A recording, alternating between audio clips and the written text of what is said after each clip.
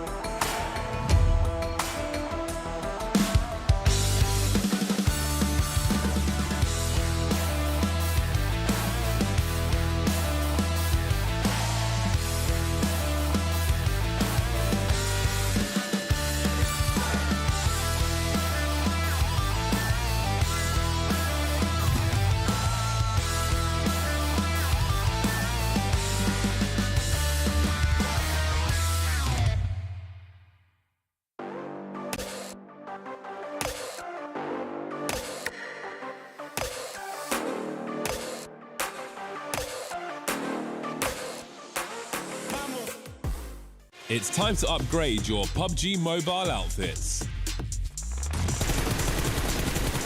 Join free daily cups for solo, duo or squads.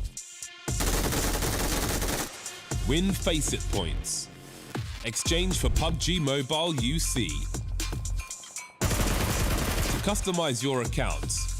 Join Faceit today and earn rewards. Try for free at faceit.com/PUBG Mobile.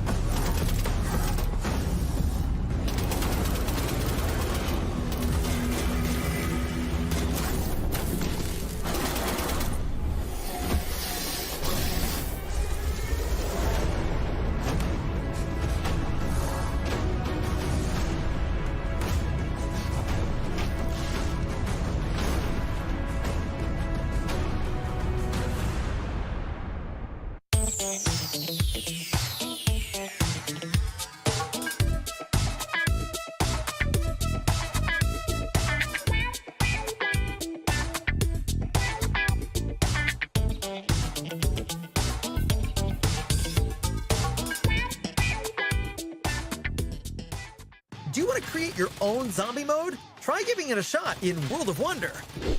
There's a new PvE template, Terror Town. It will spawn new enemies every round at the fixed location, and players must defeat them all in every round in order to win. With this template, you can adjust the gameplay devices or add to them. For example, you can tweak the distribution of zombies and how supplies are spawned. In this gameplay, players can experience the full content of the zombies mode, and they can get familiar with the enemies. Additionally, some new enemy types have been added to the PvE enemy spawn device, including huge zombies and exploding zombies. Enemy health and attributes can now also be more finely adjusted, letting you create exactly the kind of PvE gameplay you want. If you want to know how to quickly eliminate zombies, be sure to try out the new PvE template first.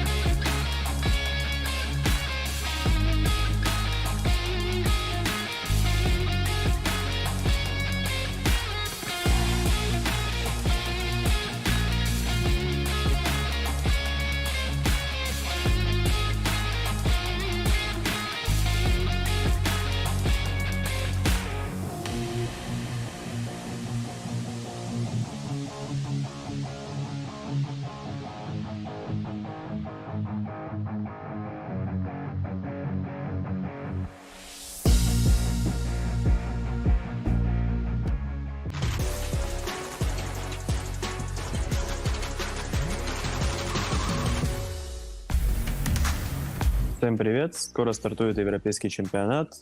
Приходите поддержать мою команду МУЕРТЕ и другие европейские коллективы. Всем здравствуйте. Приходите поболеть за нашу команду на ПМГЦ. Будем рады видеть вас на трансляции, и это даст большую мотивацию для нас показывать хороший результат. Hello guys, here's REGNUM from NEXUS Gaming. I want to invite you guys to watch together PMPL Europe Championship and see you there. Herkese selam. Avrupa Şampiyonası başlıyor. Yayınları kaçırmayın ve bizi desteklemeyi unutmayın. Merhaba arkadaşlar, Avrupa Şampiyonası başlıyor. Yayınları izlemeyi ve bizi desteklemeyi unutmayın. Görüşmek üzere. Hi, my name's John Allen, and you'd better be watching the European Championships of PUBG Mobile, because we are going to be coming at you thick and fast with all the action. Make sure you stay tuned.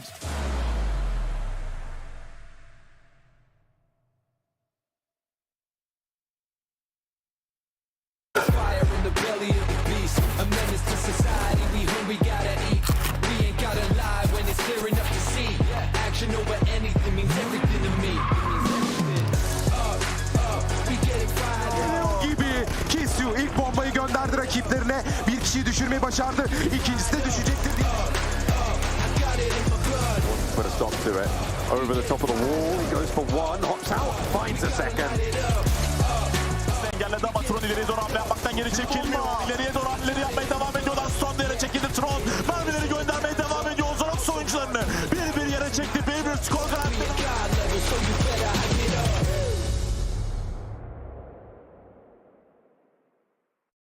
Hello everyone and welcome to day one of the PUBG Mobile Pro League European Championship. I'm your host Jason Kaplan and I'm excited to bring you all the action happening these next 4 days. But before I can even dive into the show further, I have to sing a little song for you. Reunited and it feels so good. Because I'm back with my main men, Maxman and Kalaris here on the show. Max, how you doing? It's been forever. It's been like he's back in Europe. What's doing it? Back in Europe? We thought we got rid of him. Oh my God, he's back.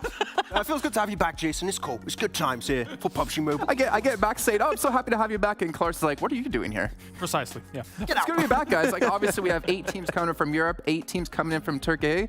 I am really curious to see how this is going to break down, honestly, because there's so many good teams from both regions, and you guys at home can obviously let us know your thoughts about it as well. You can check out all of our social media channels, not to mention Discord as well, because it is popping off over in there. And if you ever tweet or post, make sure you use the hashtag PMPL EU Champ, and maybe let us know what you're excited about, what teams you're supporting, and maybe if I'm going to bully Maxman. You can answer that question, because we don't know yet. I don't know. We're still deciding. Maybe you've changed. It has been a year. No, you haven't. Well, no, it's PMWI, right? Not too long ago. Also, we have a survey going on for you guys at home to check out and fill out for us. We'd love to hear your feedback about the show, feedback about talent in particular. Some of them, I don't know, Max. But obviously, let's know your thoughts. You can check it out over in the YouTube chat. But gentlemen, like, this is going to be a very interesting tournament, right? Obviously, you have 8 of the best teams from Europe, 8 of the best teams from Turkey. But you also have PMGC around the corner, and that's what this is all building up to, Kalaris. It's very important for all of these teams. I mean, of course, also with what I would consider to be slightly volatile results in their respective regions on either side as well. I actually don't know how this is going to work out. You could see some big upsets go on for those top 5 spots for PMGC. For sure, 100%. And you also have, I mean, obviously 16 teams playing out 24 matches, 6 matches a day. So it is going to be quite a grind here where you don't get any days off. You don't have any downtime between days at all like you would have in your normal league stage. And of course, the points max. We know how this works out. It's been like this for like 2 years. Yeah, 1 elimination, 1 point. That's something the Nexus know. Placement points, they don't know what it is, apparently, in Phase 3. But yeah, it's going to be the same point system, no big changes there. And as we see for some teams like MADBULLS over here in Europe, have been pretty consistent, getting a bunch of those eliminations and placement points, so they could be looking good this championship. Yeah, obviously MADBULLS, they're relatively safe. They are safe in the PMGC, so for them it's all about the money right now, and of course the experience. $26,000 for first place, but again, Kalaris, top 5 teams go into PMGC league stage, and obviously you have certain teams already pre-qualified to the league stage, but you also have a team qualified already into the grand finals in the form of S2G. Yeah, there's no better training ground for those guys right now to try out things than this lobby. This, I mean, considering that these are 2 of, I would say, some of the best regions in the world. I'm gonna put it there, especially with the way that Turkey is able to, you know, of course, with S2G, claim the World Championship last year. I think as time goes on, these 2 regions bounce off one another in a really, really strong way, to the point where they're able to kind of make each other stronger as time goes on. I do wonder if we're going to see MADBULLS and S2G go like really hard in these matches because they already know their groups heading into PMGC. So they already started, I guess, to prepare for the incoming PMGC at the start of November. So they might also have that on their mind. So I don't expect massive things. I'm looking at the teams that haven't qualified and what performance they're going to bring up here today. Well, just really quickly for MADBULLS and S2G, there is a world where they see some teams they don't want to potentially meet later on in PMGC by focusing them and trying to take them out and keep them out of contention for PMGC. There's the potential for that. I think whenever I think about something like that, I'm always thinking about who's closest to me in drop spots, right? Because then it makes your rotation a little bit easier down the line. But of course, then you've got to think about all the other teams in PMGC. There is a lot to contend with. So it's something to consider, I suppose. MADBULLS hot drop REGNUM CARYA. That could be happening. They're already qualified. Just get rid of the team. That could be a good one. Yeah. I know. I'm hoping to see more hot drops, Max. I know you don't like them that much. I'm a huge fan of them personally because I love to see teams go head-to-head and potentially one of them get knocked out early. I did really like the Titan versus Virtus Pro. That was really funny. Unnecessary, but really funny. Sure. If it's Picardo, I'm not a fan. If it's anywhere else, I'll accept it. Fair. What about Barn? No.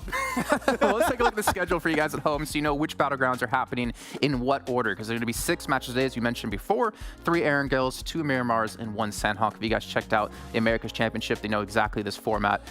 I'm a fan. I know Seven wasn't a fan of having Sanhok in the middle. He wanted to see it more in the beginning, but I do like how it kind of can mentally give you that break, because you know it's more fraggy. Sanhok's grown on me a little bit since we've gotten rid of the heal strap. Okay, true. Actually play it. You can actually play it properly now. And then on the other side of things, I do like kind of the juxtaposition, the difference that Miramar provides compared to Sanhok. Erangel's just kind of, we're very used to it now. We're very used to it now. It's a bit different than PMPL though, where we had the same amount of split of Sanhoks, Erangels, and Miramar. Now, if you are good on Erangel, you could have a really big advantage heading into the championship. So if that was one of your weak points, I'm hoping teams that were not consistent on that map to have changed a bit their approach and hopefully get some points there, because it is so important. It's half of your maps alone here, this championship. Well, I mean, you're mentioning it. Why don't we take a look at how EU actually finished off here in their respective PMPL to see how the 8 teams did qualify. And MUERTE coming out first, obviously, I would say a slight surprise, but obviously down towards the bottom, Max. KONINA Power just beating out Titan in the last match of the finals. The could have been closer. The Becca 1v2 clutch versus Tuna to get those points, and Titan hot dropping versus Virtus Pro in, was it in Rozhok, I believe it was, in the southwest of Erangel. If you did not watch that game, please go rewatch it. It's really good history before heading into this championship. But I'm glad to see, like, this is a roster of teams like Dagestan that we've never seen play outside of their region. How are they going to fare up in this championship? And they definitely grew throughout Europe, right? Like when we saw them playing things out.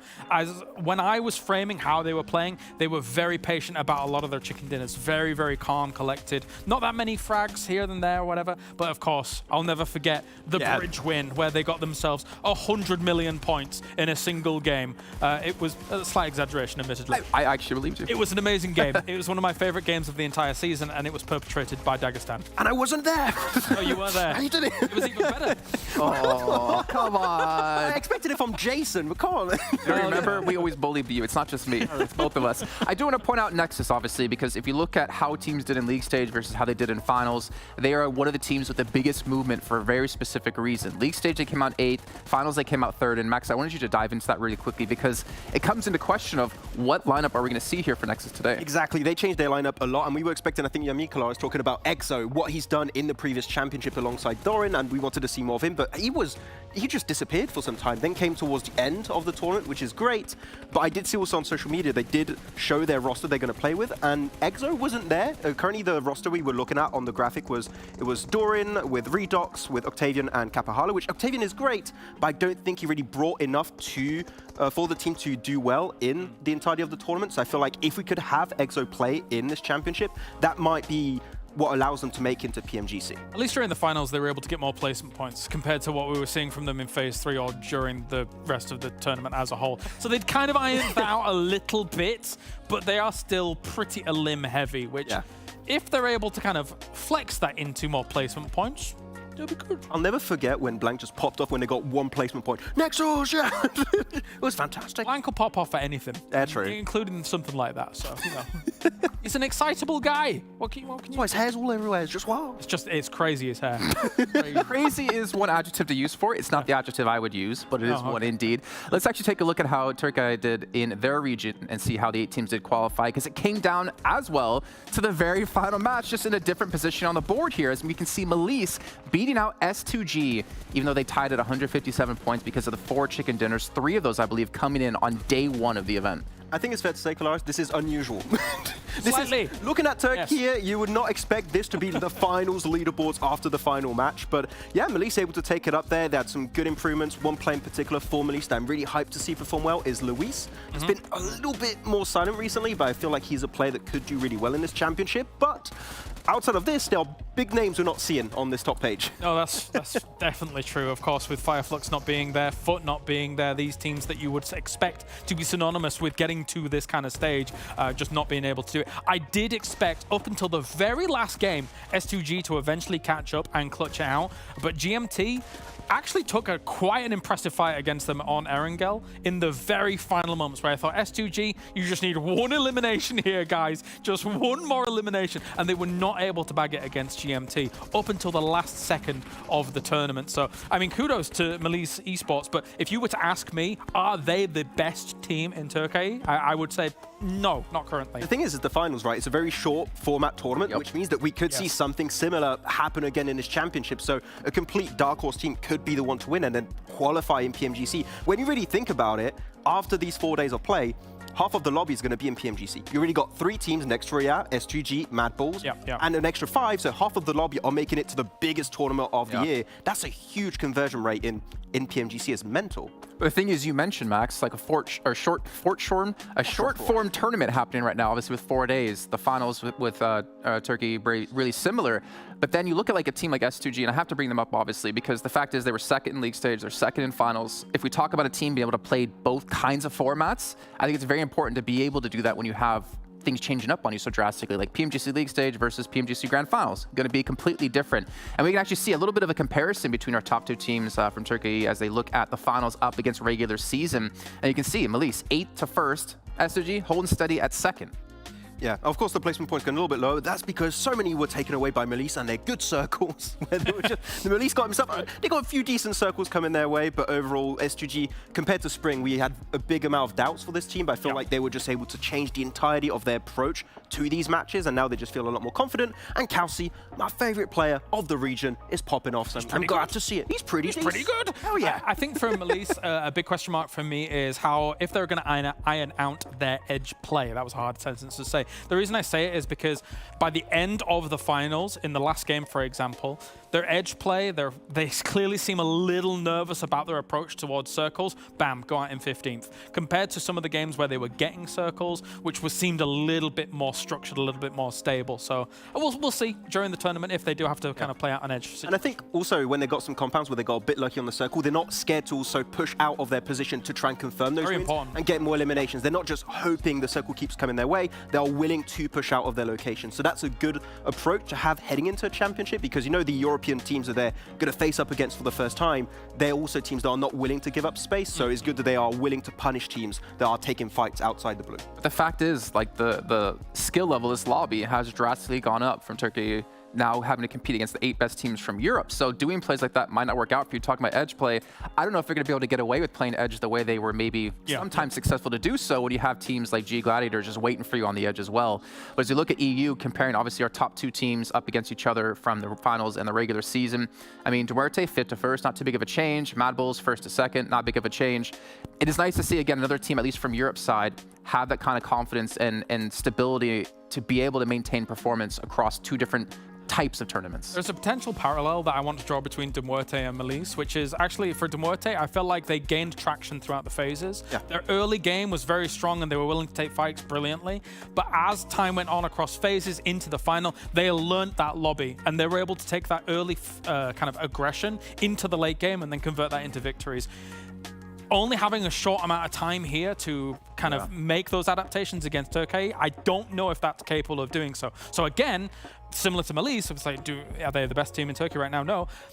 I think MUERTE is excellent, but do I think they're the best team in Europe right now? Maybe no as well. So there's a lot of craziness going on. Are they top 5 worthy though? Yes. I'm going to go with that, yes. Yeah, exactly. And we'll actually take a look at all of our teams participating in this event with all 16 of them. And obviously going to focus in on a couple of these. And Max, who did you actually want to talk about qualify here first. I mean, REGNUM, KARYA, I mean, they're my team from Turkey. I talked back in PM. I love them. They're such a good team because they have such a good approach. They have these 2-2 splits in the center of the circle. They regroup on phase 3, phase 2 typically, and they get the best position under control. And the reason why REGNUM KARYA has been so interesting to me back in PMRC is that you'd have players like Loxy that would always stand out with Tron, but one new player actually is Erangel. That was a bit more silent in the spring season, but I feel like he's been playing so well throughout the entirety of fall now, and I want to see this entire team step up because it was 2 players beforehand that would do really well. Now the entire roster are so scary. Great rotational play, so I feel like they are a team that could easily rank in top 5 at the end here.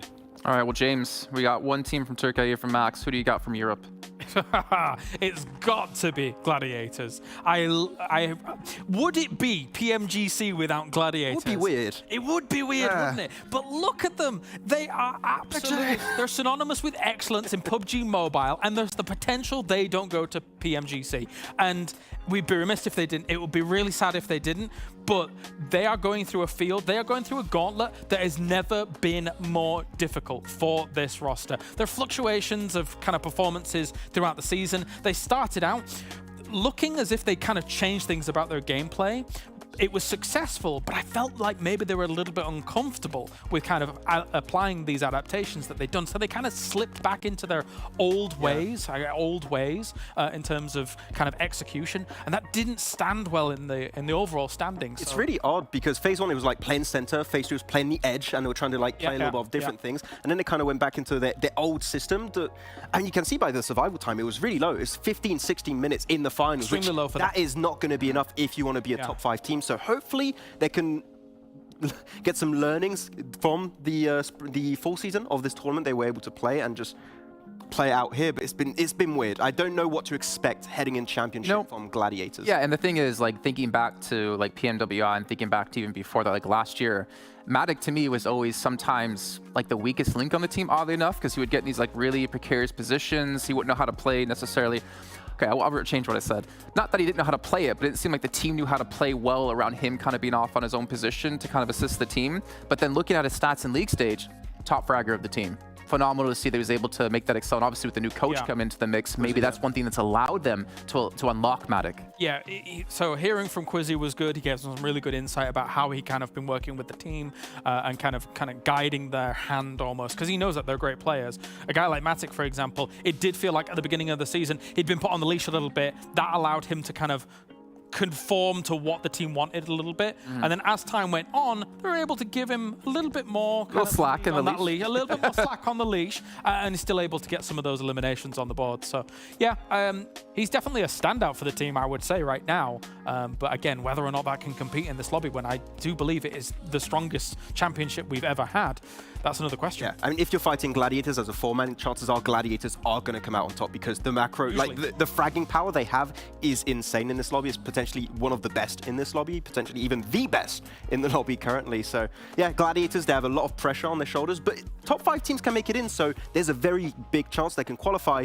It's just to see, are they going to go and hopefully learn from what they had in fall? And that's the thing, just as a short thing, they are one of the teams that can handle the pressure because they have been able to deal with it so many times. So many times. So hopefully they're able to do it, and hopefully we get to see them in PMGC, but there is a world where they don't make it because the lobby's so strong. Well, you know, it actually takes us into our predictions here of who we see making it through in the top 3. Now, obviously, Max talking about, you know, REGNUM KARYA, that's his boys, doesn't even put him in first place. I had to do it for him. Unreal. Kind of disappoints me there. But obviously, you have 3 people here, with G.GLADIATORS going to be coming out in first.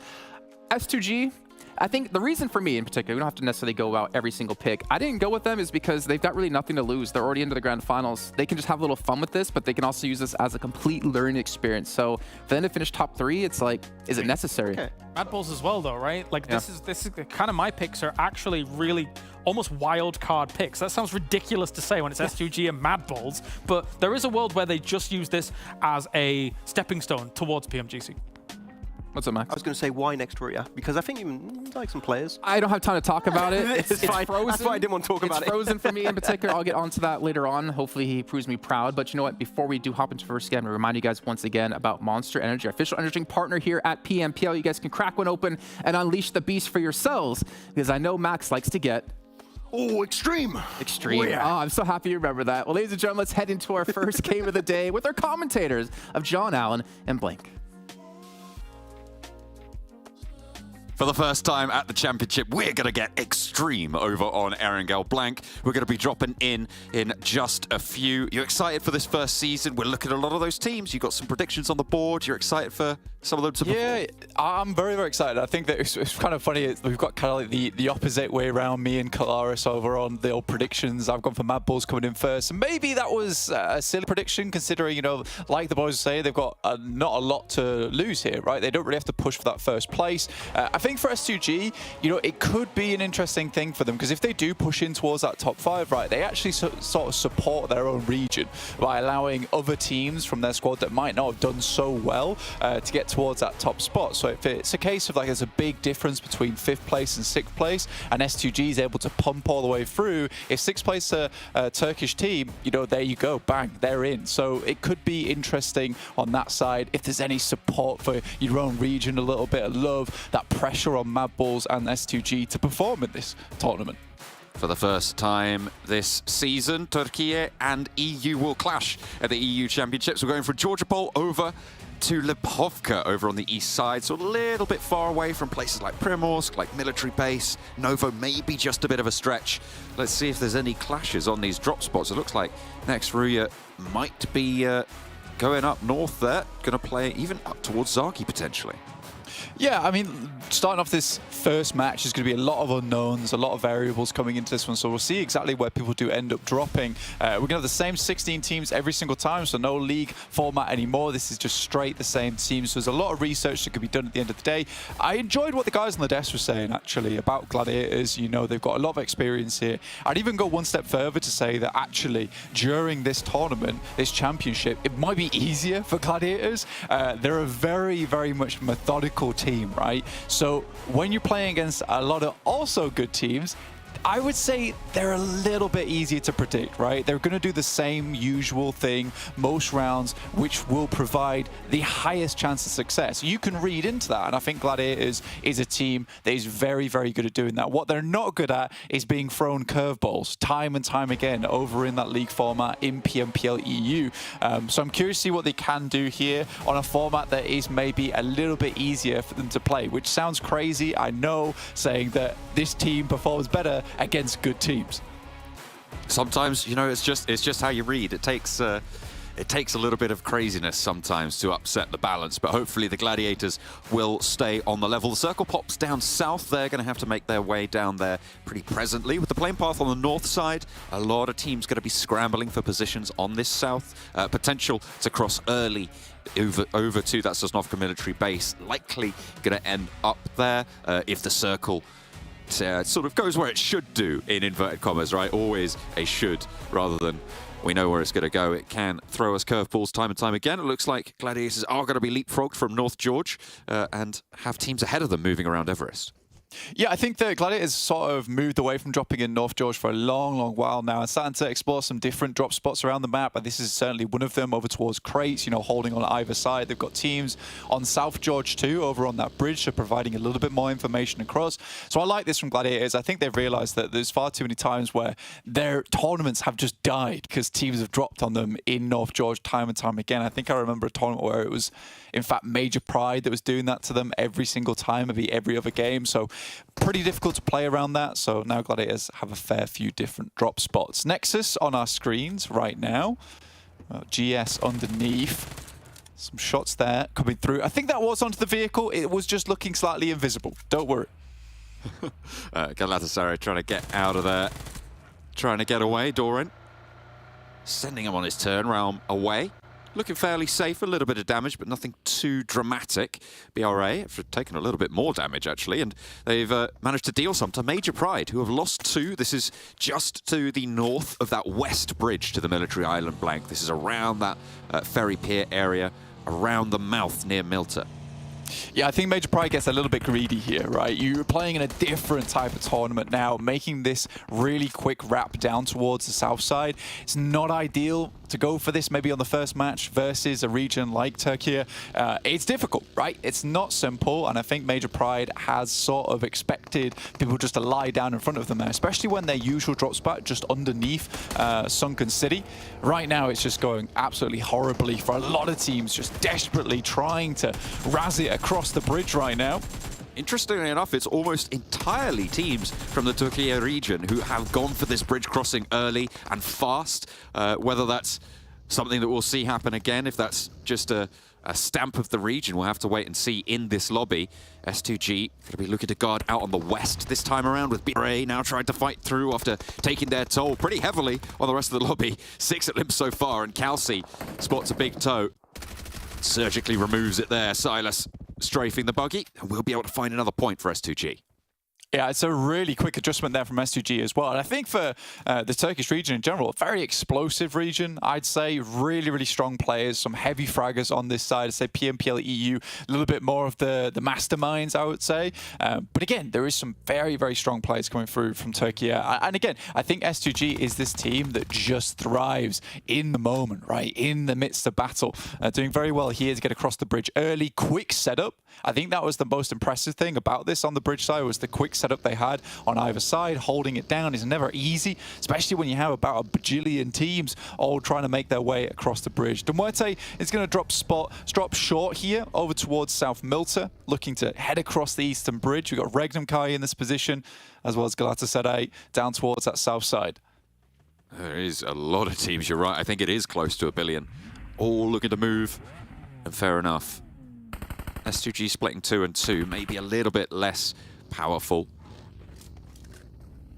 It was in fact BRA who stopped a lot of teams on this east bridge from moving down south as fast as maybe they would have liked. They stopped a lot of players short, and I think that, on the west bridge, and that really allowed a lot of positional advantage for S2G, for them to be able to navigate, get into position, and set up as fast as they did without the main threat of teams crossing over. BRA sort of held their ground for them. They did manage to get 6 limbs onto BRA, so a good match already for the Turkish team. But S2G looking to be on better ground for the next circle or two. Yeah, especially when you're this early into the game as well. I think it is not advisable to be going for that many eliminations that quickly. I think it's sort of excusable there for BRA as well, because they did get stopped short over towards the fields, south of Pachinki, when they were taking that engagement with Major Pride, able to find 2 of their players. So it slowed them down a lot, and I think you set in a little bit of panic there. You start shooting. And I mean, 4 eliminations, that's good. That is really good. But you're right, it did allow a little bit of time for S2G. I still think it is very impressive how quickly they got themselves set up and ready there, though, and quickly dealt with the teams coming across. You can see most teams actually decided, you know what, it's not really worth it for us. Next, RÜYA heads over towards Ferry Pier. You got MADBULLS on our screen, just still holding around ROZOG right now. Dagestan's off towards their right-hand side. But I think MADBULLS should be able to get through here fairly easily. Now, you talked about it should head over towards Sosnovka. I'd agree with you. I really would. But it is that potential that we head back up towards that northern side. You know, it's a slim chance at this point with the amount of water in and the amount of space that's held by Sosnovka. But again, some of these teams might be feeling some of the brunt right now if we do get a northern shift on the circle, not able to claim that same kind of landmass, which would put you in good stead. And a lot more teams can survive towards those later circles. But Zone 2 coming up soon, and then we shall see for real. Ooh, Furious spotted by MELISE and actually sprayed down as well. Kiss of death from the top of the roof there. The DP swapped to 2 players from MUERTE trying to move under that watchful position. MUERTE, they've been drawn short on this east bridge for quite a while now, with Nexus on the east side of them, with Dagestan actually making their way down to the north point of this engagement. MELISE have been trying to just hold out in these buildings and stop MUERTE getting through, so far successfully. Yeah, MELISE had a really good run in their finals, actually, you know, tied in that top spot between them and S2G, but winning out on the tiebreaker. And it's nice to see. I think MELISE was a team that I had my eyes on, and I think they've got themselves a fair few decent players now on board, which is nice to see. A few players that, you know, are sort of unknowns as well. But I do think this is a team that we should be looking at in the future. I think Poser's one of the main names that most people will recognize. But I think that even from where he's come in the past to where they are now, it's an impressive jump up. And I want to see if they can continue that coming through in towards championships. Right now, they're over on this right-hand side. You saw them take a shot over towards Furia from MUERTE. If you're not familiar with EU, probably one of the best players on MUERTE is Furia. So losing him early is a really big deal for that team. Yeah, it's a big old bummer. He's a devil with a nade, but he can't take the pin out when he's down already, unfortunately for them. OZAROX on the north side, crossing paths with Dagestan. Two of them gonna hop straight out into the fight, and it's curtains for Shifu. There's no way he's getting back up from that. Are they gonna pinch the vehicle? I think they might as well. Dagestan may be looking to get something back as Keep opens fire, finds Swain. Looking to try and marshal the rest of the team now, potentially able to look for Sephir. If they rotate around it before this res comes through, they are dealing with all 4 players from OZAROX. They just need to get back into concert with one another. Yeah, they did find a little bit of a refrag there as well. So Dagestan currently down to just 2 players, with 1 player knocked at the moment. Did actually, in fact, get flushed. So Zadira's out as well. So Zadira and Shifu, 2 really strong players from this team, actually. Keep certainly stepped up towards the latter half of the tournament in PMPL EU. But yeah, playing with 2 players is definitely not ideal at this point in time. The difficulty for OZAROX is they have to move, and they have to move fast, right? There is really only one route right now, which is down towards Sosnovka. You could take the long way around, head over towards Ferry Pier. Likely to be held though, so OZAROX has got a difficult decision to make, but finding this pickoff over towards Limbo, there's some great shots coming through from OZAROX. Nailing it, absolutely beautiful. Getting all 4 of their players back on wheel. And we'll see if they're able to make it through. But in the meantime, over towards Ferry Pier, Gladiators have been slowly creeping their way in on the west, and they found themselves next to RÜYA. KONINA Power was shunted off near Primorsk, and they've gone on a boat down to Sosnovka, so they've already got that crossing. No other threats are going to engage on this fight, so it is a straight front-to-back fight at the moment for Gladiators.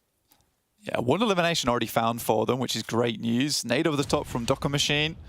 See what we can get done from this. No damage found, so no info either, which is a little bit difficult. I think Meku might have a good idea of where Dokkan's playing. Some nice shots there coming through from Yetka. Does not find Meku though, so we'll be able to get away from that.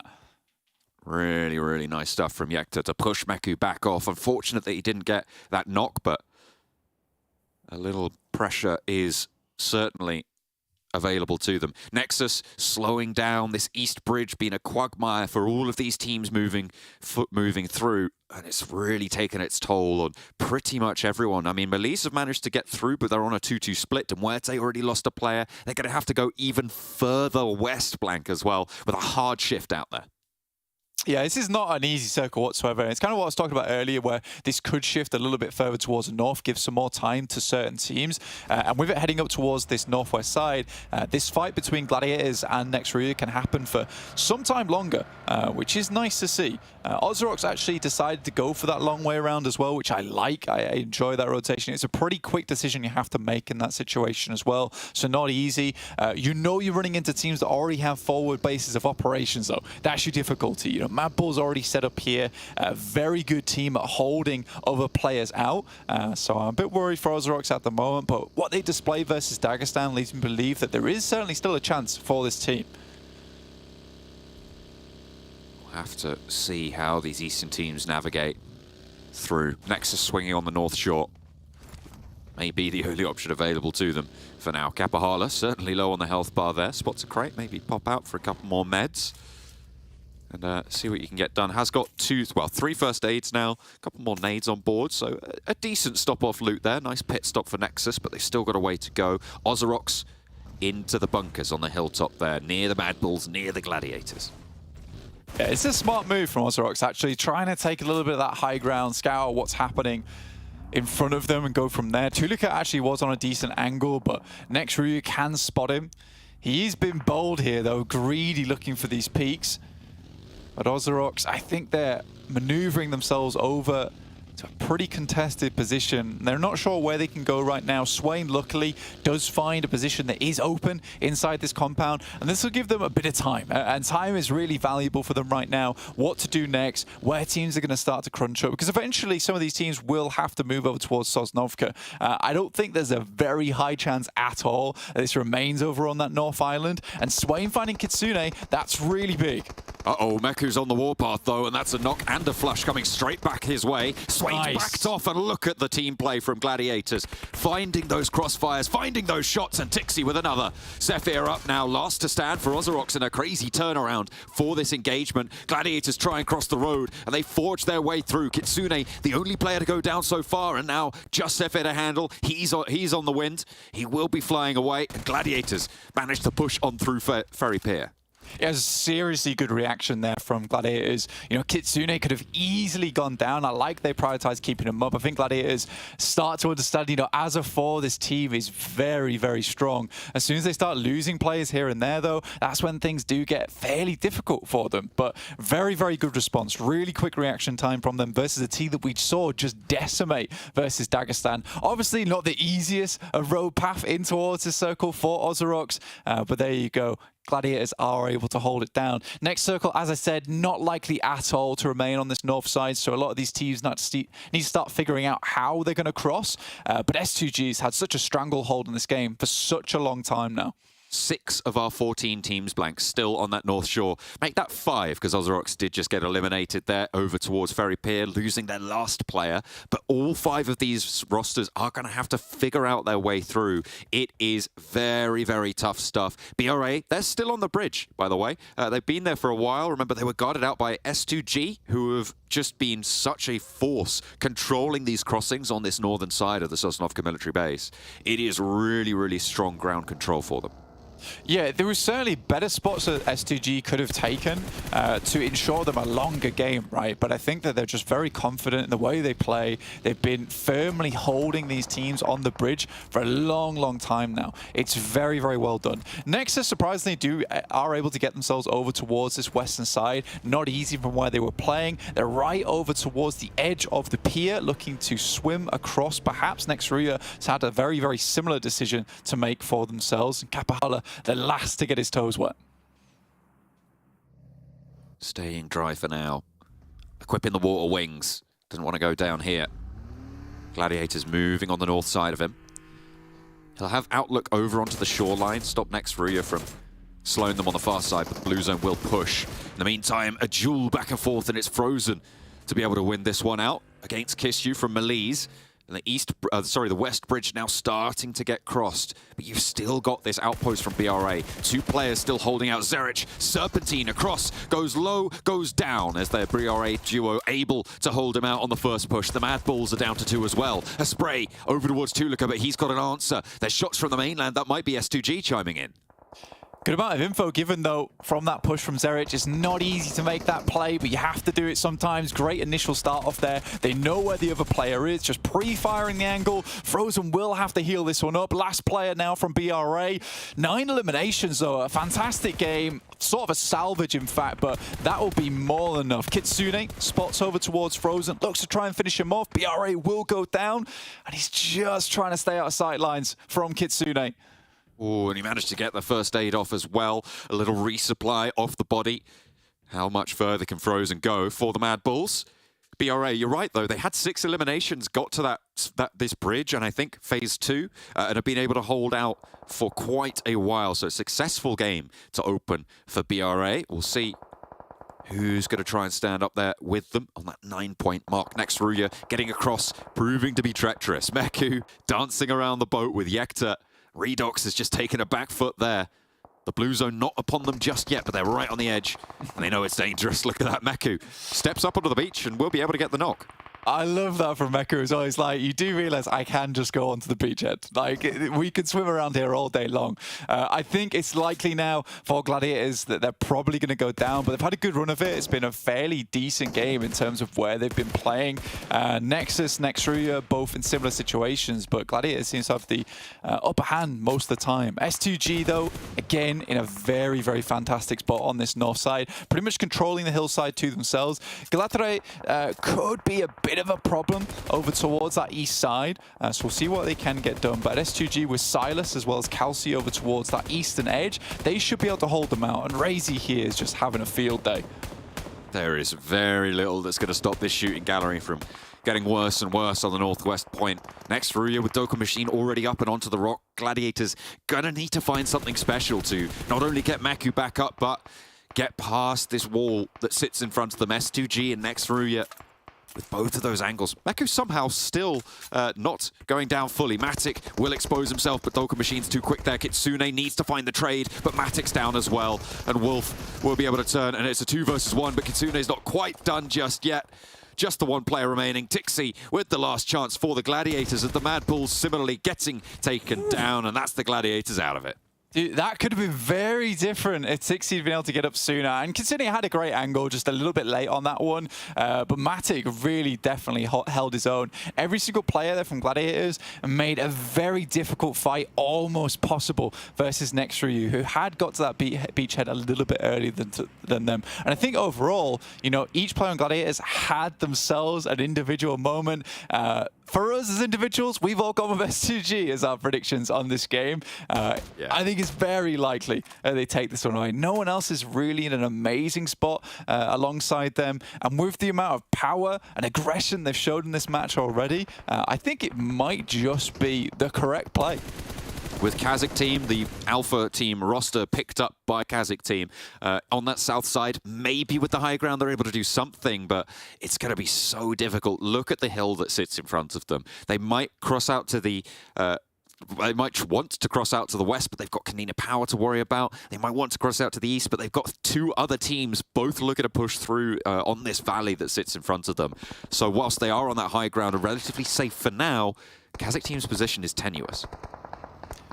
Yeah, realistically for KASIK team, in the next around 30 seconds, they have to clear a lot of space before they can start moving in. Kelsey scouts out over towards the middle side, calls it free, right? Tron has made his way over towards that position though, so Kelsey's information is a little bit outdated now. We'll see if that comes back to bite them. And I think that, you know, if you were calling this game, you know, S2G, yes, it feels like they've had a little bit of circle look, but towards this position on the map, you really do have to be on the swivel all the time. You need to be constantly watching for GALATASARAY moving their way up on this eastern side, making sure you're holding out the teams coming up the beach because they can get a swift backstab on you. So S2G has been very proactive, real busybodies during this game. Grouped up to deal with next RÜYA, and it's gone pretty well. Silas now going to divert his attention back up to this hilltop, re-establish control over that. A ballet, a dance around on this northern side for S2G. And they are doing work, as you say. 6 eliminations already. That's next RÜYA taken out. 1 less thorn for them to worry about. And could you ask for a better circle for them? I don't think you could. This is S2G all over. Yeah, they've been really swift here. They know they need to start taking control because I think they understand the teams is most likely over towards the eastern side, so they want to get a little bit more of a foothold here in this circle straight away. You see Kelsey move straight up towards Loverzin. Loverzin has to swing wide, so there is information passed back. So this is great for S2G. You can see exactly why this team was the champion of PMGC last year. They are just so, so good. And it's nice to see they haven't fallen off too much, right? I think they've had some unfortunate tournaments here and there, but where it counts now in championships and making it through up towards the PMGC once again, they look really good. Oh, for sure. They are absolutely stellar, a force to be reckoned with. I think we all have them in our top 3, if I'm not mistaken. Or was it Jason who didn't have it? I'm not sure. Maybe one of us, but either way, S2G definitely a terrifying prospect, especially when they're in these strong positions and when the circle shifts up like it has done just here. It's going to take something special to take them down. Galatasaray trying to peek in on the eastern side, but they're not in this next circle blank, and it's going to be so tough for them. This is the next RÜYA hold against the Gladiators on the northern shore. It was always going to be a difficult crossing, and honestly, I don't think the Gladiators probably could have made that in very many timelines. Yeah, even if they did take down next RÜYA, they had to deal with S2G at some point. This is actually a fairly decent game from Major Pride. The fact they've been able to get this far into it as well. Now KONINA Power moving up towards them. Black-White makes the push, but Becker crawls his way up, really plays the long game there versus Black-White in this situation. But 2 players down from KONINA Power. Black-White might have just secured a placement there for Major Pride. In the meantime, Galatasaray really struggling versus the onslaught coming through from S2G right now. Realms down 2. and they know it's handled. Look at REGNUM. Look at the wide swings he's going for. Galatasaray, they are just the starter for the rest of this circle. 11 eliminations to kick things off, and S2G are making a statement here, Blank. They are forcing their name into the minds of everybody else on this battlefield. Can Kazakh team take them down here, the only other 4-player roster? Yeah, this is kind of S2G to a T, though, right? Once they get rolling, it's very hard to stand in their way at any point at all. And you saw that as soon as that fight, like you said, it was concluding immediately. They're on the prowl on the rest of the map. They're looking for more openings, more avenues where teams might try and sneak their way in. So it's really, really good play from S2G. You know, they're playing extremely quickly in this game, which is something they started out with as well over towards that bridge crossing. You know, keeping up that kind of momentum for the length of these games and how long they go on for is not easy. And S2G definitely making it look easy. They are seemingly effortless in their, well, as yet unclaimed triumph, but we're all imagining it is only a matter of time. Again, REGNUM moving forwards. Kazakh have managed to keep themselves as 4 players alive, which I think is a pretty decent achievement given the state of the circle. They had to move down that hill that they sat atop of. With all 4 of them there, they've managed to get 3 into this next hard southwest shift on the circle. Yeah, for Kazakh team, you know, under the many banners they have been this year, Sly Europe, Alpha, now Kazakh, I think they're one of the teams that is very good in an end circle like this. Unfortunately for them, they're very cramped in. What Kazakh team does best is usually taking a lot of space in these circles and crowding the teams and the opponents in front of them. And right now, because they haven't really had too many avenues where they can start to push through again, it's getting a little bit difficult. REGNUM there with the Lynx AMR as well, so that's going to be one heavy hitter. If you can open up a fight with one of those bad boys hitting, you know, the fight will be very difficult for Kazakh team. With them all being grouped up like that, it's not really that out of the question to hit a decent shot with the Lynx. Naomi still surviving for Major Pride. They lost 2 of their players pretty early on, Blank, so top 4, certainly a result for them. Even though they are on minimal eliminations, just the 1 they've managed to tally up so far, but that 4th place should tide them over a little bit more healthily than maybe they were expecting towards the earlier phases of this match. Tron has spotted him though, and I think 4th place might be all he sees, but no, hang on a minute, there is an answer. A volley from Naomi, very little ammo in the magazine. He's dropped that backpack to try and stay low profile, and Tron has the challenge, peeks right, sprays through the bush, and Naomi just about eats another tag, and there it is! It's Kazakh to take Tron down. 3rd place for Major Pride. That's a really nice play from Naomi. I mean, he gets lucky there a few times because he has to flip the coin right which way he's going to crawl away from the spray, but really, really well done. There is just an instant peek from Kelsey, flies up towards Kazakh team. They lose a player, 11 eliminations so far. Mandarin has to hit this nade to even the tides. Looks pretty good, but it just banks left off the tree there. Unfortunate, and Reflect remains down and isolated from the rest of Kazakh. REGNUM being that left flank for them. For S2G, they're going to play back onto 2 and 2, and this is the speed at which S2G play. Kelsey and Hamzy keeping that pressure onto the Reflect knock. They know that they can't allow Kazakh to get back into this one, but they have a lot of control of the circle, and they can just leverage that. They know they're more central. The next shift just about to come through, and it is southwest, so S2G not with the best of spots in there, but certainly able to move through. Yeah, the difficulty right now is that they have to push into Mandarin's nades. I think that's the worst case scenario, which is why you saw Mandarin sort of holding on to them. He was waiting to see where his next circles go, if it was going to be easier for him to toss the nades through. Silas, though, continues to see if he can find a position where he can get that vehicle in. These cars that S2G still have been a really big boon to them. You know, most teams that would get over towards Sosnovka, you know, they have to swim, they have to send vehicles over the bridge, in which case you're going to lose tires. Silas will find Naomi. 3rd place, very good though. I said they were greedy earlier, but it looks like that greed has paid off in just getting those 2 players onto the other side, understanding that individually they can be quite strong. Reflect passes it back as much information as possible, but that'll be all she writes there. The sharks in the water from S2G, they are on the hunt to stake the claim to the top of the tables early on. 13 eliminations so far, a potential to rack up 16 total. Put themselves on a cool 26-pointer at the start of the tournament, right at the start of the first day. Would be quite a momentous claim to find. 3 players from Kazakhstan in their way.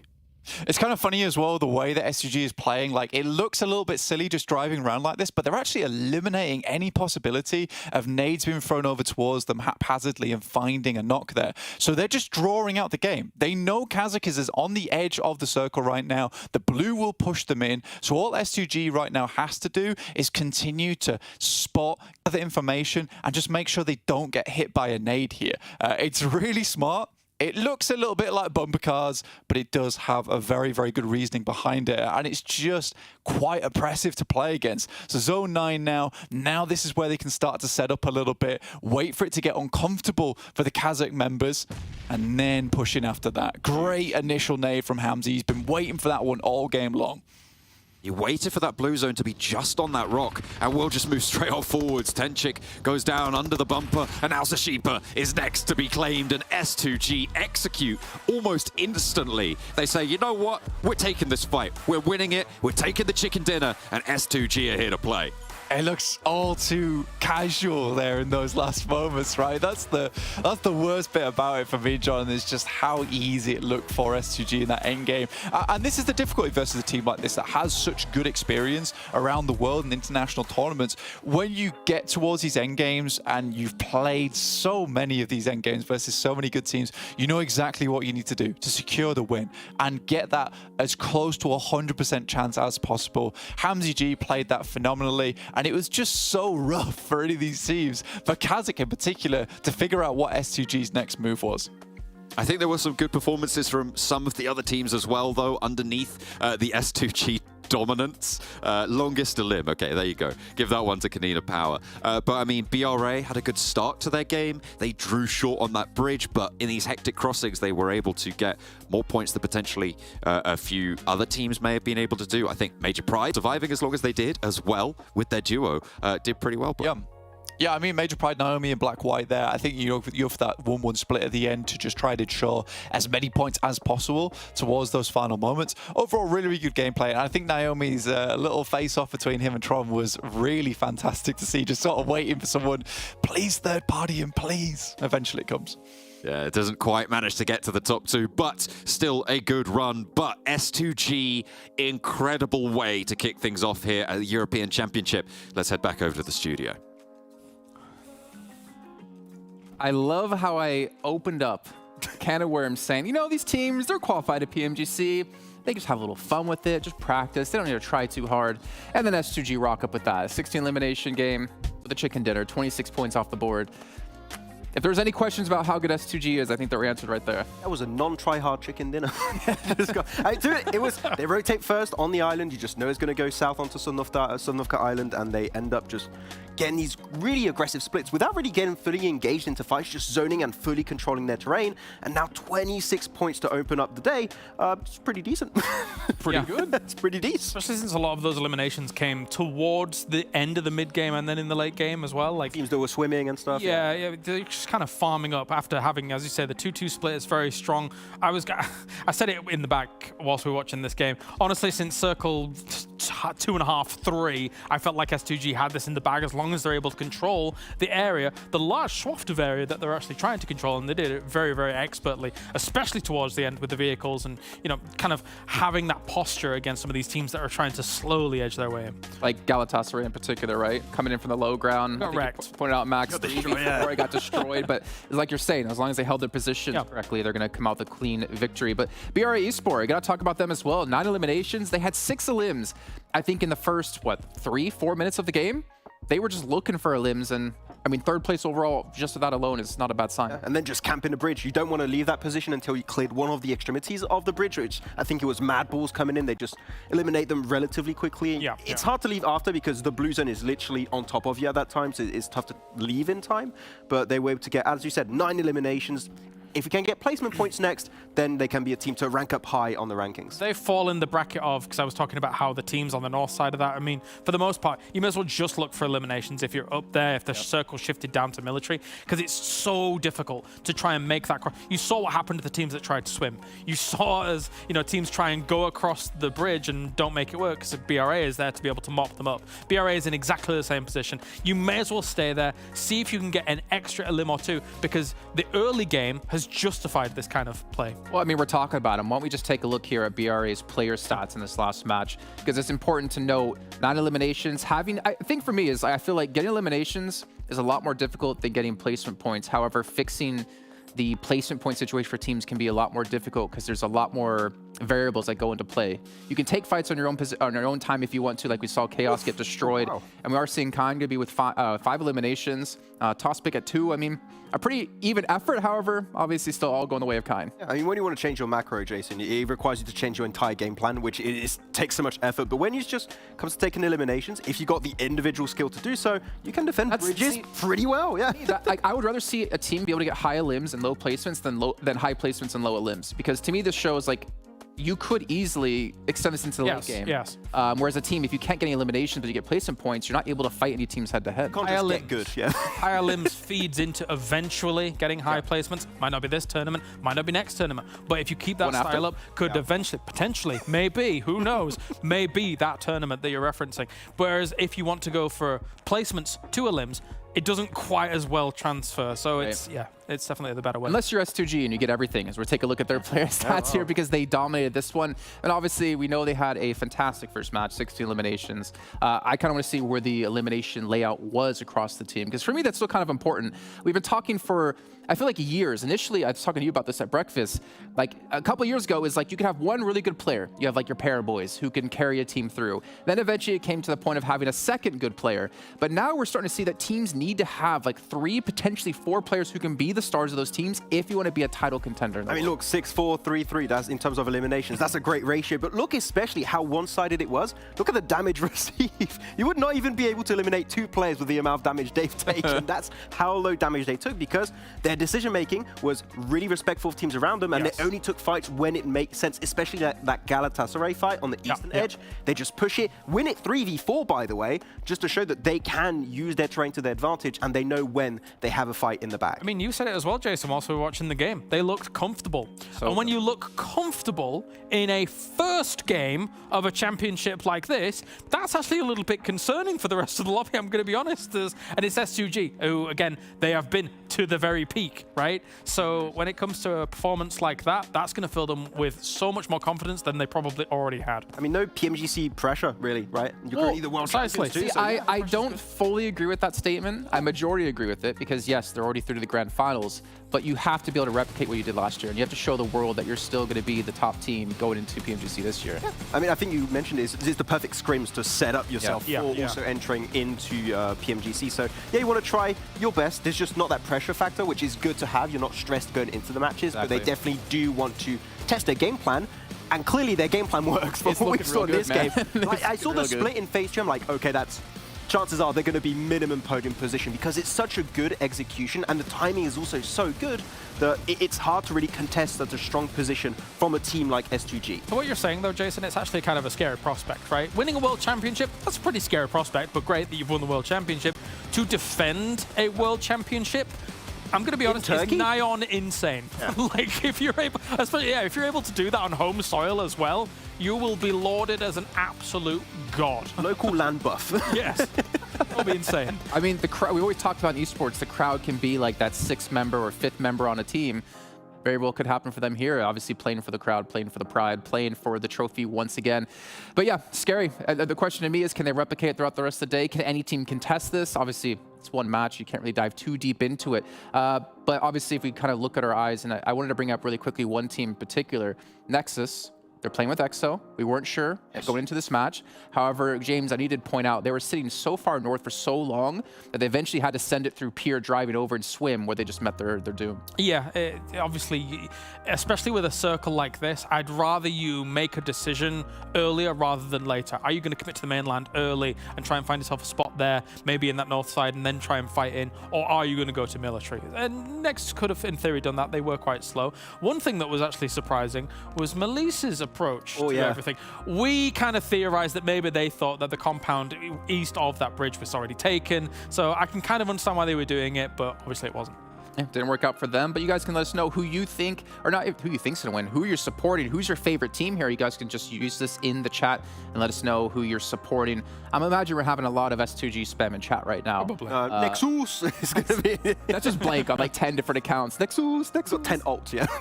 All right, well, it's time to head into our second match of the day. We're gonna be heading over to Miramar once again with our handsome gentlemen of John Allen and Blake. Why they're handsome? You'll find out.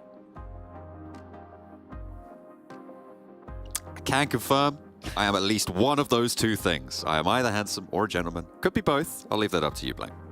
Yeah, I'm only handsome. That's it. Just not a nice guy in general. Just horrible. Just horrible. But no, yeah, it's really interesting. I think the main thing to take away from that from the desk is that, you know, it's a comfortable first game. You don't tend to see those very often, and especially a comfortable first game from a team that you expect to do very well in the tournament. You know, that just feeds into all kinds of things there where you're like, right, well, it just feels like that's going to continue. That same kind of play style, if available, is going to continue for S2G. So I think some of these teams got to be a little bit worried coming to these later games, not letting them get too far ahead. Again, for them, it's not a huge deal for teams underneath them. If they do get into that top 5, a team underneath is most likely going to qualify. So we will see how it does all pan out. I think I liked how Gladiators played out that last game. I think it was a team that we had a lot of questions for, and a fair few of them were answered. You know, they looked much better as a cohesive unit, and you know, they've had some time off as well to really go over things, figure things out. So I think for Gladiators, you know, there is still time, there's still chance. You know, I am a man known for my ults, John. So I have been throwing a lot of Nexuses in the chat. I'm sorry. You know, I've got 5 keyboards in front of me here, all just highlighted with NEXUS, just so it's quick speed. He's actually gotten rid of all of the other buttons on all 5 of those keyboards as well. So it is only just the 5 that you need. Well, 6 if you include enter, I suppose, assuming you're playing on those mechanicals, getting those keys tapping away. Make sure you guys are tapping away to show your support as well for your favorite team. It doesn't have to be Nexus, but Blank will be disappointed if it isn't. I will be, slightly.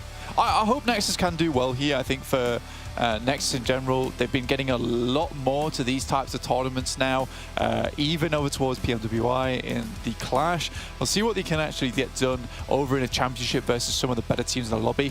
They're a team that is very good at fragging out, right? We have to remember that. That was the main thing from PMPL EU that made them stand out as a team.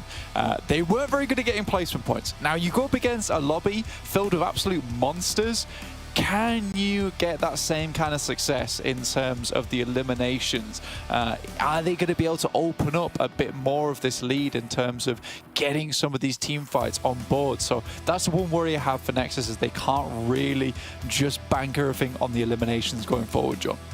No, not for now, unfortunately. The first game, as they were talking about on the desk, didn't seem quite as cohesive as it needed to be. I had high hopes for Nexus coming into this one. I liked their fire that they showed us back over in EU during the PMPL, and I felt like they had a good attitude moving forwards, but that first game doesn't quite live up to that reputation.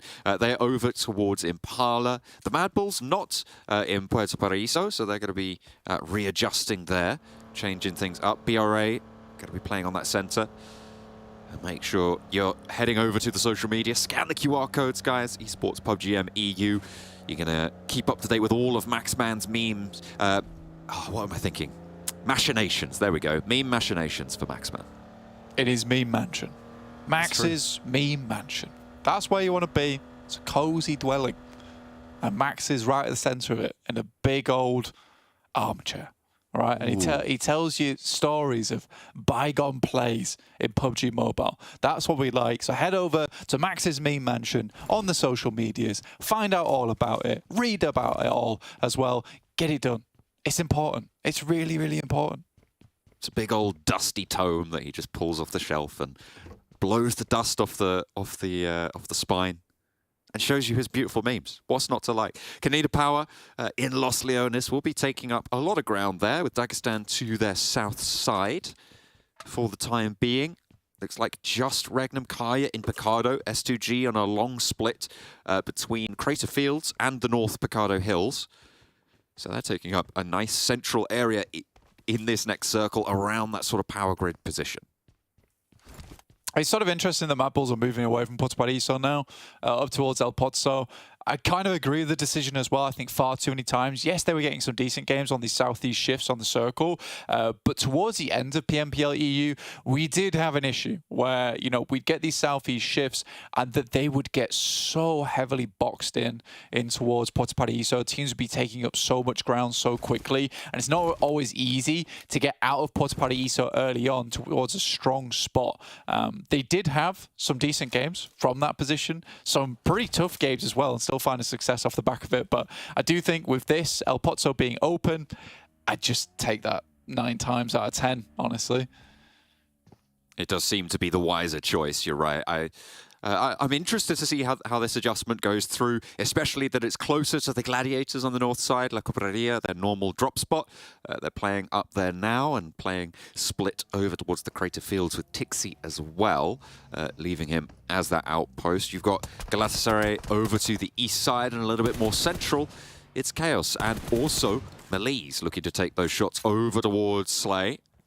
Does manage to tag a couple of bullets, but not going to be able to find the knock just yet. However, the team is rolling on up, the pump action in hand. 180 on the vehicle, pull up, and he is just going to get chopped down by it. Kissu in. CEO later puts the final bullet in with the auto shotty.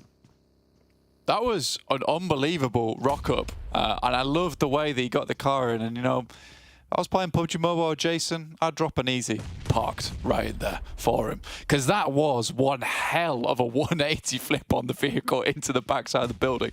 If it was planned, most unbelievable play. But most likely, it was a happy accident. Really good play there from MELISE Esports. This is twice in a row now we see them get really, really quite into the thick of it very early on in the game. They're not afraid to take position, which is very, very nice to see. And it's what you want to see from a team that came first place in the finals coming through from Türkiye. So great stuff overall. Now they have control over towards San Martin, which is a very nice little focal point for the rest of the game. KASIK are underneath them, and S2G dealing with problems of their own, with MUERTE getting up close and personal towards them. MUERTE, another team from PMPL EU that gets very aggressive early on, particularly on a map like Miramar. S2G, the power that they had in the last map blank was that they were able to establish and control a lot of ground with a wide split. A lot more teams are going to put a lot more pressure on them, I think, in this position than they did have over on that military island high ground area that they were able to just roll around, stop people crossing, force everyone else to fight off against each other. But if they hold this split for too long, we have seen the central areas of Miramar circles just get bunched up, get too crowded, and in the end spell the demise of teams that try and stay apart for too long. Yeah, I mean, MUERTE is no pushover team, right? Yes, they lost Furia earlier on. That last game weren't able to do too much off the back of it. But this is the team that won out over in PMPL EU in one hell of a final match. I think Max was talking about at the start of the day that if you've not seen that final match from PMPL EU, you have to go watch the VOD if you are very interested in PUBG Mobile esports and you want to get acquainted before we head towards PMGC, because that was one hell of a final match. It really was down to the wire. I think it was 9 teams in one of the final circles. So absolutely crazy. So MUERTE definitely not a pushover team versus S2G. This is not just an instant team wipe for that team. So I like that S2G currently is just trying to look for their options whilst holding 2 players back, playing very passive here. They're trying to locate the next checkpoint in their journey here on Miramar. And I think you do have to be a little bit more split than usual, especially at the start of the game here. When you get that zone 2 shift, very, very heavy shift on the map. So you want to be able to get towards any position as fast as you like. One of the biggest, or I say it is the biggest percentage circle shrink that you see on PUBG Mobile Esports, that phase 2 Miramar circle. So you're right, you do need to be ready to launch almost immediately as soon as that pops. If you need to move, you need to be ready for it. As the plane's going to come over with some supplies for some lucky punter in this next circle, which is just about to close. Gladiators have regrouped. MADBULLS have left El Pozo on that northwest side. Those hills there might funnel them away from each other, but they're crossing close to S2G. Gonna need to be pushed through because this is a hard east shift, a little bit south leaning, but it is going to cut out quite a lot of teams. Yeah, Kelsey curves underneath Picardo here. so can head over towards the eastern side. It's a pretty barren area of the map, actually, as well. Labadita might be a fairly interesting position for Nexus to play, to be able to be on these edges here. You've got to be very careful, though, because the team can sneak up behind you quite easily. I think they're lucky in fact that there is such a slim amount of space behind Labadita at the moment. Next, up towards that northern edge as well, just coming down past Minas Generalis. But Gladiators, MADBULLS, MUERTE, all on the outer edges on this western side. They'll struggle to get in towards the circle as fast as they might like to. With GALATASARAY already over towards that northern edge. OZAROX also moving in with them. This is going to be pretty boxed off. You know, even San Martin's a bit of a focal point here, with teams being able to launch themselves along this ridge side, looking down towards the east, giving them some more time to work with, I suppose. And Gladiators might be able to pick up on that. Potential conflict as well. Players close by to Gladiators, but they divert, and it's going to be a lot less dangerous. Unfortunately, not for too much longer. Rolling along this road, there is more. Galatasaray just ahead on that front left side. You can see them just popping up now. Might hear the vehicles as well, but the Gladiators going to continue on the road. The MADBULLS trying to move past KAOS, but shots ringing out. Pulls Zerich out of his vehicle for an answer, and it's beautifully found. A nice spray down. Zerich, the MVP from over in Europe. A massive, massive force of a player. Certainly dangerous. You give him that spray, he's got to be able to hit it. They were able to slow that down and potentially give the rest of MADBULLS that safe passage. They're not looking to crash here, Blank. They just wanted to remove 2 sightlines. Because remember, you get a knock, you're forcing another player to handle that, which means that you're only playing against 2 sightlines, where previously you were up against 4. Yeah, it's sort of unlikely at that distance that you're going to get the team shot in. If you have 2 players, you know, there's a chance for you to get the shot over towards the vehicle, blow up the vehicle, or maybe pop the guy out the car. But with just 1 player at that distance, yeah, it's highly unlikely. So really good play there from the guys on MADBULLS. They don't want to push this too hard. You know, you get to that sunk cost fallacy where they've got 2 knocks. Do they want to keep going with this, or do they want to look to get further in towards the circle, set themselves up a roadblock later on? Finding Demon there on the knock as well as he tries to get the vehicle. Fantastic news from MADBULLS. Are they going to push this a little bit further? Gladiators, they've left 1 player behind there in Meku over towards OZAROX. 2 players are able to make it down towards the church side in Graveyard. So I'm not sure how Meku's going to regroup with the rest of the team. Might be rough. It's certainly going to be a tough time. They've already lost 1 of their players, so playing on as 3. Sure, that duo has the position into the north side of this next circle. I mean, if they can regroup, if they can get Meku back together with them, playing as 3 from here, not the end of the world.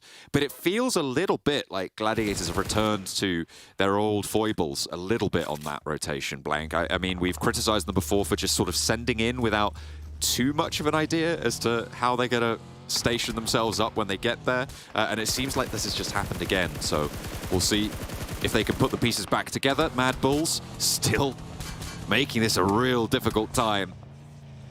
Just trying to drive around. You can see Demon by the wheel, just about scraping past the edge of these bullets, but the smoke, the fire now underneath the bonnet is going to really slow them down. Yeah, they have to jump out. They can't afford to keep driving that vehicle any longer. 6X here with the Scar as well on board, and the Mini 4 team will make it very difficult to maneuver their way out from these buildings. For Gladiators, I think it's less of an issue that they don't know where they're going to station themselves. It's just getting past these positions towards spots that might already be taken, right? You know, this is a game-winning play where you go and try and take Church and then play off the back of that, especially from where they were playing on the map in La Cobreria. It's not easy. So getting 2 players in here is not the ideal situation. They would have liked to have got all 4 in, and there was a chance that they were able to do that, but some really good team fire, some really good team shots does put an end to that pretty prematurely. So for Gladiators, they're not able to set up. But I think you're right, though, that this playstyle isn't working, though. Even if they know where they want to go, even if they know where they want to head up, I think they need to go back to some of their ideas from the past of when it's okay to play edge, and then when it's okay to try and send for a central spot within the circle, a strong spot at that. And I think this situation here really does call for a bit more of a sneaky playstyle, you know, playing over towards the edge, returning to maybe gladiators of the past rather than a central position. If this was further up towards the northwest side, sure, I'd say go for it, send center. But it's very likely that teams around the map are already in position around Graveyard and where RÜYA is currently playing. So I don't know, man. That's sort of luck of the draw at that point for gladiators. I don't think you can take the luck of the draw style, though, when you're playing against teams that can take advantage of almost every single opportunity that you present exactly through the rest of the lobby. It's sticky. It's sticky. We'll see if they're able to get those hands washed in due course. But the MADBULLS, in the meantime, rolling up, looking for a fight. MELISE trying to hold it out. Poser goes well for one against Zerich. A decent challenge, and there's another one to step out with that DBS. Finds a second knock. Flique flushed away. Tuluka's already down, and the MADBULLS look to be drawn short here. Just frozen, and he's already taken shots as well. He's taken damage and needs to be very careful. The last player to stand, if he goes down, that is it. And that will be indeed all that MADBULLS can do this match. Yeah, GALATASARAY finding those final shots over towards them. And again, look, KAOS go down afterwards. They don't get any eliminations over towards KAOS from spending so much time over towards that northwest edge. That would have been time way better spent trying to get in towards the circle itself for MADBULLS. And even though they did have the drop on KAOS, I think if you get that second knock, you can just take that as a very good signal that we're free to move ahead and try and look for a better position within the circle, or at least play down towards the edge. They had more than enough time to wrap down towards the south side, play past Picardo, even maybe try and fend off REGNUM KARYA, currently playing on one of the strong ridges on the southwest side of this map. So I do think that MADBULLS focuses too hard in on trying getting those eliminations on that northwest edge. For teams at the moment, Major Prize currently playing in towards the ditch over in the compound on the south side. Not bad for them. Gladiators actually do regroup with 3 players, so although they do lose one, they're able to get back out of the mix into a better position. And as 3, this is sort of a spot where Gladiators can win from. They have managed to keep themselves together. Zashipa on the upper floor for KASIK. A nice shot from his teammate on the outside. Reflects, deals with Hamzy. Kelsey lighting up the spray down the corridor. Doesn't quite get the knock. Reflect is in for the second challenge to try and take up the mantle for his teammate, but just goes down, and Kelsey hasn't taken a lick of damage in response. Zashipa, Mandarin, 2 players now alive for KASIK team. He drops off the top balcony, and Kelsey's chasing. He's going to drop down as well around the side of the tree. Kelsey looks for the challenge, but he's just drawn short, unfortunately. But there is the other shot looking to come on through. Mandarin, the last for KASIK team. His teammates are falling, and S2G can get lit up. I think that might have been REGNUM KARYA also taking some shots out their way. Yeah, it's an incredible push from the 2 players from REGNUM KARYA. I mean, it doesn't go amazingly well, but Zelikon as well as Tron do get a good part into this engagement towards that north side. And it's a good read from them as well, because they can take this position down towards the southwest. They can play this ridge all day long, but although it's going to be a strong spot in the end game, they're not finding much value out of it right now. So they send 2 players north. They see a fight that's going on in the midst of it. They go for the third party, and now they're going to request Loxy and maybe Wild to try and send up towards this top side. So I love this play from REGNUM KARYA. It's why I like Türkiye as a region in general. It's just that proactivity, that patience and the gumption to actually try and go for these risky maneuvers and pull them off as well. Tricky stuff, but Zelikon looks to try and find some cover behind a Defilade, but Razy is there. Wild with that long-range backup, with that Mini-14, and Hamzy just dancing through the hailstorm of bullets there. Silas behind the vehicle. Actually might take shots from MELISE, because they have moved in on this north side as well. Mandarin trying to keep his head down, and Hamzy finally eats one. Yeah, I mean, he was out in the opener. He was going for some pretty overzealous maneuvers as well. You saw him ducking and dodging and moving from side to side, zigzagging around. He was dodging a lot of bullets, and I think he dodged for way longer than he should have been able to, which is pretty impressive. But eventually will get taken down. Now Silas has a big task in front of them. Fortunately for him, Tron is very quick on the trigger there. Gets the elimination stolen away by BRA, who were a big force in that last match at the early game. It seems like they're a pretty big presence on this north side as well, Blank. They've got 4 players alive. The Gladiators are just a little bit ahead of them. If they can move up to the ridge and control all of these teams on the north, potential to have a good game here. But look at the number of teams that are on this north slope, Blank, that goes up to the high ground just south of the Gladiators. Next, RÜYA going to be looking to push on through NEXUS as well. MELISE and BRA. All of this has to conclude before this can really be claimed. Yeah, there's a lot of space still trying to be taken control of the moment. Unfortunately for REGNUM KARYA, I think they step into what they think is a pretty easy cleanup situation and then figure out that there's about 5 Hornets' nests inside the garage. And it's not as easy as a cleanup as they first thought it was going to be. So I think for them, they run away, tails between their legs, feeling a little bit hurt after that last one, losing 1 player off the back of it when they had quite a strong position to set themselves up from as well. MELISE Esports on that northern edge to see what they can get done, because you know that last game, it didn't really provide them with the best comfort going into those final moments before they did go out. And I do want to see what this team can do in a position over on this northwest side where they are being pushed in now, and it's a big tall task ahead of them as the winners of the finals over in Turkey. Hopefully they can do something about this. BRA just has such a clean angle towards these players though. MELISE just trying to get their players back together, but Poser flushed away another knock from REGNUM KARYA over onto CEO later. Corsair now trying to keep that pressure up for BRA on this north side. In the meantime, next RÜYA have pushed down towards the south side. NEXUS have joined in, and this is this big fight that I was talking about that all needs to conclude before a truly dominant position on the north side can really be found here. Gladiators looking to fend everyone off. If they can hold out with 3, this would be a brilliant spot for them to play in towards. And BRA continue to be that force on the northwest. NEXUS trying to get ahead of them. Redox goes down. Pretty split decision. KONINA Power being the main one here for Jason as well as KO. Going for Major Pride over in that spot on the western edge. I've gone to MUERTE. I kind of like that spot. You know, it's not ideal. I've seen them win from here before, I believe. I do really like the prospects for Gladiators, though. And there's one thing I really did want to talk about Gladiators is where Meku was split off with the team on that north side. Usually he wouldn't have the patience just to chill out. He'd try and return to the team, get knocked. And instead, they play the game out. They wait it out, and then they return him to the fold later on. And it's worked out fantastically well. So a bit more of a patient game in terms of not getting too much done, but at least getting into the fight in this end game. In the meantime, it's all popping off. For REGNUM KARYA actually finding some good shots over to a fair few of these teams. Next, RÜYA really suffering down towards that south side. Ooh, a nade from Wild lands onto BRA as well. This is Max's prediction coming through as well for REGNUM KARYA.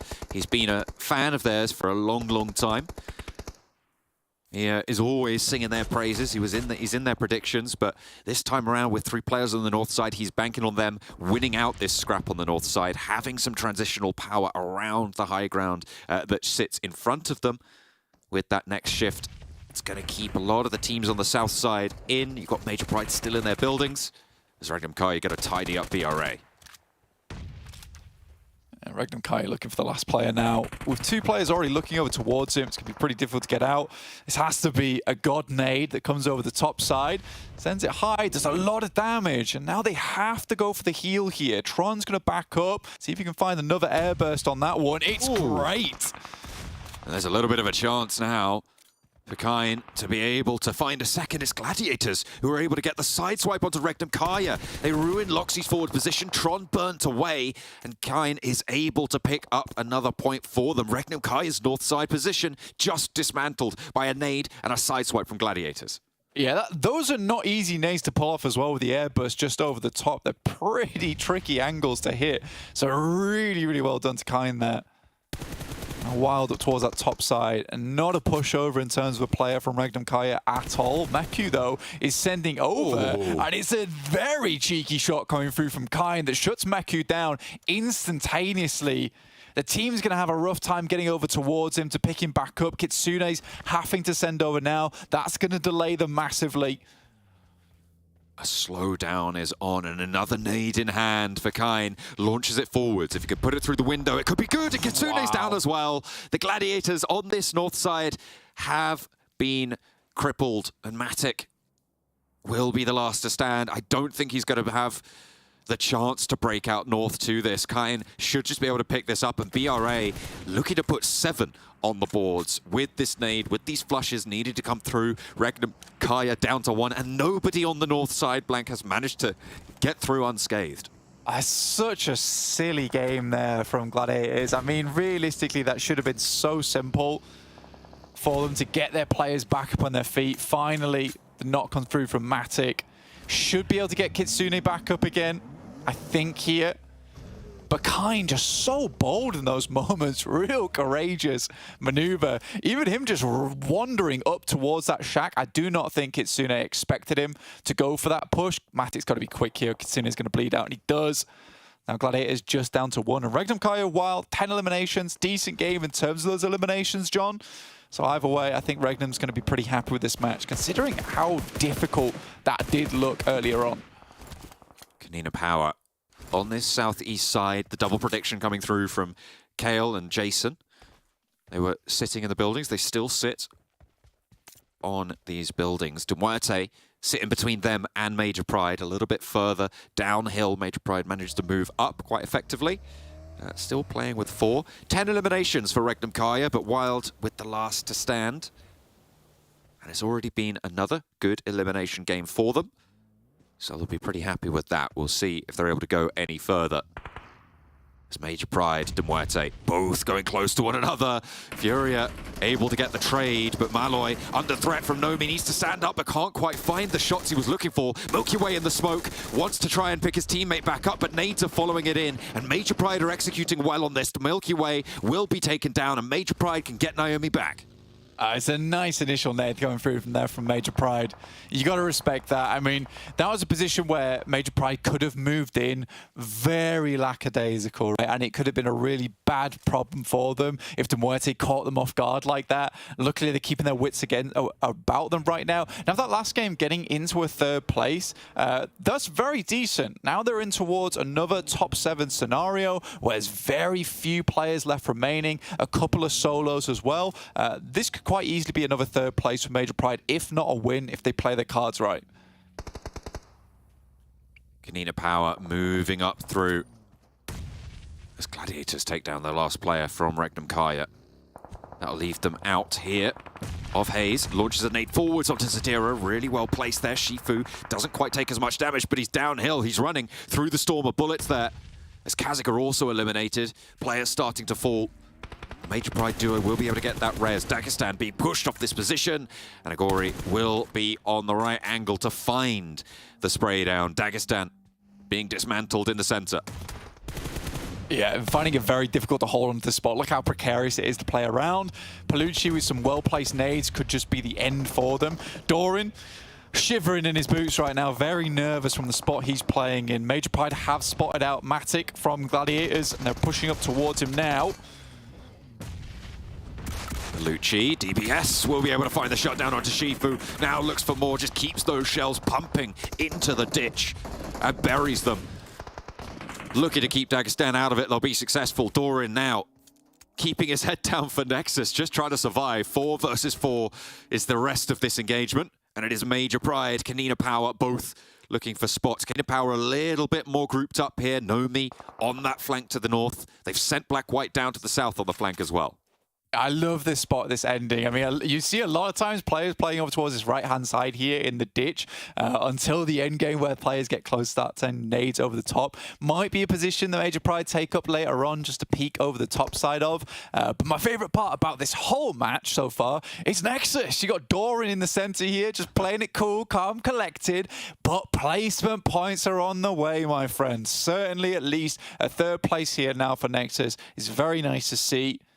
You know, not a huge amount of eliminations found this game, 0 in fact, but we're going to go topsy-turvy on this one. Placement points all the way, eliminations, they're gone. It's the new Nexus motto. Just trying to get on through. I mean, it'll be better than their first match for sure. Finding that 3rd place, but you've got to imagine as soon as he gets spotted, that's it. The question is, does he take anyone with him? Does he take a player down from KONINA Power? Does he launch a nade over into the middle of them? Does he have a nade? Does he have that utility? Major Pride, in the meantime, fanning out, establishing sightlines. Yeah, eventually, KONINA Power is going to have to wander over the edge. I think the best thing for Major Pride right now is the way the circle has dropped up. Next one will be Zone 9, and it's just going to continually push in. It will push KONINA Power out into open ground first, and with the shack that Black-White can currently play around, and the building over towards this side as well, I think KONINA Power is most likely going to be pushed out into the open first. Maybe that's when Dorian can take his first strike, because there's no way that Major Pride moves over towards Dorian's position until the very last moment. So he might be able to take someone down with him. That could spell the ending for KONINA Power, John. This, for me, though, is a real proving ground for Major Pride. I think in a lot of people's estimations, after PMPL EU, they have fallen off a little bit. So to be able to execute from here would be such a great confidence boost, not only for them, but for the people supporting them as well. This is a team that certainly has fearsome names on this roster. And forwards they go. Nomi, over that ridgeline, gets to the next stopgap. Closer to Dorian, but closer to KONINA Power as well. This is the little ditch I was talking about earlier on as well. It's pretty decent to play. You can see Nomi already moving up towards it. To be very fast there, and I think KONINA Power is really playing this extremely slowly. And Nomi just gets into this spot without a hit, right? No one even takes shots towards him. So he's a little bit concerned about that fact, but you know, he'll take it. He'll absolutely take it. Nice smoke's been sent out now by KONINA Power, but they do have to continue to push in. And denying these sightlines is fine, but Nomi's in a position now in the back of this buggy to lob overhand nades over towards a spot. This is unfortunate. They're not going to find too much damage over towards KONINA Power, but they're likely to get rid of Dorian now. That's actually Major Pride picking up the point and still crunched in. This smoke train, sure, it's good for KONINA Power, but Major Pride have used it beautifully as well. They filled in the gaps with smokes of their own, and look at the fan out that they've been able to take. Can KONINA Power find any picks through this smoke wall? It's so oppressive by Major Pride, and a nade over the top spots Palucci, gets the knock. Black-White burnt, sure, a little bit, but he's still got all of that dip to play around. Agori taken very, very low, has to jump into the smoke, but he's cut through as Black-White is there to step forwards. Becca is next, and Major Pride execute beautifully on that smoke train, on that fan out. They managed to take KONINA Power at their word, and we'll be able to take them down. Yeah, I mean, you can send that smoke train out, and it looks good at the start there, but the issue was that Nomi just gets up to that front position inside the ditch just way too early, and without any kind of backlash either. So for Major Pride, it's just a pretty simple approach of just throw the nades where you expect them to be. There's only so many angles where KONINA Power can get up, and with the smoke train being so wide as well from KONINA Power, you know, Naomi's able to position them at the edge, and there's not a lot of spots that are completely confirmed where Major Pride's going to be, whereas for KONINA Power, quite obvious for Major Pride from playing this circle, from playing this game so long, there's only so many spots that they need to really nade out. So I think a very, very strong game there from Major Pride. They took no chances, even versus MUERTE earlier on in that game. It wasn't as big of a dominant performance, I would say, as the first match, but certainly very, very good to watch for Major Pride. They were able to take that one down. A lot of, I think, quite solid rotations from quite a few teams here, Blank. I mean, KONINA Power on that south side, obviously playing in that compound. They were able to move along the ridgeline fairly successfully to be able to control teams on that north side, which was really the major bloodbath of that last game. Yeah, it absolutely was. It was very difficult to play up on that northern edge. I think there's a fair few teams all trying to make their way in through that location. That's just what happens when you get towards a tournament like this, where so many teams are very, very strong. You're likely to have a massive glut on one side of the map, where a lot of teams have found these little cheeky rotations to get in. But in the end, they cannot quite worm their way through the cracks. Major Pride were able to seal everything off and were, in fact, able to seal the deal. Not only sealed the deal, but made John Allen very happy as the only talent to predict them to win. And that means John Allen actually can be first out in the lead with 6 points compared to a couple of us who have 3, which makes me a little bit sad. But you know what? He deserved it. It won't last. Yeah. What? Well, let's talk Major Pride. Very quiet in like the early to mid game. Obviously, like we talked about before, right? You can play for placements and then get the eliminations. Then end up coming out with 11 eliminations at the end of it. And of course, that final fight up against KONINA Power, they just let the nades do the work for them. Yeah, I mean, here you got 2-3 really good spots. Compounds you can play. You had KONINA Power in the warehouse position. You had Major Pride down below in the compound just waiting. And then when all the teams are pretty much dead, they just push up and get themselves like the entire game because they have 4 players still alive and a lot of utility to just obliterate KONINA Power. So yeah, Major Pride, they just waited it out, and here, 11 eliminations to on board. We know this team can do really good, and Black White in particular, he was a bit silent. Good to see him actually getting some points. Yeah, they took so much more initiative in this last circle compared to KONINA Power, who went almost kind of ended themselves in terms of the rotations they wanted to take during all of that. But I mean, it's kind of by the by here, because Major Pride actually is very adept at closing out games like that. Actually, what I'm surprised about here, Jason, is once again, 7 limbs, no placement points. They just want to destroy everything and apparently take the Nexus route of getting no placement points, apart from they did this game. Oh yeah, with Doran, right? Being last surviving. But the thing is, you don't have to be first place in this tournament. You just have to be top 5. True. Maybe even top 6. Who knows? To get yourself into PMGC. So maybe that's their plan of strategy. But again, I do favor a team that can pick up those heavy eliminations. It was good to see them at least be able to pull that off. Now, Max, man, I know we talked about the curse a very long time ago. You were supporting REGNUM CARYA there. It was, and then you was a good spot. And then you looked down, wrote a note, looked up, REGNUM CARYA eliminated. Then you're like, oh, well, Gladiators actually a good spot. Look down, wrote a note, look up, Gladiators were getting knocked. I don't want to say your curse is back, but you did kind of punish REGNUM CARYA. A little bit, but okay, look, let's just skip the curse, okay? Let's just look at REGNUM CARYA. Let's not.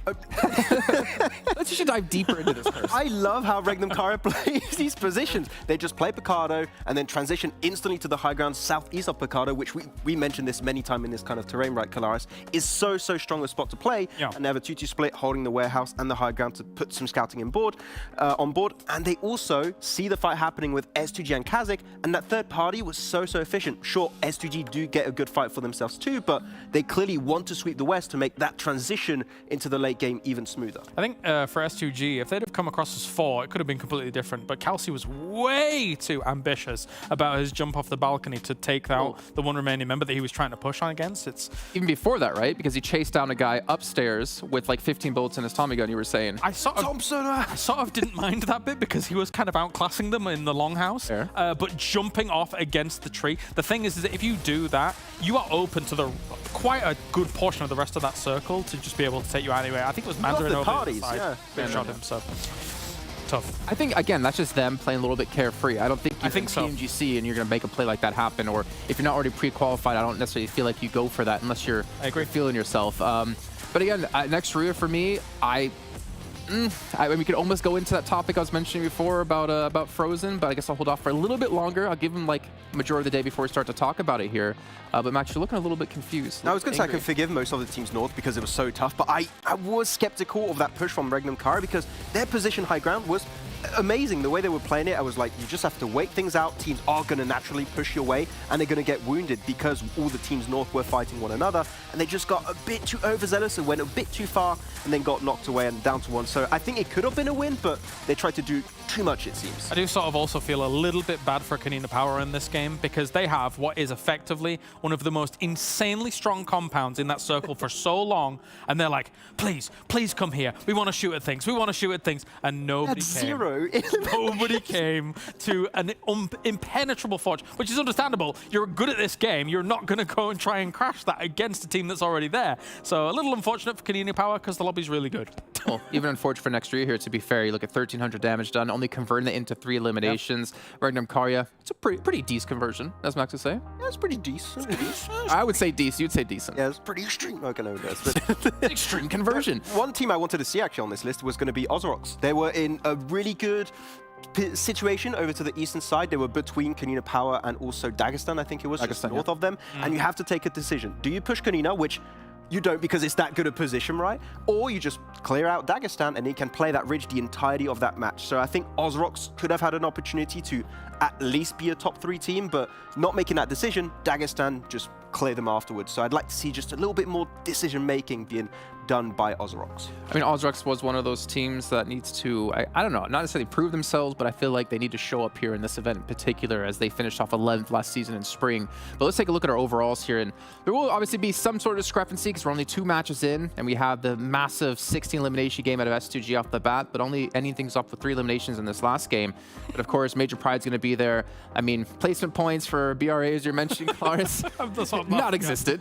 I love that they're in 4th place just by, let's shoot at everything. And you know what? If it works, it works. It's not going to work all tournament, though. I'm going to tell you that right now. End the tournament with 0 placement points, please. That would be amazing. I would enjoy that very much so. Oh, yeah. Yeah, otherwise, I mean, the gaps are going to be closed really quickly, so I'm not really too scared. Even teams at the bottom of the 2nd page we're going to see very soon, it's going to be okay for them to catch up. 1 big win is going to be enough, though. KAOS Esports, a team that, for the first time, makes it into a championship. 0 points, rough start, but they can still catch up if they do get some points on board. Maybe. Don't look at me weird, James. I mean, I'm looking at you because you're like, yeah, trying to figure out ways that they'll catch up. They're not obviously out of it just yet, but they definitely were one of the teams who struggled the most when you look at their PMPL region. I think their top fragger had like 50-odd eliminations at the end of league stage, which is a lot of matches. I mean, it's good experience to get for your 2024 season, right? So it's just, yeah, always good. Get into the championship, and you're going to get better for the next time. Well, you know what's also good?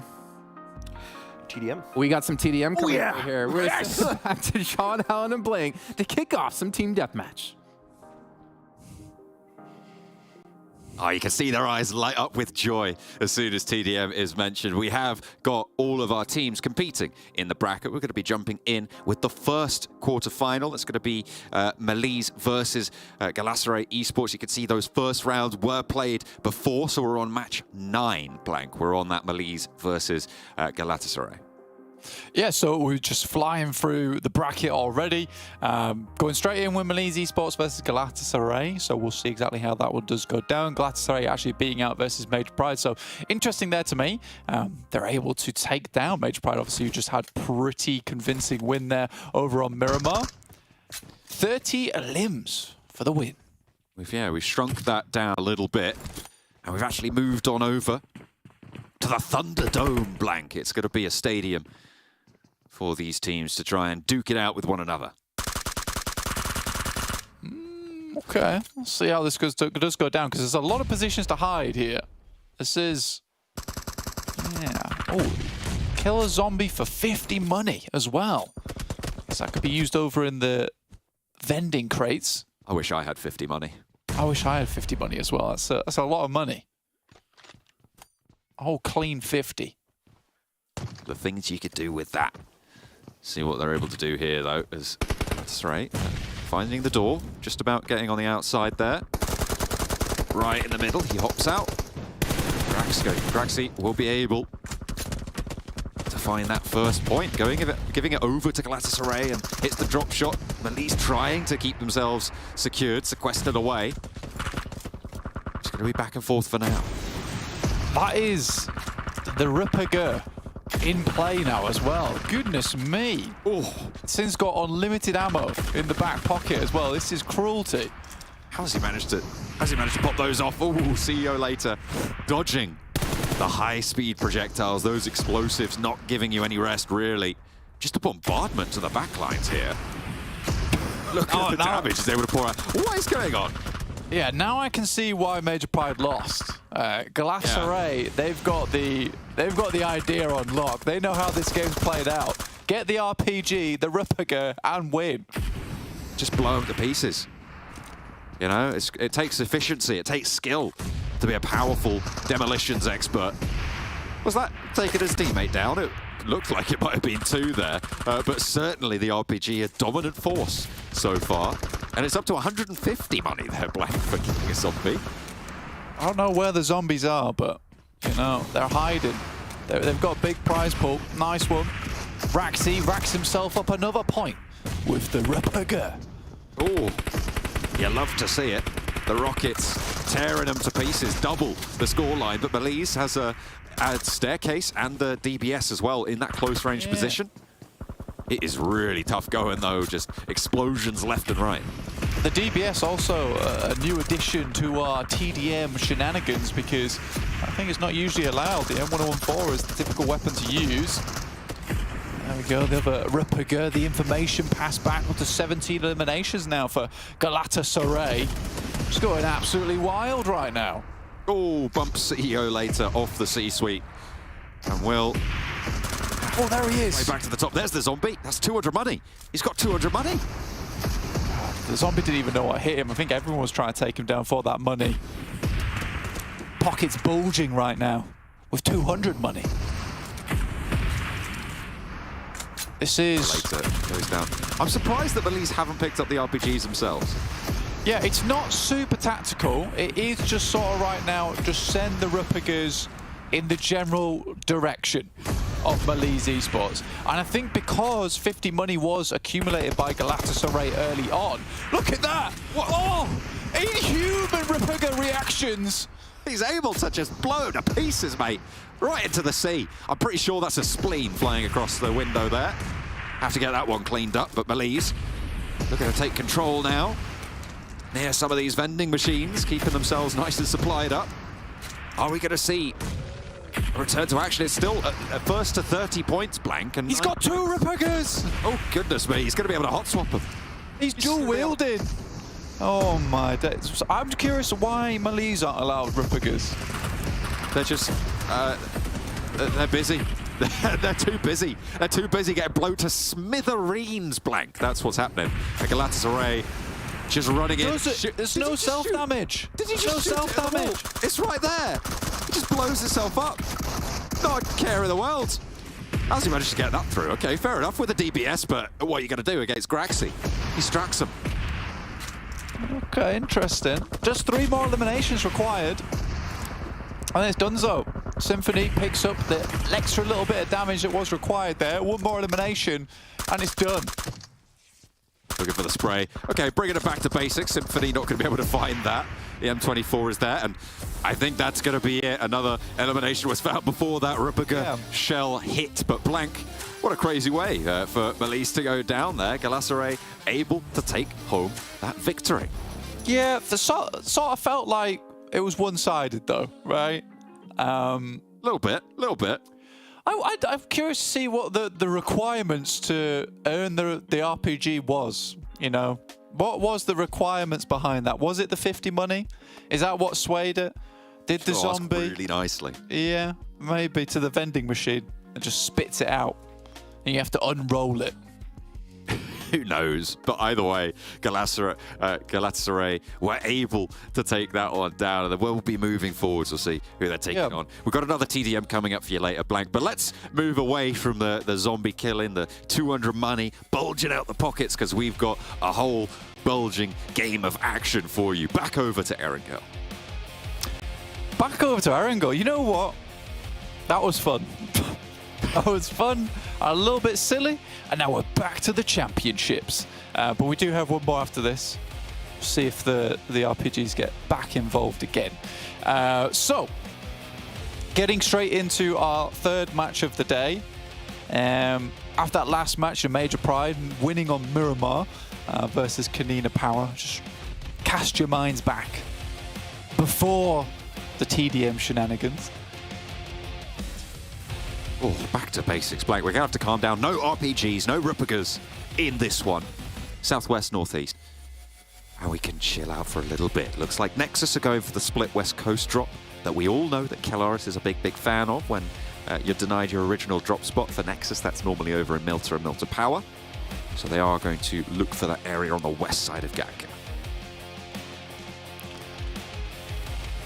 Yeah, I think a lot of teams should be able to get to where they'd like to play.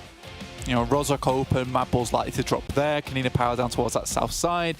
Nexus, you know, you talked about it before, heading over towards this western side. It's decent considering you can't drop over towards Milton Power or even towards Kameshki. Gladiators up towards that South George position around Hospital. So again, we saw on our first game of the day, it was S2G taking the win over on that south side. So what they can do here, you know, they are in a decent position over towards Gatka, but a very, very hard shift over towards that eastern edge jump. A really, really difficult path for those teams on the west if they want to move through that central area. The Glutter team's already dropping out towards it. BRA playing that Pachinki center hold. MADBULLS over to their classic Rozhok drop. Nobody breaking out towards that Melter power area, obviously with Nexus vacating it from earlier. Yasnaya with Muerte maybe peeking in on the west point of it, but it looks like REGNUM KARYA have fully claimed that with a cheeky little 2-2 split there. Yeah, a cheeky little 2-2 split for them. You know, that's really bold though, right? You do that if you really want Yasnaya, right? You don't want anyone else in Yasnaya. You take both sides. You'll let anyone else in there. Sort of cruel in a way, but I like it as well. They do have a player heading up towards the Harry Potter Tower on the northwest edge. Loxy. And I think that's the Zelicon alongside with him over on that eastern side. Just trying to battle out versus teams. Muerte doesn't head over towards Lipovka first, and I kind of respect that move from them. You know, they hold their split over towards Prison, a little bit further off towards the western side. If the circle does shift further towards the east, they know they can always retreat back over towards the compounds near Lipovka, understanding that it's currently free. It's a good initial play from them. No one really around that sort of an area, so still staying on the split. Looking for those regroups potentially in a minute or two after this loot comes through. And they will just maintain for now. Are we going to see another BRA pop-off right at the start, Blank? Because they, as the desk has highlighted, have got 0 placement points so far. It is all on the back of those eliminations. They're up in 4th place, 16 points. It's good to see, but maybe wanted to get a little bit deeper in. You can see them spreading out on the north side of that Potato Hill rotation, moving further east. It don't need placement points where they're going, which is into the top 5 apparently. You know, hopefully at some point they will start getting them, and I think it's somewhat understandable from the games that we've seen today from Bra as well, just because, you know, on their first initial game they had to fend off versus Major Pride, and then they quickly had to regroup and refigure things out as they head down towards the south side where they were delayed. On that second game on Miramar, I don't think anyone could have really expected the amount of teams who were going to hold over towards that northern edge on the ridge side. And I think Kine did a fantastic job either way to get as many points for the team as possible despite their positioning. So I think they could be pretty happy with that, and I was fairly impressed with what they've been able to do. But yeah, I would like some placement points from this team at some point.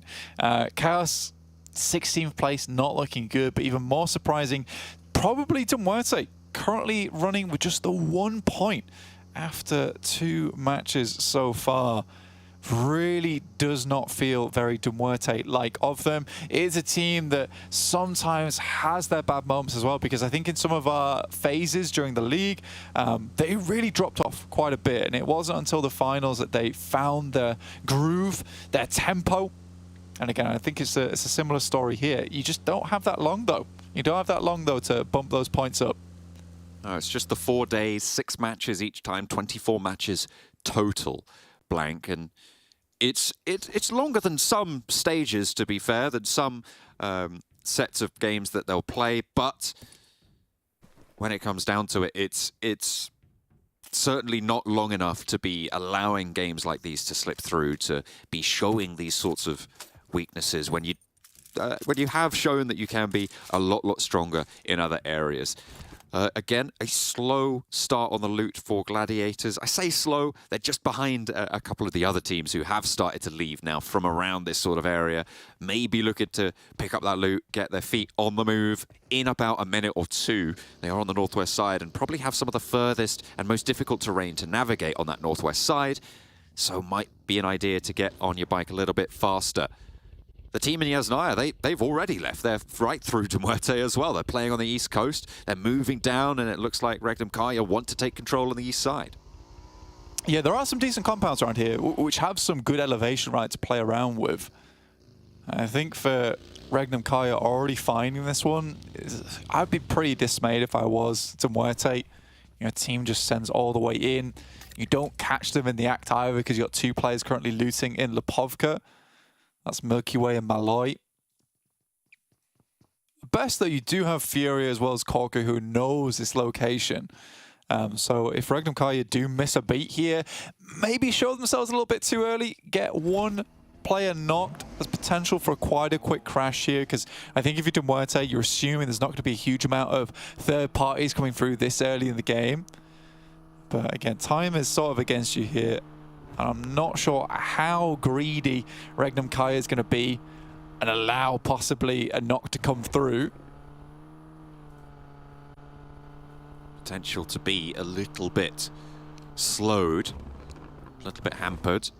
Making sure you keep your team all together. The Gladiators are on the road behind S2G right now by about 700 meters, so they are far enough away to avoid an engagement, but they're on the same path, and they're right behind that major pride rotation on the north side of Potato Hill. They're near to Dagestan as well when they leave apartments a little bit further to the north, so potential for a traffic jam on the west to develop and get a little bit nasty as well with the number of teams in that area.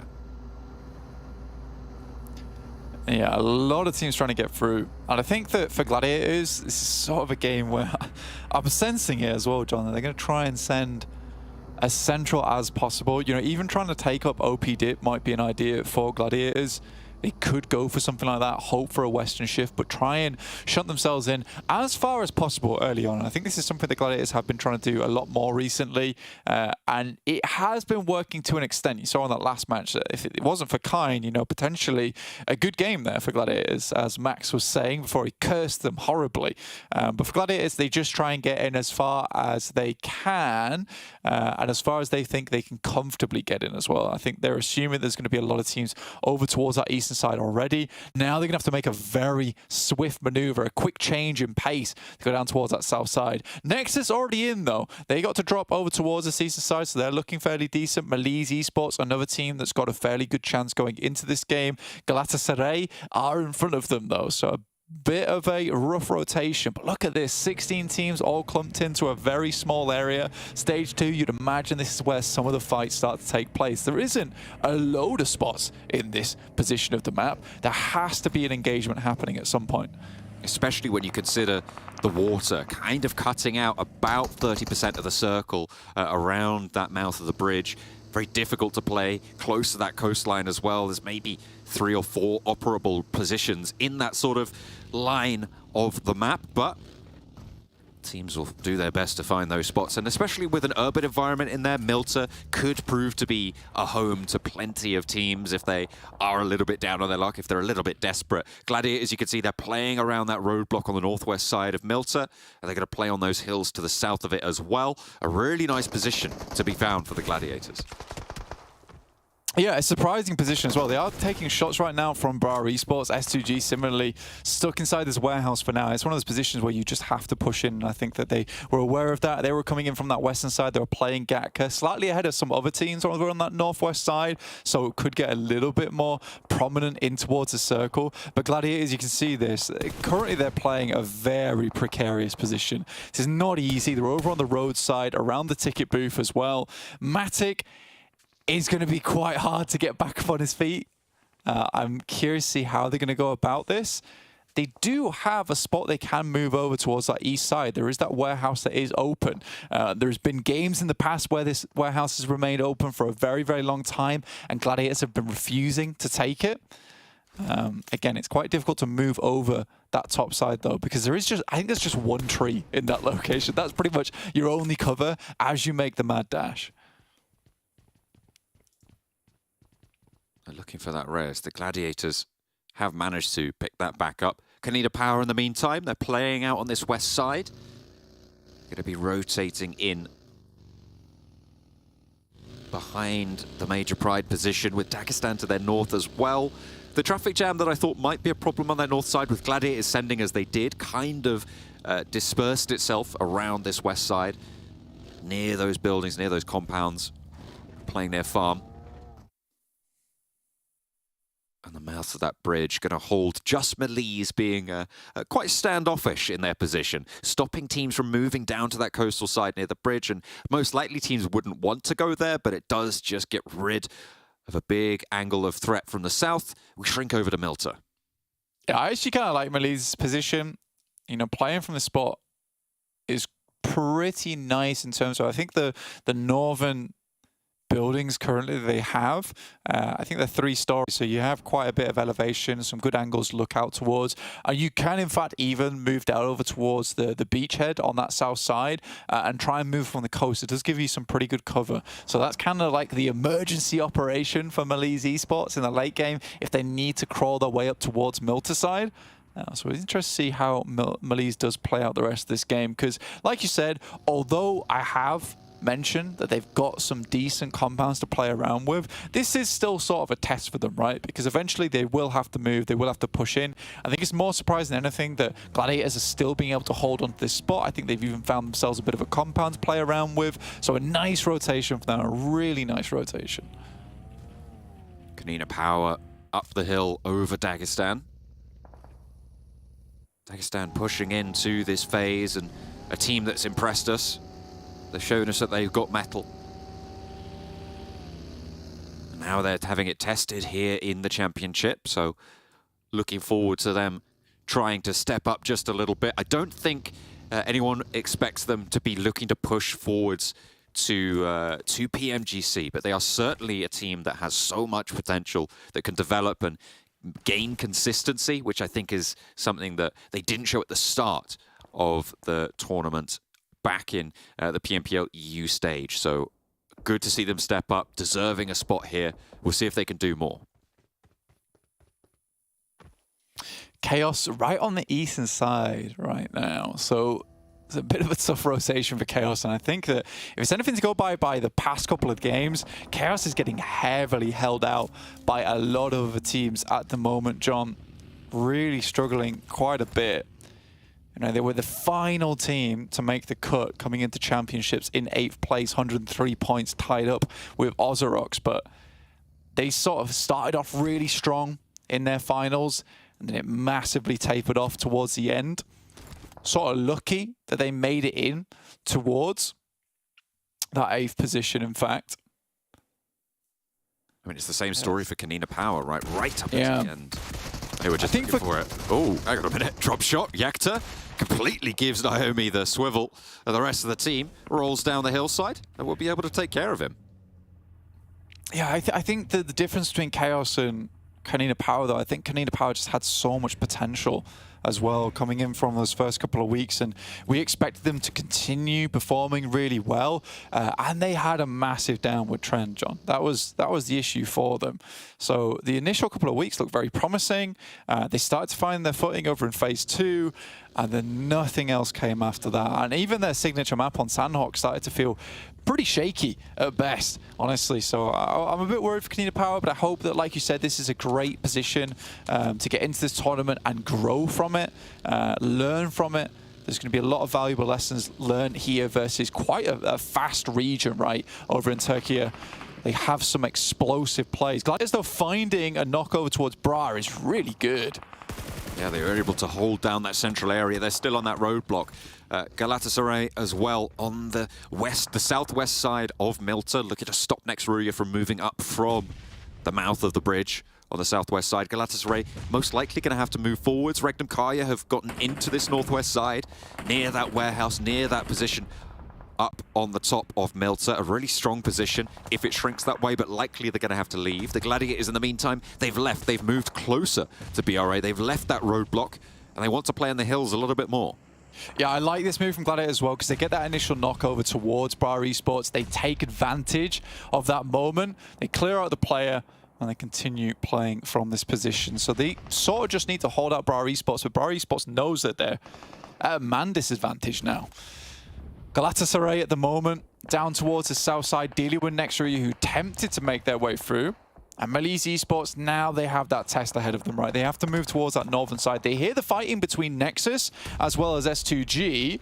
And they do chime in fact, over towards Kapahala. S2G is able to finish up the fight there between them and EXO. But that has given them the information. But with one player down in Kalsi, arguably one of their best players, there's a chance here for MELISE Esports to take control of this southwest side. Major Pride try to move into the middle and get absolutely dismantled. BRA, KASIK, MADBULLS all taking shots. The central position, that central shack, will be denied to them. Eliminated here. Gladiators on the south as well, having made that heads-up move a little bit earlier. Very difficult to move through that ground. East side becoming a lot hotter here on that descent from the lumberyard, from the top of that hill. OZAROX trying to hold it off. Yeah, Swain already down though from Lord Cedric. Sort of out in the open, really. Let's check in his mobile phone. Falcon tried to hit the deck. He's just behind a little bit of wood there. Not enough to keep him alive as Lord Cedric just sends splinters all over the place. KASIK, though, I really like their position right now, and this feels very reminiscent of how they win a lot of their games. They take a lot of control, a lot of space over one particular area, then expand from there. So, good feeling about this game for KASIK. Ooh, a little bit of a trade going through there, but that does give them the chance now as Lord Cedric with the last nade to lob it on over, actually already having Storm reposition though. Will not be able to find it, and again, they're just lagging behind with these nades. They're not putting them forward enough to connect with one another. They're being a bit more tentative. Lord Cedric looking to reposition with Falconist there for the res on Storm. He doesn't want to give them the time, but he's good on the spray, and Lord Cedric takes down OZAROX. Yeah, likely to be over very soon, though, as Tenshik from KASIK actually starts to move up. Circle goes their way, too, so there is now good potential for them. But MADBULLS over towards this western side, looking rock steady. Other teams to move their way in.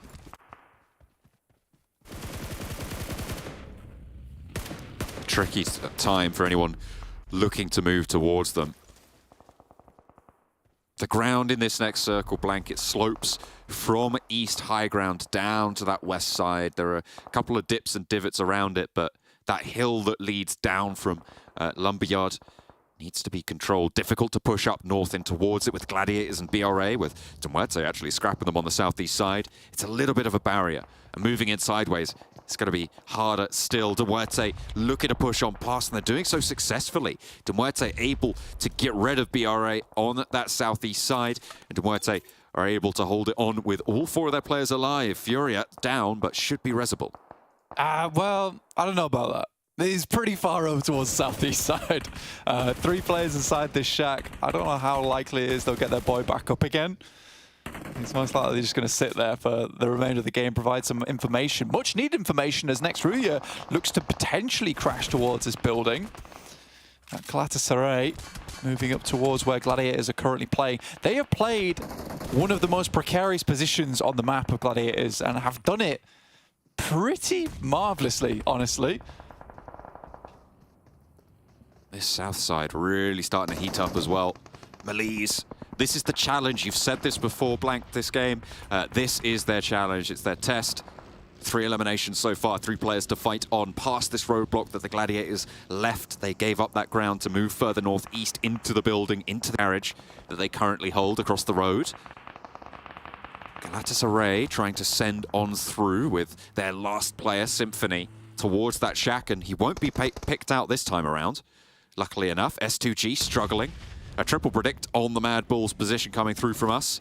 We've got a KASIK team prediction from Kale as S2G go down, and I think it was Max on MUERTE. You know what? Respect on the MUERTE pick, honestly. Yeah, they're definitely sort of the underdogs in this game at the moment towards that south side, 3 players.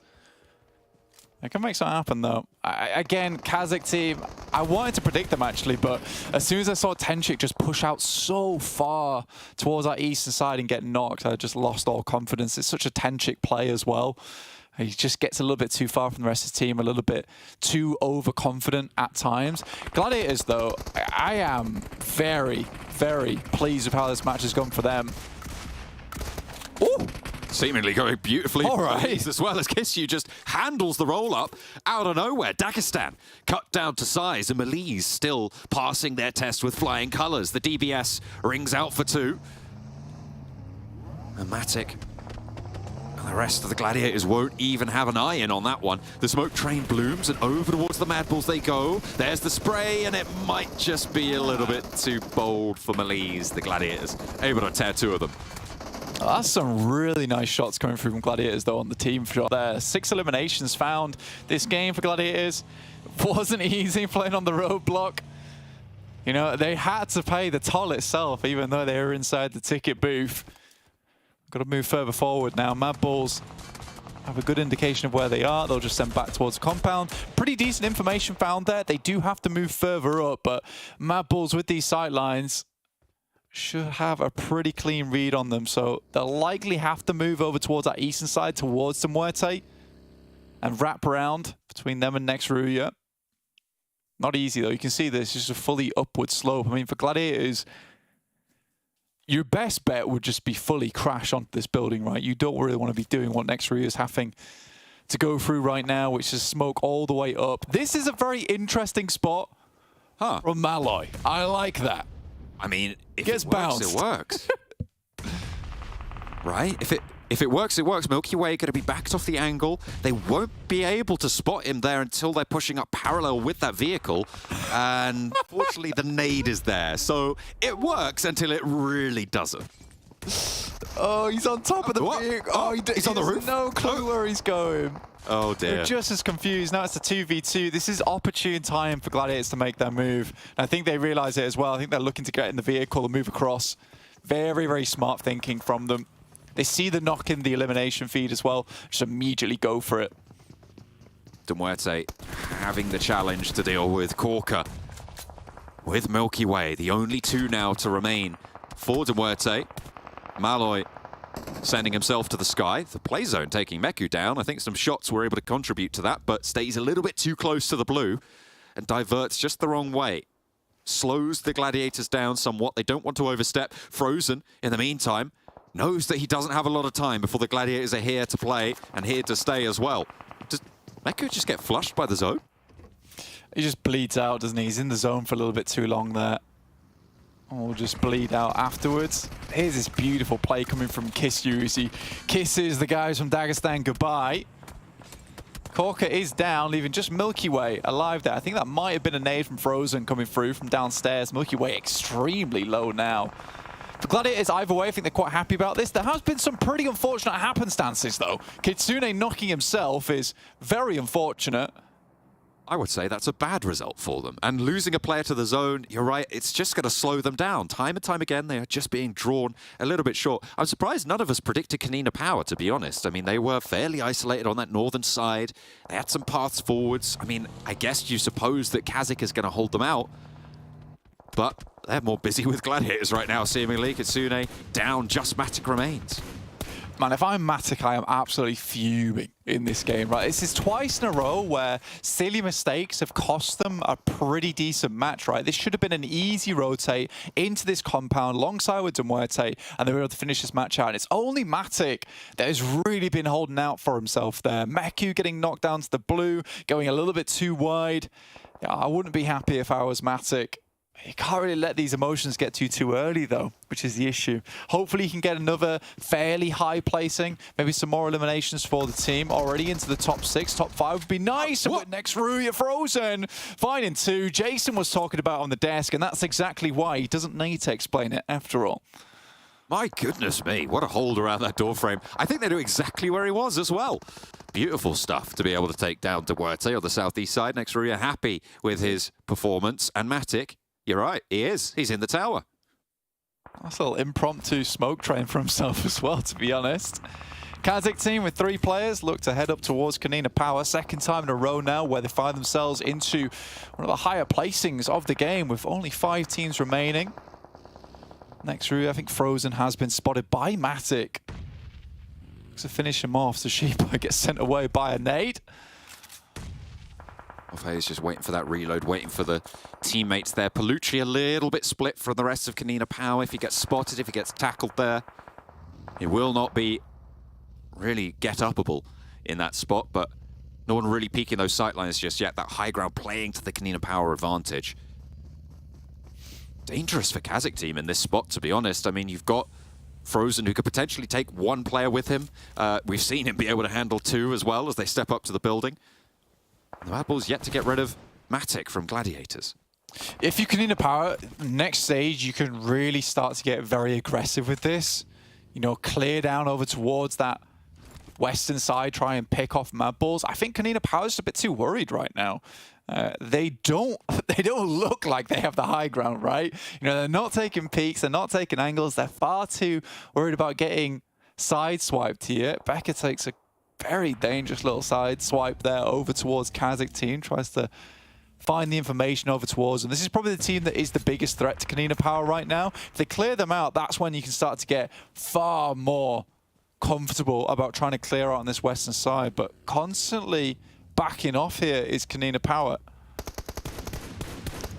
They are giving a lot of space for KASIK to move on this particular ridge, but that step forwards is really tall of an order. Matic really important on this position as well. Holding two teams really into that straight line fight that neither of them wants to go for. Yeah, I think this is the saving grace for KONINA Power, is that both KASIK and MADBULLS realize they can't really move upon this team until Matic's gone or he doesn't have sight lines over towards them. KONINA Power just sitting up here. I think MADBULLS realized that, look, we probably could have moved towards that north side a long time ago, because KONINA Power isn't really doing anything to us. It's just slowly edging their way over. Tension on this slope. All caused by Matic, the keystone of this bridge. Pull him out and it all collapses into chaos. MADBULLS looking to make that break. The smoke train is there to give them that acceleration period in cover. They managed to get up to a little bit higher of ground, but they are going to continue to execute on these smokes as well. KONINA Power not going to peek over the top just yet, not going to challenge. KASIK mounting up as well in the meantime. KONINA Power's attention drawn over to the MADBULLS, and KASIK striking potentially at exactly the right time. A nade over the top from Tuluka finds the opening knock here, and KASIK haven't aggressed right the way through, but they have managed to get within that nade range now.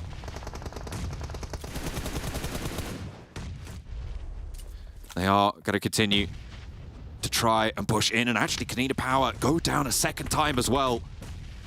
Losing that second position, and the nades just continue to ring out and bombard their way through this KONINA Power high ground. KASIK and MADBULLS setting their differences aside. Matic nowhere to be seen on it either, and the KONINA Power squad just getting mulched now up on the high ground. The nades are doing their work. Becca will be the last to stand for KONINA Power. Agori will be flushed away, and the MADBULLS up to 5 eliminations.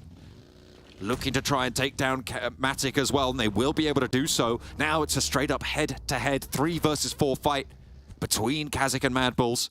Well, hang on a minute, they've still got Becca for KONINA Power. A Clutchmeister in his own right, able to do so much work in the final game back over in Europe, but won't be finding anything more here. Mandarin breaks low, but Tuluka tracks him down. KASIK will be falling next, and it is KONINA Power to fall after them. And MADBULLS able to roll across this hillside. And blank, it is a chicken dinner back in again for the MADBULLS. They've been a little bit quiet the first couple of matches, but they are back here to play. A really nice performance on that hillside.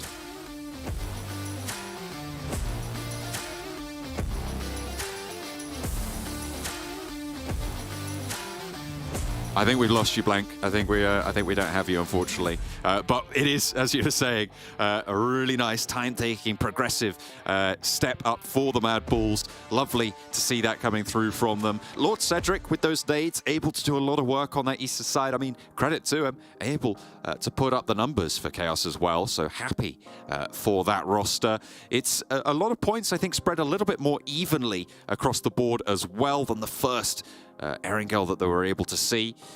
We're pretty happy as well, me, you, and Jason, for getting that prediction right, coming on through. Unfortunately for Maxman, MUERTE went down pretty early on. KASIK making it up into second, though. So Kale managed to get that consolation point on the predictions. So keeping up and in pace. Zashipa, the highest damage for KASIK team, 700 points there. I feel like KASIK team really did have a chance. It was unfortunate that they lost a player a little bit earlier on, so they had to play on as 3. If that hadn't happened, I feel like it could have gone a different direction. But in the end, it was the MADBULLS, the top point scorer from the European region, to be able to take game number 3. All right, you know what? This means Sean Allen, he's 3 for 3 on the day, sitting there on 9 prediction points. I'm sitting behind him, I think, with like 7. And I don't know what Blink's at because I don't care about Blink. I only care about myself and John Allen, clearly. But gentlemen, MADBULLS closing things out. I do have to say, though, Max. No. It's weird, that, isn't it? It's weird. He predicts that team, and then the next team to go out is his prediction. It was a good move too. I don't know what to do. It was decent. They got 1v2 by Frozen. Why so high-pitched? I don't know. We can see MADBULLS here finishing off with 18 total points. KASIK finishing off with 13 as well. And Gladiators, I mean, you were talking about that potential great third party out of them with that next RÜYA fight up against MUERTE, but they ended up going a different way, I guess.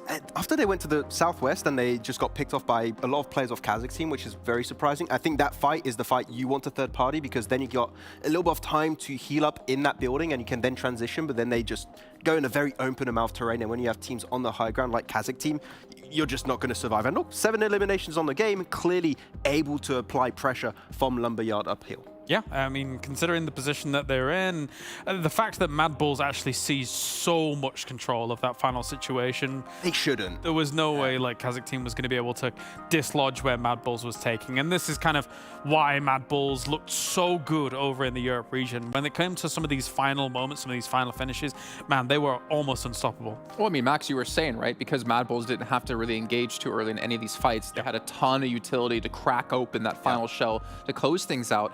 I want to give a special shout out here to Dagestan really quickly as well. We didn't get to see the fight, but they took down S2G as S2G rotated through into them. And for me, bringing that up is based off of, you do wonder when it comes to Europe versus Turkey, like Turkey so good when it comes to close quarter combats, to like just like fire skill. It's good to see that some other teams, like even teams in Europe, aren't really that far behind it and can go head to head with like the best that Turkey has to offer. And I'd even say Dagestan is one of the newest generations of gifted, talented teams from the European region. So there's a lot of potential there, and then being able to play their first championship, I'm hyped to see what Dagestan can do heading into 2024. So I think that this is a team that has a lot of potential there. But yeah, it was a good fight versus S2G because you want to clear the road as you cross that position. So clearing the team northwest and then onto S2G is a good plan because then you don't have to check your back the entire time. So it was a good game plan, but crossing a road in a circle like this, it's always going to be rough. And then, of course, MELISE took down Dagestan right after as they rotated back. Stop it! No, I'm just saying, that's what ended up happening. I'm actually curious if we can see next RÜYA's player stats here, because I know Blink did say, like, Jason's got to be happy. He's been wanting to explain this thing about Frozen for a while. He doesn't need to explain it anymore. And the thing is, I bring that up in particular because back, like, last year, I think it was early last year, or maybe not before that, we saw Frozen, this player, come out of nowhere in Turkey and just be the MVP of the season. He was a dominant force picking up eliminations against like the old school footballers team, right? And then we get to actually see him play in like a regionals and he tanked it.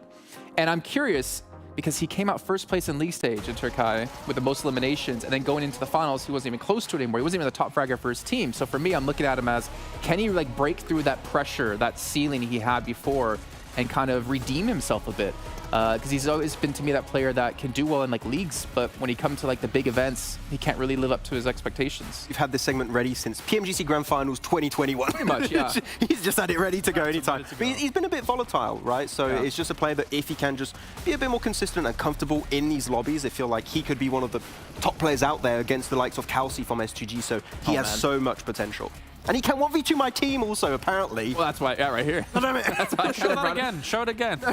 Just 3 times in a row. Rewind that beautiful footage. And then, of course, you see KASIK here, just unfortunately not in a position to really do any much. And then, as we mentioned before, like Flecky with the nades, was able to crack open. 6x on the PPB zone. That was a little bit weird. You know, I did hear rumors that the best sniper in PUBG Mobile was the 6x PPB zone. It is. I thought it was a DBS. It goes, that's how it shoots, yeah. Max is a big fan of the PPB. Oh, I love it. Yeah, the Gitun too, best spot. Yeah. The Bizoon in the Gitun? The Bizoon in Right.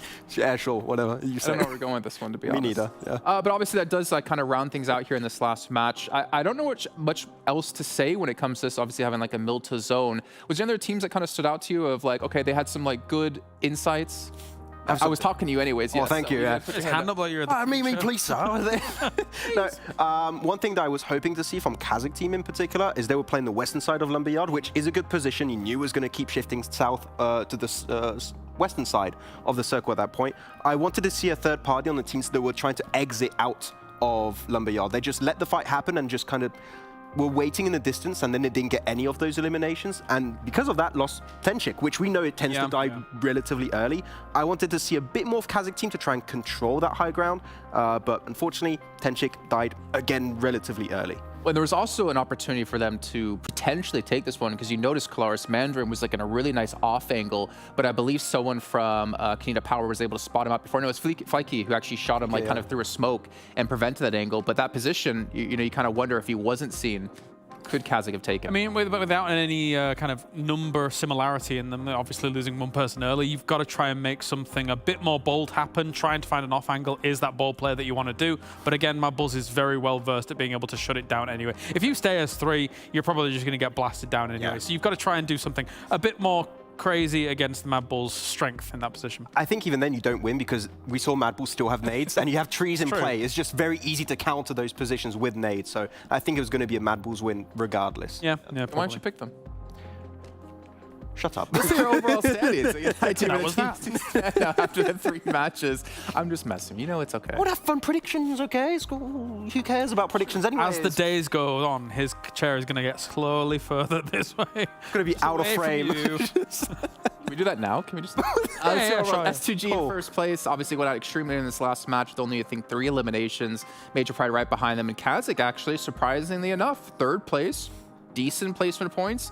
Okay when it comes to eliminations. And then, yeah, I don't know. But that's pretty impressive. How many placement points does BRA have? That's, I think, 0. Well, considering it could only be 1 if it's going to be anything, because they had 16 before. So if they're in 9th with 17 points, there you go. Show me. I want to see it now. I'm just waiting. Is it going to be the 1? Is Blanc going to pop off about 1 placement point? I don't know, maybe we see next week. He popped off so hard he disappeared at the end of that game, so I don't know what to tell you. Well, G.GLADIATORS is going to be sitting there in 4th place. Only 8 placements with 17 elims. KONINA Power, again, it's kind of the opposite of what we're talking about some other teams of BRA, where they have low eliminations and high placements. I find that kind of interesting, actually, because I've always imagined KONINA Power as a very strong team. Black and White, I think you mentioned before, isn't even playing in these matches at the moment. He's been such a stalwart player of the team. He's on Major Pride now, but he was playing, yeah. He was before in the past part of the team. You haven't been here for a while. That is true. That's what I was. He was on KONINA Power. A year ago, it's been different. Back in my day. Yeah. Oh, no. Let's see the second page, actually, because we want to see what BRA has at the moment. Did they get a placement point? Nope. Oh. Boo. We got to put it in limb. We got to pop up. We're going to get the confettis and every... Confettis? I said it. When they get a placement I said point, it the French way. When they get a placement point, I want to see Blanc raise the roof, all right? That's what I want to see. Well, Nexus have 5, but 0 eliminations, which is quite We don't care about that. You don't care about Nexus? I do. Just brat eSport, yeah. And then MERTE as well, like the reigning champions of Europe, currently sitting in 13th place. It is just 3 matches, just the first day done, so I'm not going to be too harsh on them, but... You know, when you look at S2G and MELISE, they've been able to perform better than they're currently doing. So I mean, it comes back to what I was saying in the pre-show, is that MERTE is a team that does gain a significant amount of information over a longer period of time about a lobby, and then is able to kind of extrapolate from that and then perform better later in kind of these phases. In a sprint like this, it's hard to gain all the information you need about the teams from Turkey in a short period of time. I think that when you look at all the players individually for this roster, they can play, they could win, I think, a tournament like this very easily. They could be a first place team. It's just, again, the information they have entering this tournament, the game plan that they adapt really early on, they can change it, which is great, but as you said, on a tournament format like this, only 4 days, I don't expect them to be first place, but PMGC, they could do the push at the end to get there. I mean, the thing is, it's a short form tournament, and I mean, certain teams excel in different formats, but if you want to be the best in the world, if you want to be the champion, you got to be able to win in a short form tournament. You also got to be able to defend against unlimited Panzerfaust, as we're going to go back to TDM here for the final time of the day with John Adam Blanc.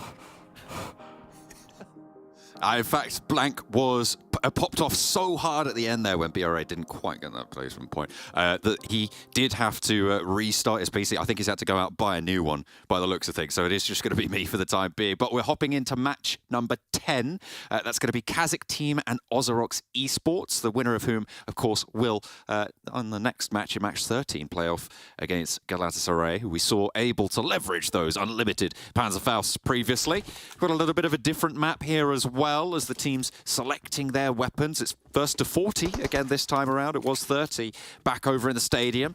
They're looking a little bit smaller than usual, though. Look at that. They're having to play around the furniture for this one. I believe these are community-created maps and have been submitted and validated, so congratulations if this is your creation. I love to see it. I'm a big fan of these miniature maps. when they come around in various different games, but this time in PUBG Mobile, it's looking pretty clean, Look at the art in the background as well. For the moment as well, there are no Panzerfausts in hand for the time being. We'll see if that changes as nades continue to rock backwards and forwards. Not really finding too much ground either way. An Orm in the backline there for Falconist, though.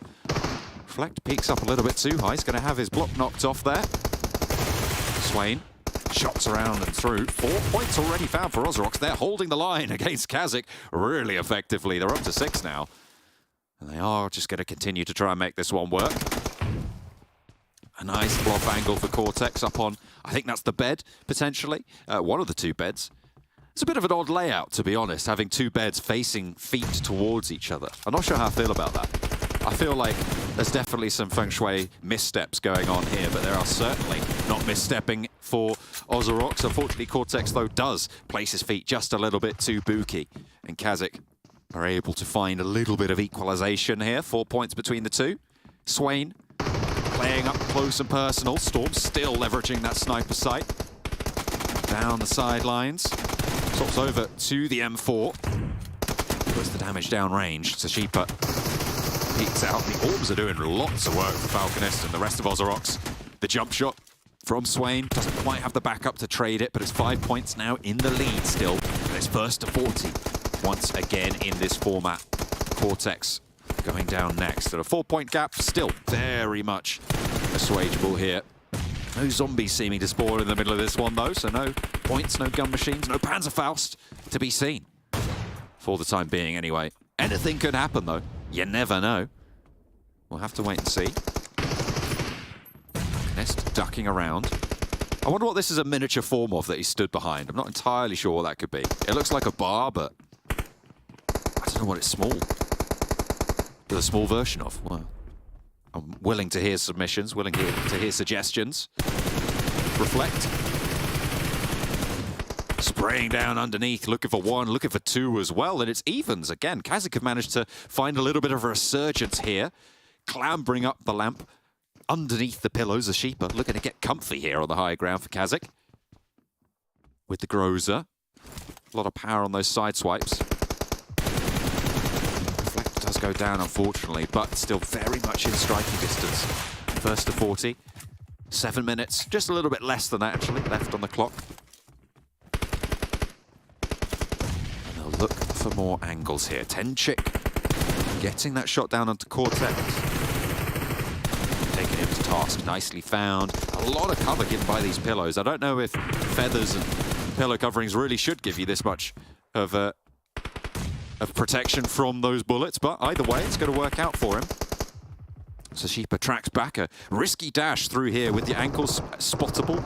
Making that cross is really, really dangerous, but Sashipa's managing to get through. Unfortunately, though, the team spots him, and OZAROX able to handle that off angle. Cortex looking for the spray, and OZAROX put a second up on the lead. Bringing it back to where it was. Mandarin cannot handle the jump straight, and Falconist able to put another up. Around the side.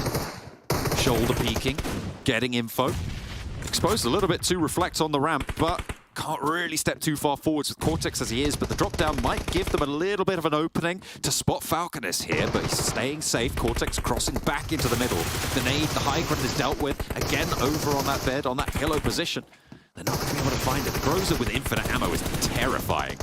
Just spraying it down and down and down again. 5 points between the 2 teams, and OZAROX have managed to re-establish their lead here. Swain wanting to vault up on high. Zashipa wants to stop the cross. Playing all the way back in their spawn. And Swain not going to give them the satisfaction of a peek just yet. Might have to challenge for a second, but no. 4 points, 3 points now as they shut down the gap. It is neck and neck here as we reach halfway mark on the points total and on the timer as well. 40 the objective.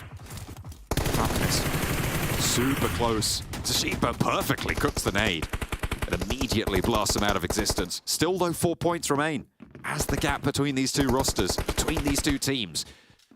Challenging around the edge. Storm with the challenge and wins it out as well. Really nice and healthy for a second.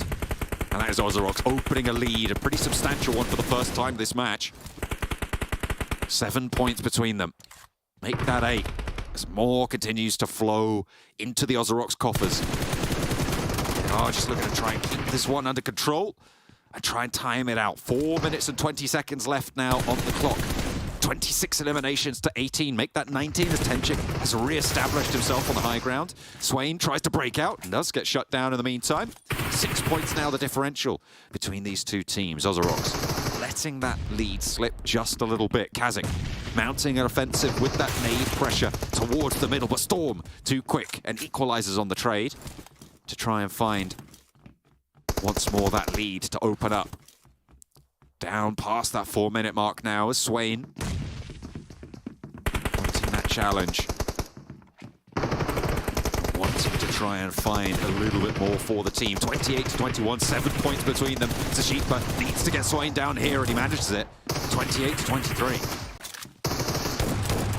So Halkanist jumping with the auto shotty. Looking to pump the shots down range as Zashipa the only casualty. A really nice trade for KASIK, but is it too little too late? 31 points on the cards for OZAROX and 24 for KASIK. Nade over the top for Mandarin, not really going to find too much there. Mandarin around the side. Try and keep that spray down, but 33 on the cards with 3 minutes remaining. 7 eliminations now needed for OZAROX. I have no idea how Tenchik didn't go down there. Storm sailing all of those shots wide, but finally manages to land half of that health bar. Has damage, and Falcon is back with the Orm. A nade looking to go long here. Tenchik needs to keep his wits about him, but it's short. This side of the bar, not quite serving it up. Nade doesn't quite get the challenge they were looking for. Still 7 points remain for OZAROX to claim as Zashipa. A challenge again up to that high ground. He's able to find one, and it's Tenchik actually to get it done. Reflect clambering up the bedside lamp there. Wanting to put some pressure on. Storm in danger. Cortex catches an ankle, but Reflect vaults up. Cortex stays safe for now, as does Reflect. But around the pillows, Cortex looking for the shot. Thinks maybe he's dropped back down. Is he aware of the angle? I don't think he is. The strafe across just as the heel kicks in. Keeps him in, but 5 now points remain for OZAROX to claim this victory. In match number 10, Swain does go down, and they are struggling somewhat here. KASIK mounting a resurgence. The ankles are spotted, and 4 remain. The points total needed 3 now, as the countdown continues to put pressure on KASIK and their backline. The trade's all that are needed. Falconist moves forward. Storm is there for the backup, and he's around that middle centerpiece area. Mandarin needs to hold his nerve, but can't quite do it. 38 now on the tally. Tenchik caught completely unawares, but Reflect has his back. 2 eliminations flow on through, but now with just 1 remaining, it's needing a miracle. Cortex goes down first. 34-39. OZAROX want to put it down here, and Storm will be able to do so. Underneath the bed, it is going to be night-night for KASIK team. OZAROX move into match 13. I don't know if we've got Blank back. I don't know if he's back on. Are you here? I'm here, yeah. I've returned. I just thought I'd let you cast that whole map out because I'm a nice guy. I just thought you deserved the royalty of that moment, you know? Just all the glory to yourself, bro. Hey, you know what? I missed you. I missed you during it. It was fun. It was close. At 40 points this time, the threshold. I'm seriously sad that I missed TDM, honestly. There's a tear in my eye right now. That's fair. You know what? I know what will cheer you up, Blank. What? Sanhok is coming up next. Oh, yes. We're going straight into the jungle. It's your favorite map. You absolutely love it, as does everybody else. And I'm sure we're excited to see how this lobby treats the dynamics that Sanhok will throw at them. Yeah, I do love Sanhok. It's definitely top tier. Top tier in terms of a map in general. I'm excited to see how the teams from Turkey actually will deal with this map overall, just because it is gonna lead into their more fast play style, right? You know, moving them towards those positions.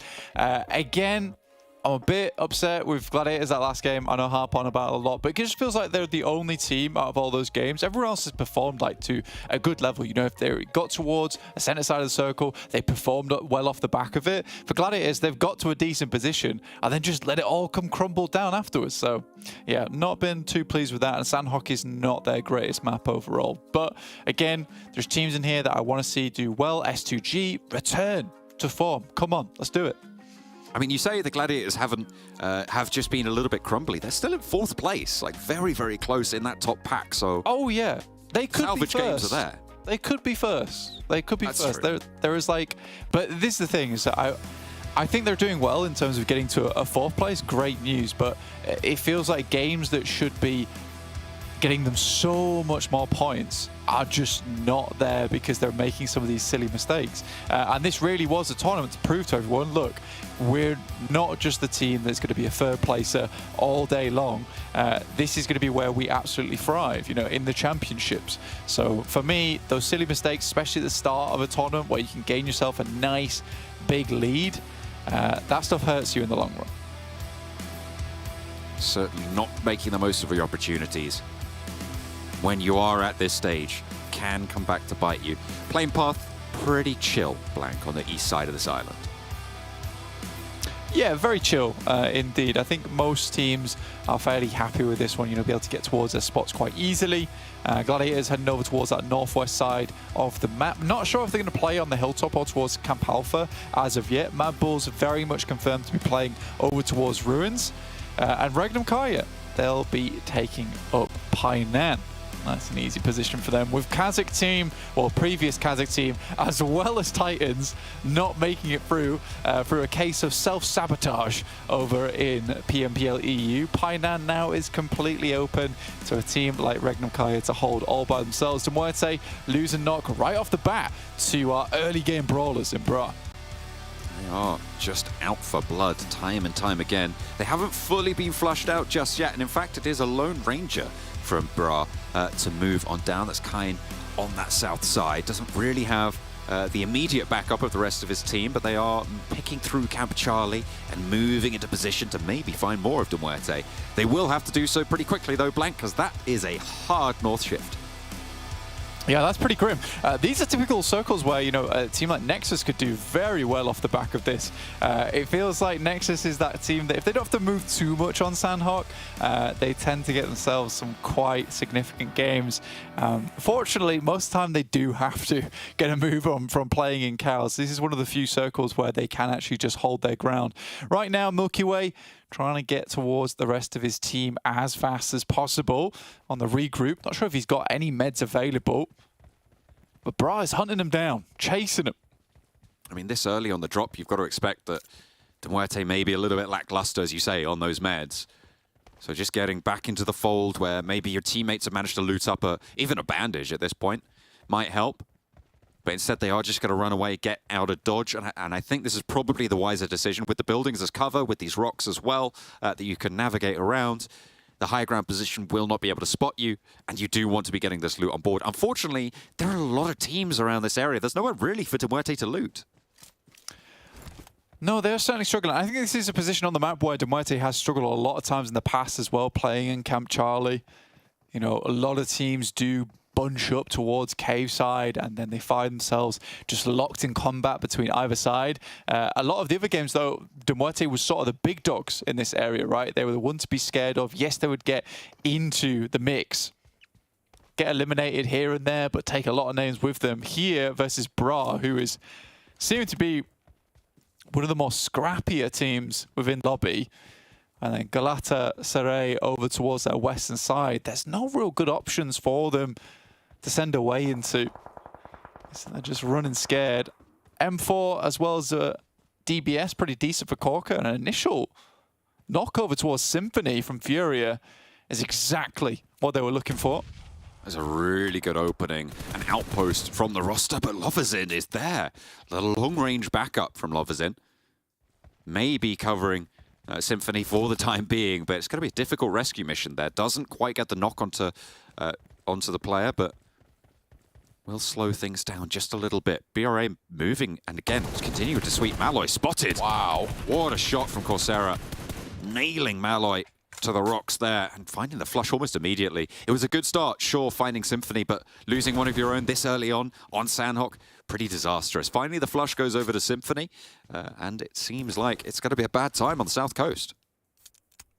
Yeah, really, really quite tough in terms of that shot. I think that's a team shot as well coming through, but either way, those bullets were very crispy coming through from Coursera. I'll give him that, 100%. Only really Bra that runs away from this one without taking any casualties. I think they're going to continue to sweep down on this south side. Open up a lot of space for themselves going up towards the west side of Quarry. And it looks like they are just kind of starting to try to set up to fan out, to lock these teams in towards Sami. Next RÜYA on your screens, just passing by on S2G. Getting all the way into the scrap of it. Paradise Resort on the north side. Invaded on the south. Next RÜYA. Frozen leading that charge in. KAOS a little bit split. Frozen still playing aggressive here. Shots coming through from that high ground on the north point of Paradise Resort. Backing them off the hill to the south and leaving Frozen in a position where he can't really get much done. He realizes that, grabs that vehicle, repositions and swings back down to the southwest. Yeah, next RÜYA right now. I think obviously you would kind of like to try and get further up towards the side between them and S2G, but I like why S2G positions. Head towards that northern side, backs up just a little bit, creates space between them and next RÜYA. Either way, for next RÜYA to start moving up, there is going to be an initial shot that could be taken over towards some of their players. And this is typically a position that next RÜYA is playing, which is really nice if you have to move south off the back of Paradise Resort. So this isn't ideal for next RÜYA, and S2G currently holds all the cards in front of them. It's a pretty tough hand to make fold. Got to bluff big if you want to take him to the river, but S2G certainly got the power to make it there. Positions to the northwest of them a little bit more sparse now. Tricky to make it work. Galatasaray, spot Palushi. Raxi able to crack off a couple of shots his way and gets the flush as well. Of Hayes not able to get retribution. Just a little bit of damage. Becker is across the way as well, but this rock, perfect cover for Graxi to stay up. Yeah, sort of interesting as well, honestly, with so many teams currently still down towards the south side. You got KONINA Power, you got Galatasaray, you got MUERTE, Bra, as well as MADBULLS, yet to make their way in as of yet. Try to clear out these coastal edges before they move up towards Camp Alpha, potentially, towards Hattin, and potentially cross over on that eastern side of that island. Next circle soon, though. Nexus still in a good position. No one's really found them as of yet. They have fallen prey to a backstab over on the north side of Cow a few times, though, which is sort of worrying me where OZAROX is currently sending. So if they learnt their lesson, they keep that north side locked down. Ooh, keeps a lot of water in on this next circle blank. Still, fairly simple navigation for Nexus, you'd hope. To keep themselves safe on that northern side, as you say. Let's see if they're able to make it through. It looks like Dagestan aren't going to be stopped going for this cross. Hang on a minute. I'll take that back. KAOS is there. They are ready to hold that out a little bit deeper on in, and Dagestan, who managed to get keep through already, are going to be playing on that coastline now. They've lost a player. Have Dagestan on that crossing. And they will not be able to get that one back. That's fully flushed. The Gladiators making their botation now over the north side. Again, another team that can actually head in towards the top side of Cow here. Another dangerous team, but OZAROX is quickly setting up. Potentially even 4 teams to move that way via boat, so I wouldn't be surprised if OZAROX does take shots over towards Gladiators. And this is where you've got to really be careful, right? Do you greed over towards the backside of Cow, or do you come in earlier towards the riverside? It's a difficult question to ask for the Gladiators, and it's more than likely going to be a case that they are out inside these boats for a long while. There's that initial knock I was talking about from S2G over towards next RÜYA. I think they set this up very, very well, and they even like make this sort of a C shape, just trying to hold next RÜYA in. As they realise, really, their only option is to slide round on that western side of Paris Resort and move up towards Tatmok side. So very, very smart from S2G. They know all the locations need to be held. In the meantime, these fights are just continuing down towards the south side of the map. This is over towards Tambang. You know, very far outside the circle. A lot of these teams, I think, have already just sort of given up in getting in. Of Hayes actually was able to get that shot down onto Graxi. Stepped up out of the water. Perfect team shot time as Becker had been repositioning, and with that overwatch on the hill for such a while, was able to get the team shots down. So nicely found. Allows our FaZe to keep going. MUERTE have broken out of that hold on the southwest side as well. Playing on as 3, they're just passing Camp Alpha now. They have to figure out how to cross from the northwest island though, and that is going to be tricky with a number of teams around that north bridge. KONINA Power getting rid of Graxi. That was the only thorn in their side for their immediate locale, but they can look to make a rotation now. Got 1, 2, 3, 4, 5 teams still out in the blue on the south side, quite distance from the zone. No one's really moving in. Dagestan had a pretty clear idea of where Gladiators were. Kitsune takes one hell of a hit as well, so he has to get towards land, and he can't really stay underwater for too long now. Even if he takes one tick, after he runs out of breath, he just goes down. So for Kitsune, he has to be really careful. He's made it to the pontoons, though. Those floating barrels can give him cover to play around. The rest of the Gladiators still biding their time further out north in the water still. With Dagestan playing that rock, it's going to be really tricky to make their way up to this beach. They might have to think about going further east around the side, see if they can make their way up there. The next circle just about to pop. Ooh, that's kind of nice for Dagestan, actually. Even though they're down one player, can hold this one out quite comfortably. There is some really decent ridges around this side as well. When KAOS already leaving, losing Matcap, this gives a really good opportunity for Dagestan to continue their bombardment over towards that side. But it's REGNUM CARYA slowly creeping in from that southern edge, which I'm most afraid about at the moment. A team that's been finding some really good opportunities around the map and kind of creating their own look at this point in time. You can see why Max is such a big fan of them. This next circle is really tricky, Blank. I mean, it keeps a lot of water in. Sure, there's still a little bit of hut in, but very likely you're going to have to push over to the east side. You said there's some good ridges around here. That curved set of rice field hills is really, really powerful if you get control of it. If you can get there early on and hold it down, crucially, and that is a tall order with the number of teams still in the lobby, you are going to be on for a strong game. The question is who's going to make that move first, and can they maintain it?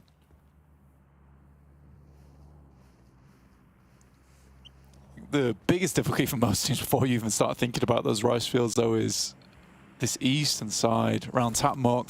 It's quite a few buildings, quite a few compounds actually, littered over towards the southeast edge you can move into. It's really going to depend who makes that first pot of call. The Major Pride make a pretty risky maneuver, quickly send in over towards a compound on the roadside. They can start taking shots over towards Nexus, S2G, next RÜYA as they try and make their way in. Very wide wrap coming through from MUERTE. You know, this is a team that I didn't think would remain in this game for too long, but they've made it up towards Hatin. They're currently removing players from KONINA Power.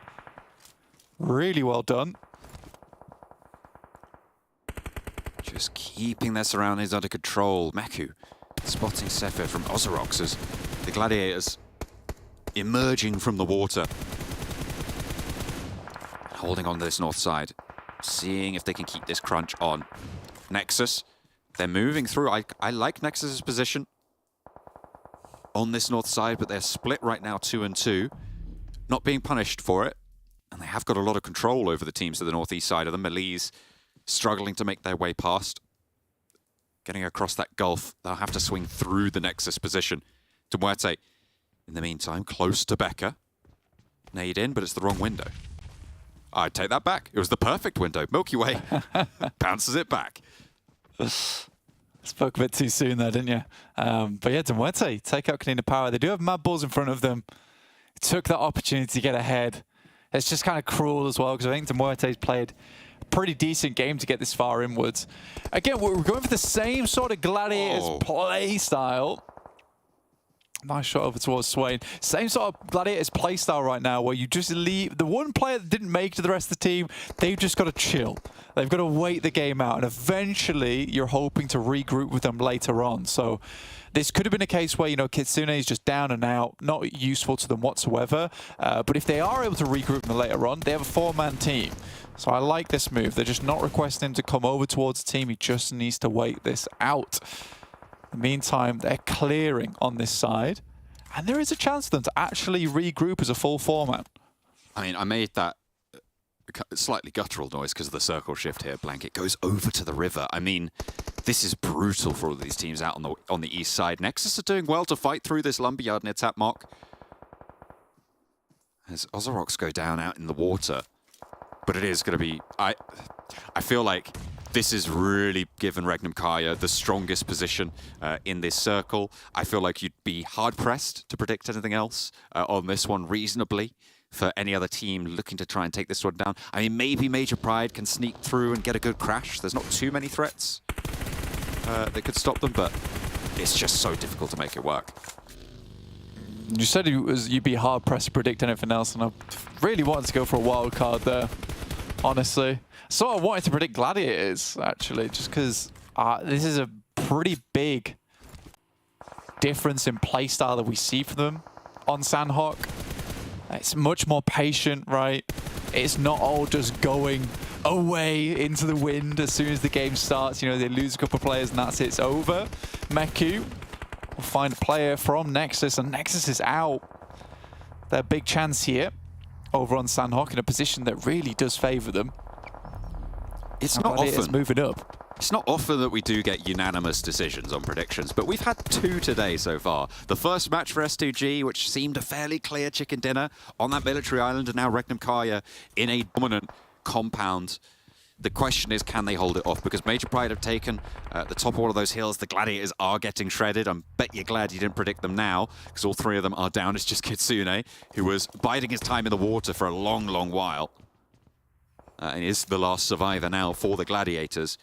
But unless someone cleanly wins the fight over in Hatin and then somehow gets across the river, I feel like this has just got to be a REGNUM KARYA. What can Major Pride do about it? Yeah, I mean, it was either the circle moves firmly on towards Hatin, or at least as far as it can, and then potentially there's a different winner. But yeah, for REGNUM KARYA, this is one of the few times where this spot on the map is extremely useful, right? A lot of times you look at this position, it becomes a little bit obsolete towards the late game if you start shifting over towards Tap Mock. But this position here, in this circle, which doesn't happen very often, is so, so strong as you're slowly able to move out over towards this lakeside, start peeking teams from within cover. Nice initial knock, though, over towards REGNUM KARYA. It's not going to matter too much, though, because they have such good staying power in this location. I do feel sorry for Gladiators, though, because this is a crazy circle. I think that the 3 players from Gladiators assumed that it would be Kitsune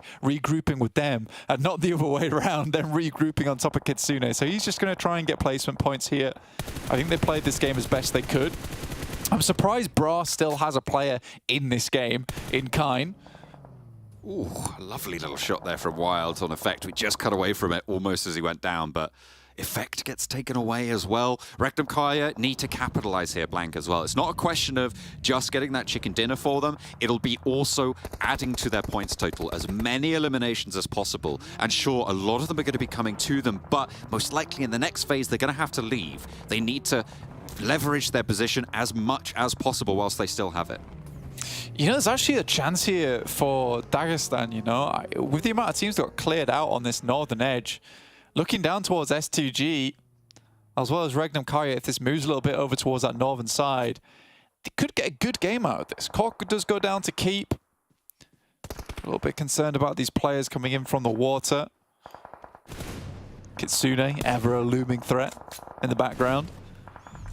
He's always there, watching, waiting silently,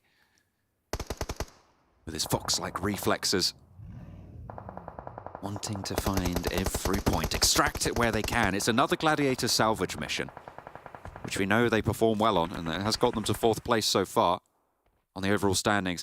I mean, with the circle doing this, it's kind of, it's kind of foregone at this point.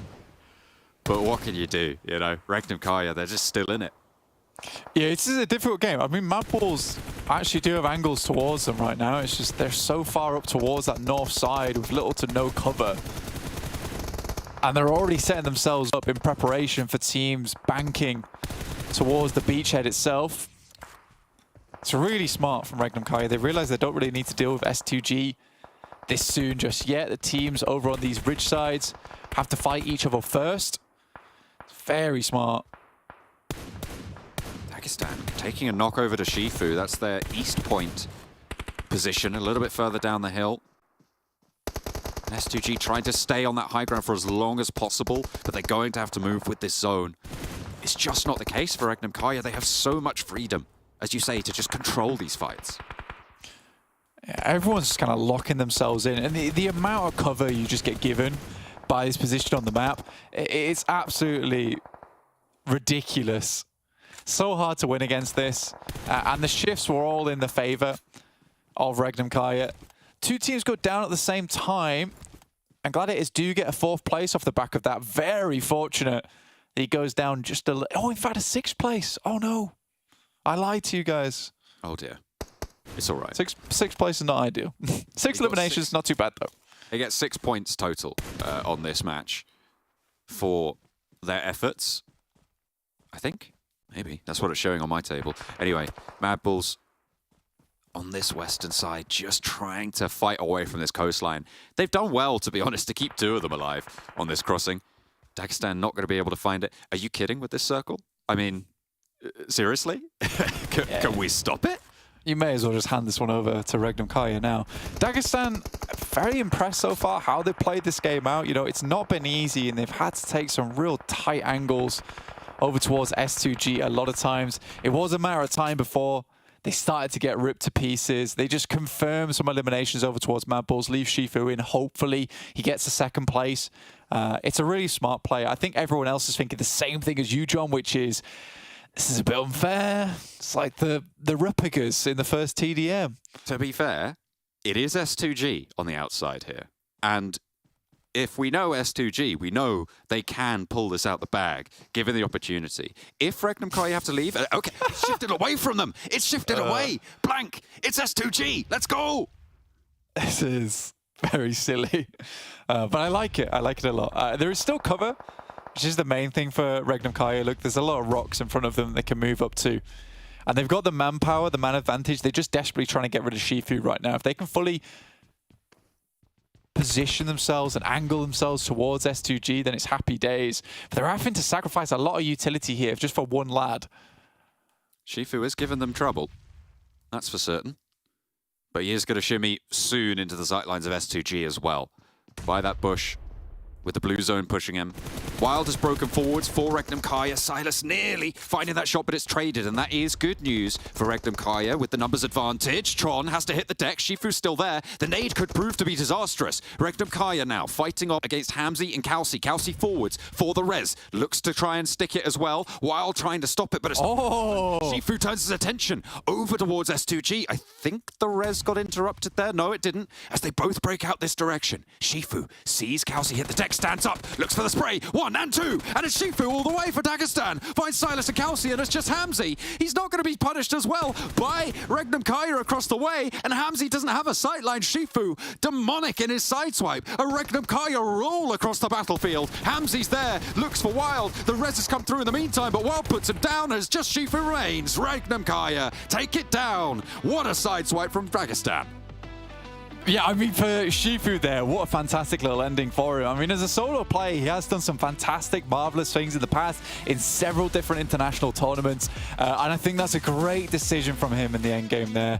He realizes that all the cards are in the favor of REGNUM KARYA, and he was looking for a 2nd place. They left him behind for the exact reason, so he does what he was destined to do, which is to take the fight to the team on the outside edge. As soon as he saw that initial knock come through, he just thought to himself, why don't I just help the team with the better position? They don't have angles over towards here because it dips down over the top, and they're having a tough time themselves. Really wonderful play that still takes a lot of skill to be able to finish that one off, and even finishes the game with the most eliminations. So what a wonderful ending for Dagestan. Dagestan had a really big elimination game there as well. I think towards the end they already had 10, able to pick up I think at least 2 more there. It was a 13 elim. It was nice. Huge stuff coming through from Dagestan to be able to close it down. You said they had a chance fairly early on into these phases, I'd say, Blank. Yeah, I mean, to be honest with you, it kind of changed, right? Because I assumed that they would play from that ridge side. They don't. They take the other chance of going for a 2nd place and clearing out the teams on the north side. In the meantime, we're going to clear out as well and send this one back over to the desk. It's time to upgrade your PUBG mobile outfits. Join free daily cups for solo, duo or squads. Win Face It points. Exchange for PUBG Mobile UC. To customize your account, join Face It today and earn rewards. Try for free at faceit.com/PUBG Mobile.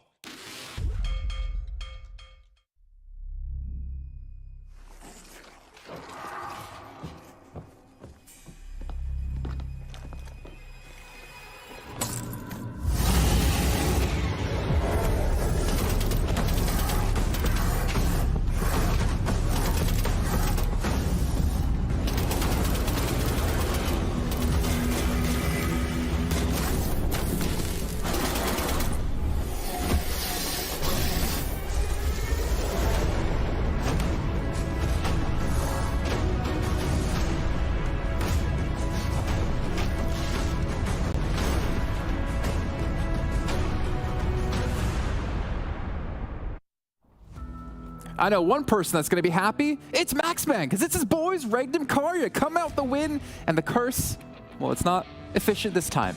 And I predicted them. Yeah, but we all I was Blink here in the studio for a second. Whoa. That was a great impression. Yeah, we all predicted them. Yeah, because good circle on good position with good team, and they get the good win. Yeah. So you're saying four of us predicting them outweighs the curse that Max has? Can I just? It took a lot. It took a lot, yeah. It took a lot. And you guys, you saw SCC try there, but obviously REGNUM, KARYA, I think you brought up Kalaris, like the position they had, the compound they had for such a long time. Unlimited utility basically going into the final push. Yeah, effectively. I mean, obviously you try and go into a late game scenario with as much as possible, and up until having to try and dislodge Shifu, they actually probably didn't have to use much at all to try and stop anybody kind of approaching them. So they should have had enough. They should have had smokes. They should have had nades. They were able to put the boot in, but Shifu was also able to put the boot in. They had Shifu. He was all the utility they needed. Just go get him. He was their nade. Exactly. Shifu nade. Oh, go get him. And he actually helps out, and he gets 2 eliminations, and he trades the chicken dinner for REGNUM, KARYA. It was pretty decent trade for them, so good for REGNUM, KARYA. I mean, their position, it's so strong. You can't push it. If you're team crossing from the river, you're not going to survive it, so MUERTE couldn't make it, MADBULLS couldn't make it. It's just so strong. It was going to be a REGNUM, KARYA win for like ages in that match. Yep. Max, you know I'm going to ask you about this. What? Because I already told you I was going to ask you about this. Gladiators. Oh, stop it. We got to discuss that really quickly. Northwest Island, rotated slow. You can see him getting annoyed already. They did a boatate into a 2-man swim into a boatate into Kitsune off by himself on the coast. Look, the fact you have to describe it so many steps already, you're like, something's off. Okay? I don't get it. Yeah, they sent it north, like super far, which I get it. You want to be out of render distance and stuff like IK, understandable. Then you have 2 players who are just going to swim it over to the coast, then just drive 2 other players closer so you know the team is out in the water. Then you send Kitsune to the west and your 3 players to the right, and you're just going to try and collapse on 3 teams, by the way. That's not going to work out. So I have no idea what the game plan was, because I think phase 5 was just 50 meters from where they usually drop. You can rotate across the river. So I'm getting frustrated, sorry. It does seem like they don't really have an exact direction that they want to take on Sanhok, right? When you see these kinds of things, because as you say, they are literally next door to where the circle is, and then they're opting for a botation compared to a potential landfall, like maybe going via a bridge or something like that. Of course, it's a bit tricky, but there's shallow locations across that river that you can actually like move along, and there's better options than a boat, I think. Okay. Well, I like how James is being very PC, very calm about it, and Max is just like, what are you doing? Well, you know what? Let's talk about happier things, Max, okay? REGNUM, KARYA. Let's see the player stats here. That's going to make you happy. That's a good topic. I like that. Thank you. Wild, 5 eliminations, Azel with 2, Tron with 1, and Loxy with 1 as well. Obviously, I mean, there wasn't too many teams that necessarily approached them, so you're not going to expect like crazy amount of eliminations, but they closed it out cleanly and efficiently. And we were talking about utility, the fact that they were able to maintain it for as long as they did. The only position playable around that compound are rocks and trees. So it's all you can play, so utility is just super easy to dislodge teams away. And while they're just constantly MVP phase after phase after phase back in Turkey, and he is a player that has been able to stand out in PMRC too. So I feel like he is a player that has MVP potential for these bigger events like Championship. So just keep an eye out. He's pretty good. Yeah. By the time you get to the penultimate circle for them, even moving out of the compound, even when it hard shifted as hard away as it could from that compound, you still have a better transition to the rocks compared to where S2G is. So yeah, by the penultimate circle, it was just a done deal, basically. Well, speaking of S2G, we do have an interview with S2G that we want to take a listen in on, and I'm curious, what did they discuss? Because they know they're into the grand finals. Maybe they talk about it a bit. Maybe they talk about their plan of attack here in the EU Champs. Let's find out.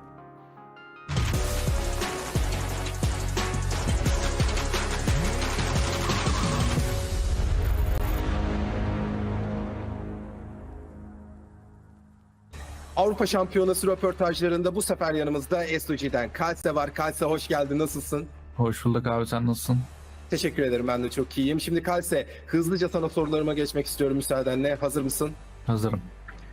Şimdi ilk sorum şöyle olacak. Bu mevsim tecrübeli takımlardan çok aslında biraz daha yeni gelen takımların Avrupa Şampiyonası'na daha fazla gittiğini gördük kendi ligimizde. Bunun hakkında neler düşünüyorsun? Sanki altyapıdan gelenler veteranları biraz zorluyor gibi, ne dersin? Abi derslerine iyi çalışmışlar gibi duruyor. Çünkü çok tecrübeli olan, yani top tier olan bir Fireflux bile çıkamadı. Yeni gelen takımlar çıktı. Bilmiyorum, zorladılar bayağı Türkiye Ligi'nin de. Avrupa'da da umarım zorlarlar Avrupalıları. Müthiş. O zaman ikinci soruma geçiyorum. Geçtiğimiz yıllarda Türk takımları Avrupa bölgesine göre çok daha üstündü. Bu mevsim bizler bunu başarabileceğiz mi Türk takımları olarak? Sence şu anda Türk takımları Avrupa'dan daha güçlü mü? Onu soracağım sana. Abi şu anda yani Fireflux'ın kayıplığı Avrupa üzerinde çok fazla olacağını düşünüyorum bu baskınlık yönünden. Ama bilmiyorum ya, galiba bizden daha üstün olabilirler bu Avrupa. Bu Avrupa'da rakipleri çok küçümsememek lazım diyorsun. Aynen öyle. Süper, o zaman diğer soruma geçiyorum.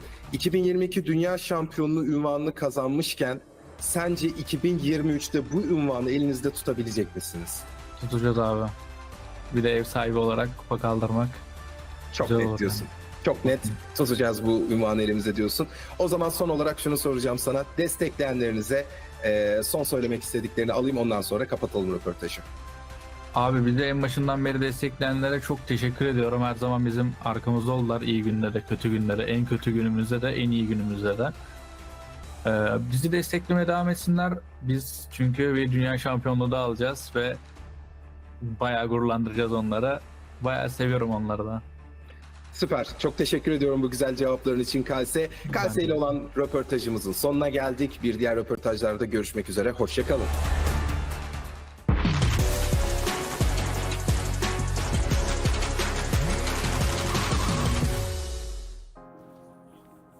You know, it's kind of funny because you hear Kelsey thanking his fans who have been supporting them since the first day, and I look over at Max, and Max is like, "That's me. He's talking to me. He's like, I am the only fan of this guy." I was hoping he would say your name at the end, be like, "Oh, big shout out to Max, man." He's pretty big on TikTok too. I guess I'm not the only one, but but it's really interesting. He had to mention Fireflux though. Like that was recorded right after the end of PMPL Turkey. It was like, "Oh, Fireflux didn't make it." Rip. Pretty much. Interesting to hear that he believes that Fireflux is actually one of the teams that keeps the Europeans in check when it comes to the championships as a whole. Where I don't know, I think Europe so far has done pretty well today. In 2 of the games, it was pretty Europe dominated, but we've only had 4 games so far. I mean, historically, it's only Fireflux that won. Yeah, historically, it's only Fireflux and Gladiators that won, so it could be a new team this time. Yeah, or it could be Gladiators again. Yeah. Maybe Gladiators have been able to crack open a cold Monster Energy, our official energy partner here at PMPL, because they're going to unleash the beast here. Not on Sanhok, obviously, as we just saw, but potentially as we head over to our final Erangel of the day with our commentators of John Allen and Blink once again. We've got another Erangel, tasty chicken dinner up on the menu for one of these 16 teams that's going to be jumping on in. Are the Gladiators going to find a non-salvage game? Well, we'll have to wait and see.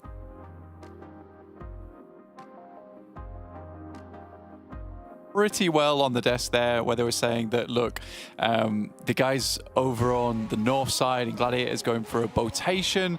It's not ideal, right? You know, there was a lot of options available to them that they just didn't go for in the end. And I think that it could have been a very different game from that perspective. So it feels like they're really trying to play it a little bit too safe. And that will get them the third place. It will get them the third place, don't get me wrong. But is it the win that they're looking for, or are they just looking to qualify?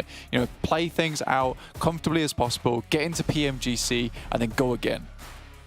Try and make that next step. That's really where a lot of the money lies as well for the Gladiators. That's what they're going to be hoping to try and earn, certainly in the forefront of their minds. Playing path from Stauber down towards Sosnovka Military Base, cutting into the east side of the map here. Difficult path to places like Georgopol, so potential for the Gladiators to adjust, but it looks like they're going to drop out, grab some vehicles on the road to Zaverny, and maybe try and break down along those paths for the time being. The rest of the teams jumping out. A split for OZAROX over that Stauber-Kameshki area.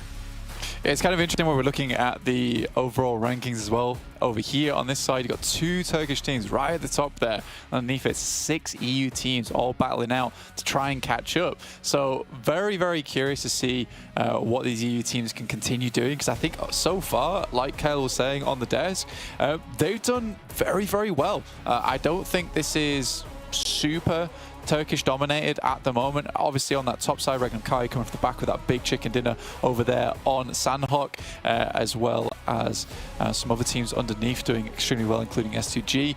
You know, there's definitely a chance here for EU to take some of those top spots by the end of the day. With a circle that's as fair as this, you know, this is maybe the chance here. I really want to see MUERTE start getting back on the tables though, because they have just not been looking good. It's necessary to step up at this point. It's a pretty short run, 24 matches. It's the same number of matches each of these teams will have played in each respective league stage back in their previous phases. So it is not the longest of time to put your mark onto this tournament. Most teams will be looking for top, most likely 6 at this stage, with S2G certainly coming out the gate swinging. It's currently sat at the top of the tables, most likely to push that bubble down a little bit lower into that 6th place. So that's what we're kind of looking for right now. The Gladiators wasting no time in picking up a point, struggling to get the rundown onto Demon, but they just pop out with the shots instead. Grab another vehicle as well, add that to the Armada as Maku gets the first elim. Pretty aggressive there from Gladiators. Just barreling it through now over towards the western side of the map, finding KAOS on that run up towards Zaverny. Pretty rude of them, all chilling in the pink vehicle right now, matching their colours displayed in game. I like that, you know, but colour coordination, always nice. It's the vibe. It's what they're going for. Major Pride were turned away at the door of Zaverny. No room at the inn, and instead they will have to head out and down towards, well, kind of the same area that Gladiators have just moved through. Rozhok occupied by MADBULLS. We know that that's normally where they're going to be. Major Pride are going to know that that's where the MADBULLS will be. So I'm wondering where Major Pride are going to pull up here. Or if they're going to divert, maybe try and get towards Sunken, or maybe even as far afield as North George. Zaki, potentially. I mean, that's a little bit weirder of a prospect, but it's not completely out of the question. It's not a 0% chance, I'll put it that way. It's a tough run for them if they head up to Zaki. I mean, you still have to double back, right? But I think with the playing path, you can maybe assume if you're Major Pride that most of the teams will be coming in from that eastern edge. So they can happily head up towards Zaki and then move back down.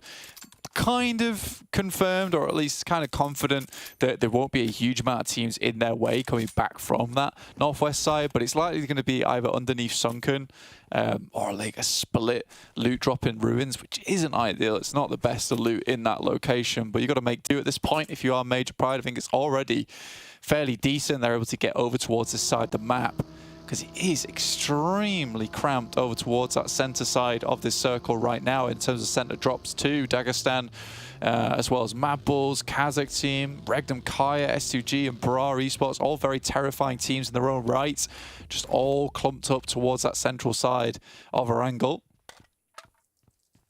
It's a pretty tricky circle as well. Cut down the middle with the river.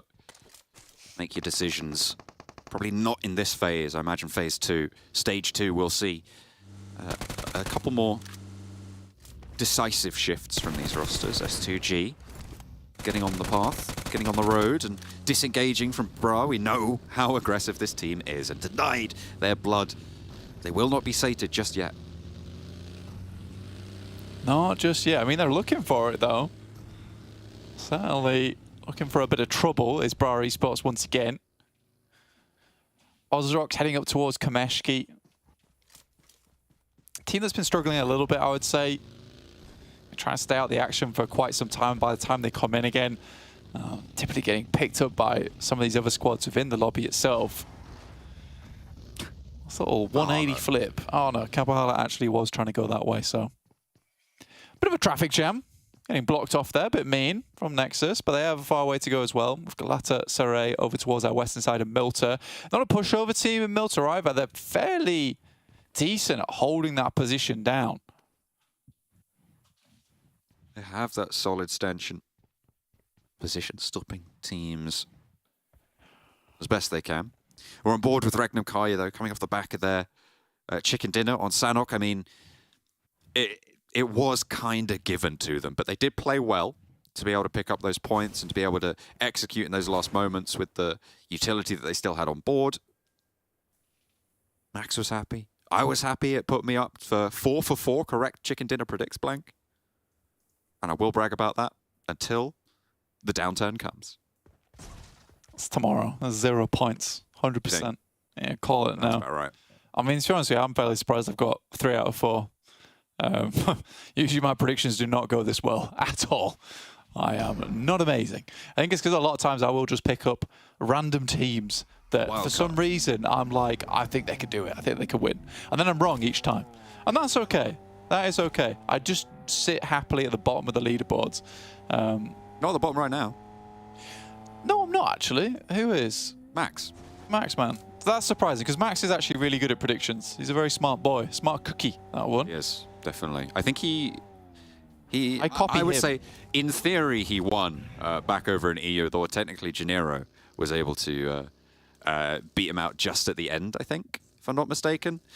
She was able to get quite a good prediction run, but she had much fewer games, so Max had a longer, strong streak, and I respect it. Certainly, out of all of us here, he did the best.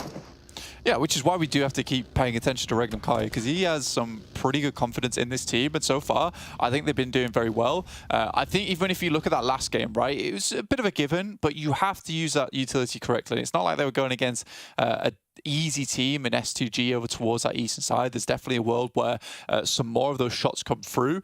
If it wasn't for Shifu, you know, that might be a bit more of a hard-fought victory there for REGNUM KARYA, but we look back at the rest of the games that were played today, the 3 before that, and I think there's a lot of times where REGNUM KARYA is really trying to push the belt, right, in terms of where they play on the map, what kind of third parties they're taking, how proactive they want to be in taking position. I love the fact that, you know, when they're in a fairly strong spot, they're still happy to push out, leave maybe some players behind and try and get some third-party damage in. Not a full squad wipe, obviously, but just a little bit of damage, you know, really hurt some of these teams that are surrounding them, going to make their end game a lot easier. So I think overall, REGNUM KARYA is probably my favorite team on the day so far. Dagestan, close second after that one. Maybe just Shifu really pushing that one over for me. But next circle comes through over towards the eastern side. Again, a map where I want to see MUERTE do well here in match 5. They're over towards the eastern side. They have made it out. They weren't boxed in over towards Lipovka like last time. And there's a good chance for them here. They're over towards the south side of the fields right now, looking to pick up some kind of compound. 2 of their players are slightly further out, though. You can see them there, Milky Way and Malloy. It's a tricky Yasnaya Field circle. A lot of dead ground, not really too much potential to move into a major central area of this circle. Could see a ring of death forming around the edge of this one. Certainly a glut on the southwest side, near that direction of approach from Pachinki, from Rozhok on the southwest side of the Yasnaya Fields. The hills are ripe and ready for the plucking for a team with the competence and the confidence to do so. Bra just moving into the compound there. Dagestan as well, already Got some buildings on the northwest side. I was struggling there a little bit, weren't you? The competence and the confidence. I said that one was on purpose. I think you should have done just the competence, because then we could infer that you meant both confidence and competence at the same time. And you would have looked like a genius, mastermind. It's very rare that happens. Oh, you got 12, it was 4 for 4. Oh, well, if you want to bring it up, then sure. I mean, yeah, you're 4 for 4 right now. It is what it is. I basically can see the future, is what I'm saying. Exactly. For Gladiators, I've a feeling wide wrap into early centre send. Okay. However, probably going to overcomplicate things for themselves, I imagine. I think Max is on board with me with that comment. Let's get a little bit deeper into that. Which of the Gladiators dies on that approach? Meku. I think Meku is playing sort of backstop for them a lot of times, so it does make sense that he goes down early quite a lot. Been happening quite frequently, but he has his moments, so you can't really fault him. Looking at some of the teams in the lobby, though, Major Pride are moving through off the back of their win on Miramar today. Looking fairly nifty with it. So happy to see them get another strong game here, especially with them really not having the finish that they would have liked over in the PMPL EU finals.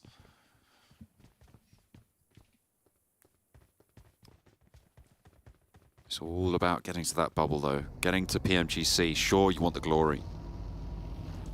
But as long as you can stay up towards those top of the tables, you stay in the conversation. You stay in with that shot.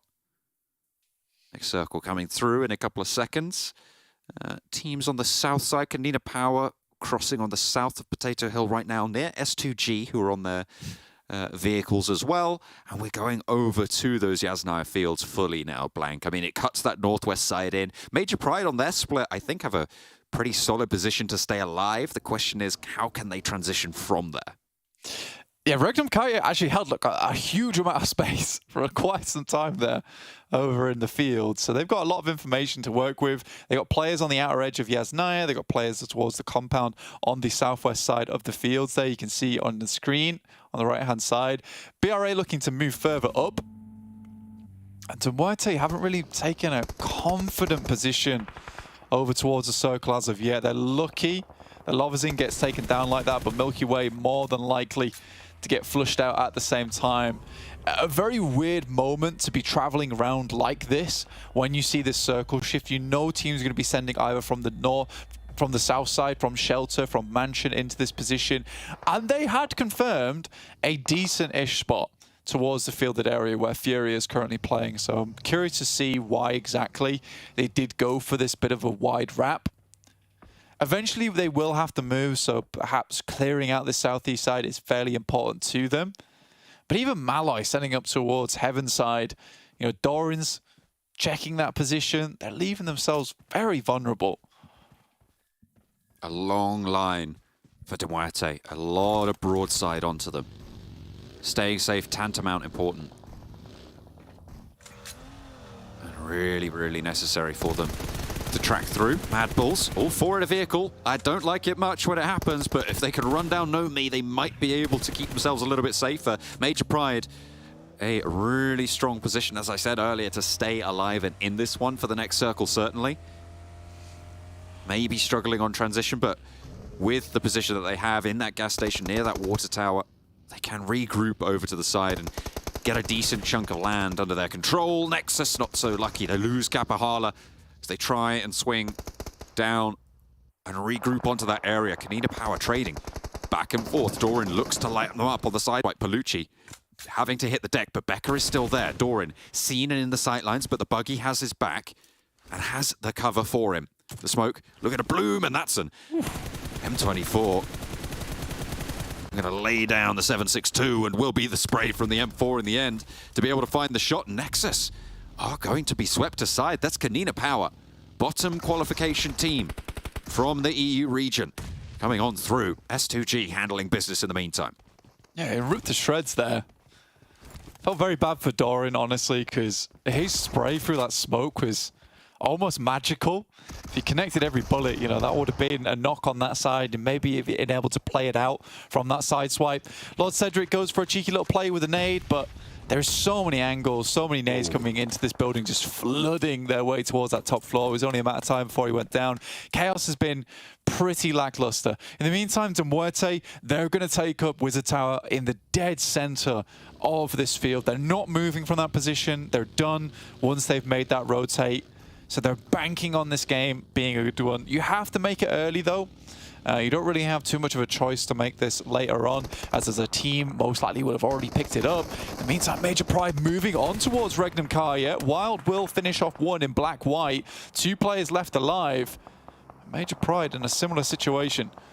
Really heads up for Major Pride to try and make this move now, but REGNUM KARYA looking to stay. Wow, what a nade from Effect. Perfectly placed, perfectly cooked as well. He's got to look for the flush with that one as well. It's got to speed things up, certainly, on those knocks, but Nomi and Naomi both down, waiting for reses. The shots come through, and it's actually Gladiators to pinch the point from the north side, the west end of Yasnaya. Can Effect keep them going with 2 players from REGNUM KARYA there? Ready and waiting to take this fight. KASIK can move in and potentially third party here. They're playing in a super strong compound on the west point of these Yasnaya fields. They aren't third partying it just yet. Maybe looking to diet down a little bit more, but no, they stay all 4 together for KASIK on the other side of the road. Loxy lobs the nade on through, and that's a double flush. Finishing off one there. Nomi will get picked up by Meku with a Mini 14. I think for Gladiators, though, I think if I was Gladiators, I'd love to push down towards this building, but it's a smart decision they make because they know they want to clear out this western side as well, John. They want that safety from the MADBULLS, from S2G as well, who have been looking to cause trouble. Certainly did over to KAOS, but now their attention probably has to turn to KASIK at their forefront, but the engagement to their north cannot escape their attention. They do not want to allow that one to get away from them. Bra, shots over towards KONINA Power, have a lot of suppression on that angle. Dagestan wanting to move past MELISE. And they break wide, they break separate as well. Different buildings, they'll play across on the compound. Nade in the meantime from Bra over onto KONINA Power, and KONINA Power are down now. Kitsune swipes over towards REGNUM KARYA, takes a big hit, and Matic even sending over towards his top side, shot out by the MADBULLS. Nadenham for Loxy and Wild could be the difference maker, taking down Kitsune. Meku's rocking up towards the backside. This is fairly visible by at least teams in Yasnaya. Decide to make the push now. With MADBULLS losing 1 player, they think this is the best time for it, but Meku falling to Realm is a really big deal.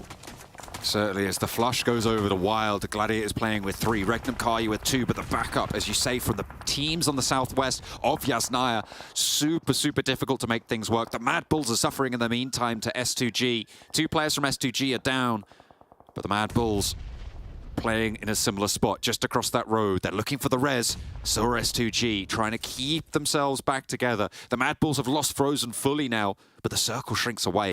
Blank, this is desolate circle right now. MUERTE pretty happy though. One last player now for Gladiators. I think it's Matic once again. So 1v1 here. That's going to threaten the res on both sides. Go for it. DBS in hand for REGNUM KARYA. Res comes out a little bit quicker here. Smokes down again. You wonder how many nades the boys on REGNUM KARYA have left, if any.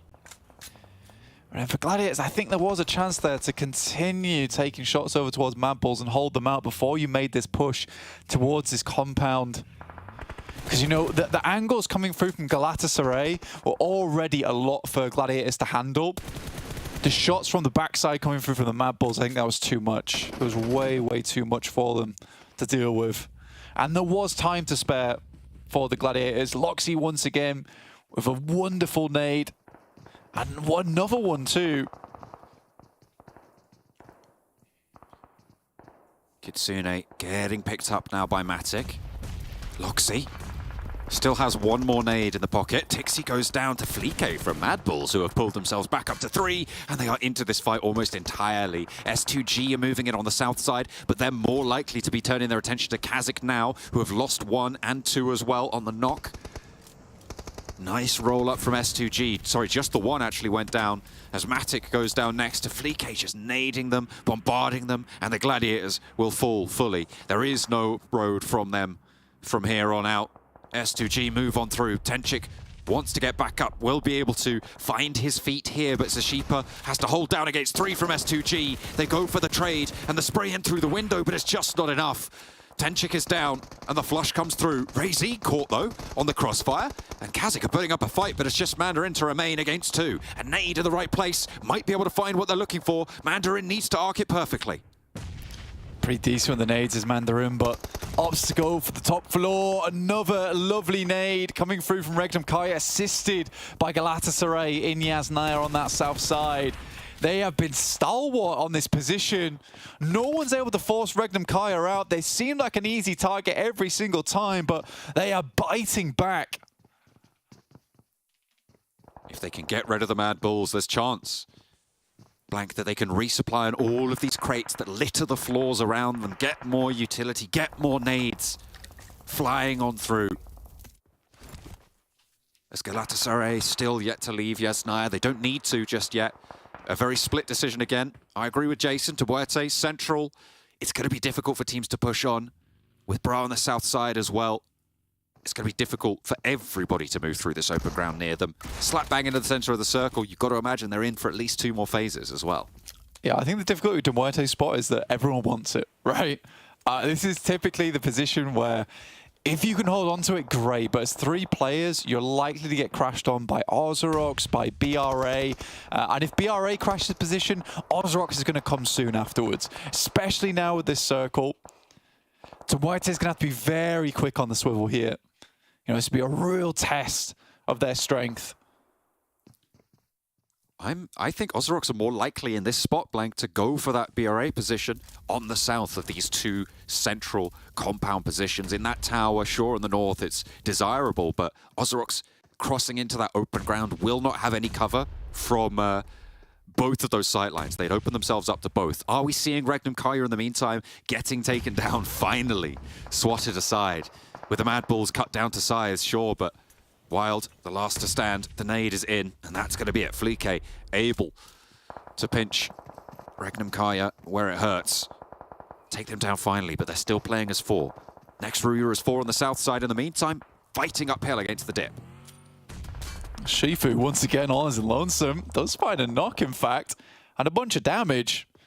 They're all in a spot where very much 1 or 2 nades could be the difference between a loss and a win. S2G looks to swing down, currently on 11 eliminations, having a very good time of it here. 4 players up still.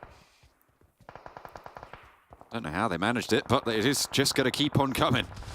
For S2G, they find the MADBULLS, looking only 2 now to remain. It's Kelsey. There's that earlier flush that they were able to play around with, and a second with that DBS. They put themselves in those close-range fights, and they execute very, very well. Now they're starting to sweep around to the south side. An edge sweep looking to be on the cards for S2G.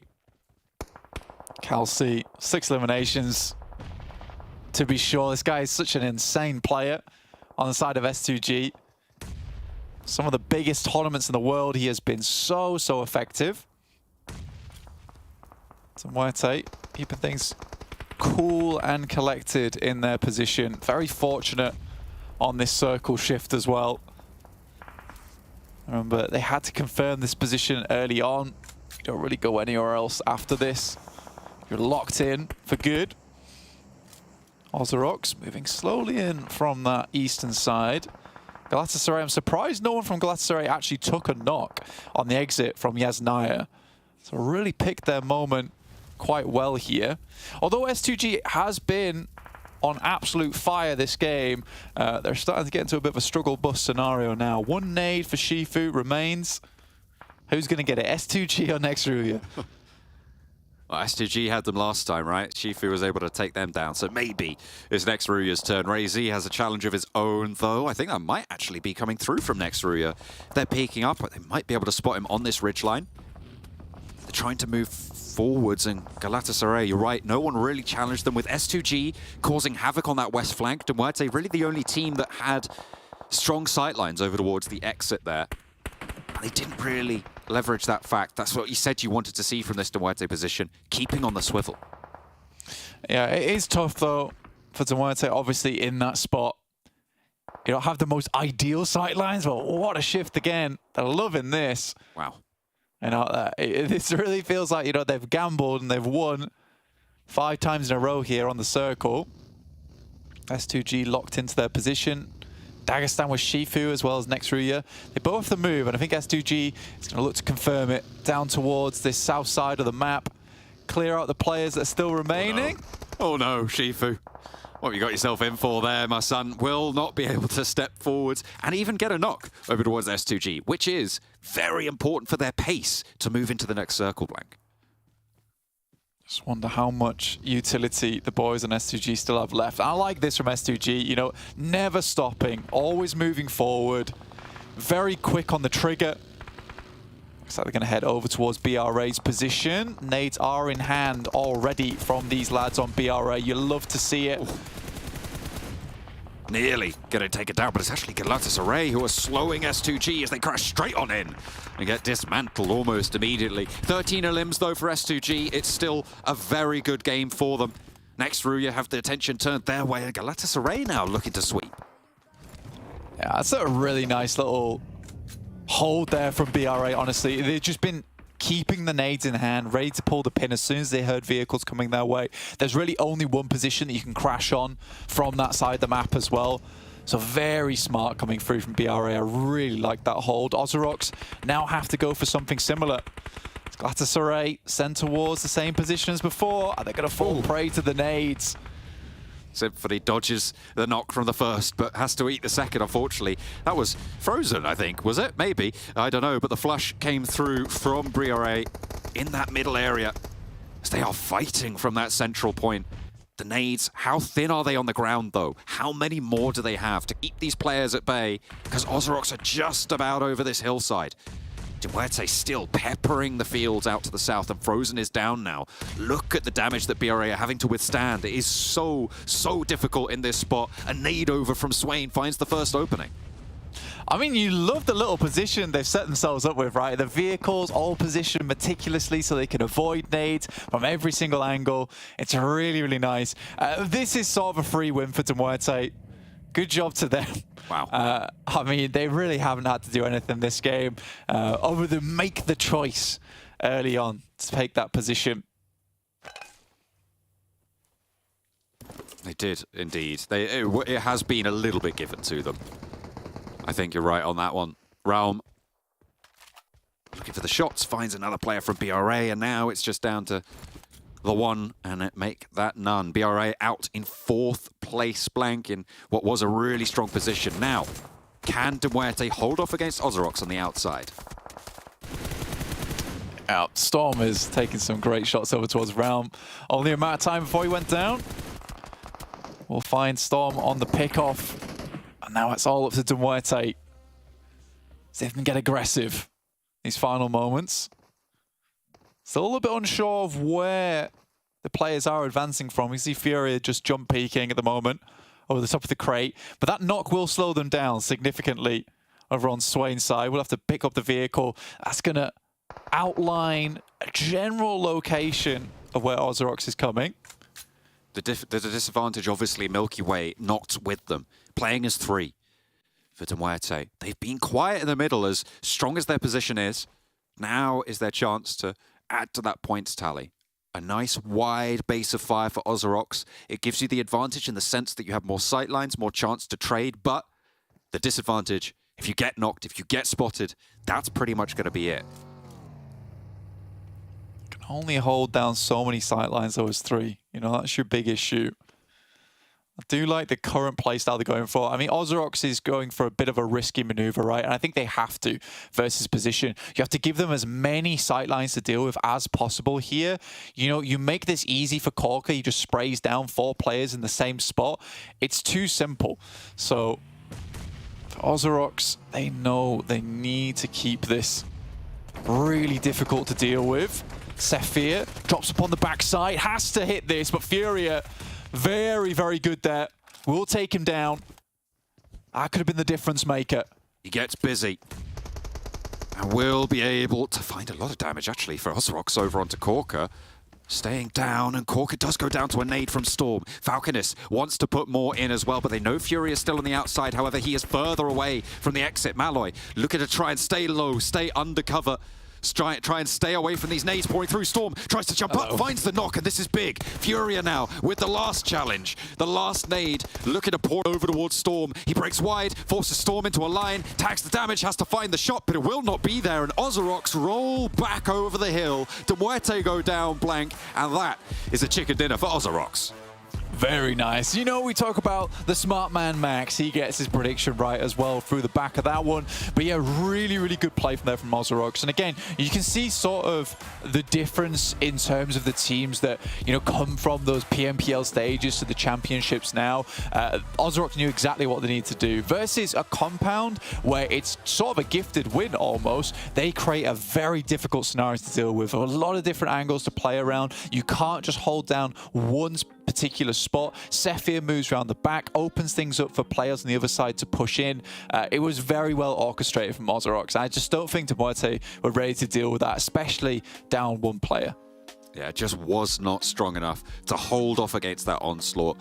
I think they did look like they had a good chance. I mean, we say Fury is a great player, probably one of the best on the roster for a reason, able to handle that roll-up even when he had a nade pin pulled, able to tuck that one back away and win on a flick. But as you highlighted, it just wasn't going to be strong enough. Those nades came through and the smokes were already there. The mobility that was on display from OZAROX, I think, is undeniably great play. Absolutely. I think that you look at that from MUERTE in particular, you're really, really happy with how far they got. You know, I said that I wanted to see them get a better game here, and they absolutely do, but OZAROX steals the show at the end there.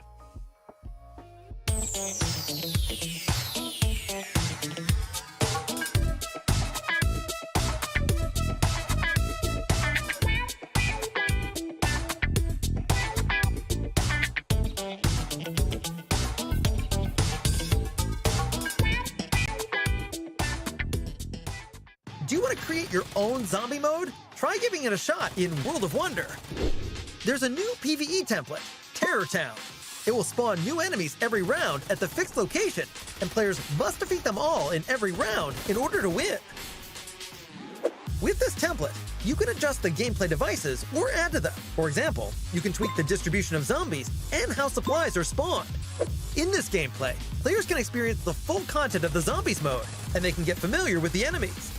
Additionally, some new enemy types have been added to the PvE enemy spawn device, including huge zombies and exploding zombies. Enemy health and attributes can now also be more finely adjusted, letting you create exactly the kind of PvE gameplay you want. If you want to know how to quickly eliminate zombies, be sure to try out the new PvE template first.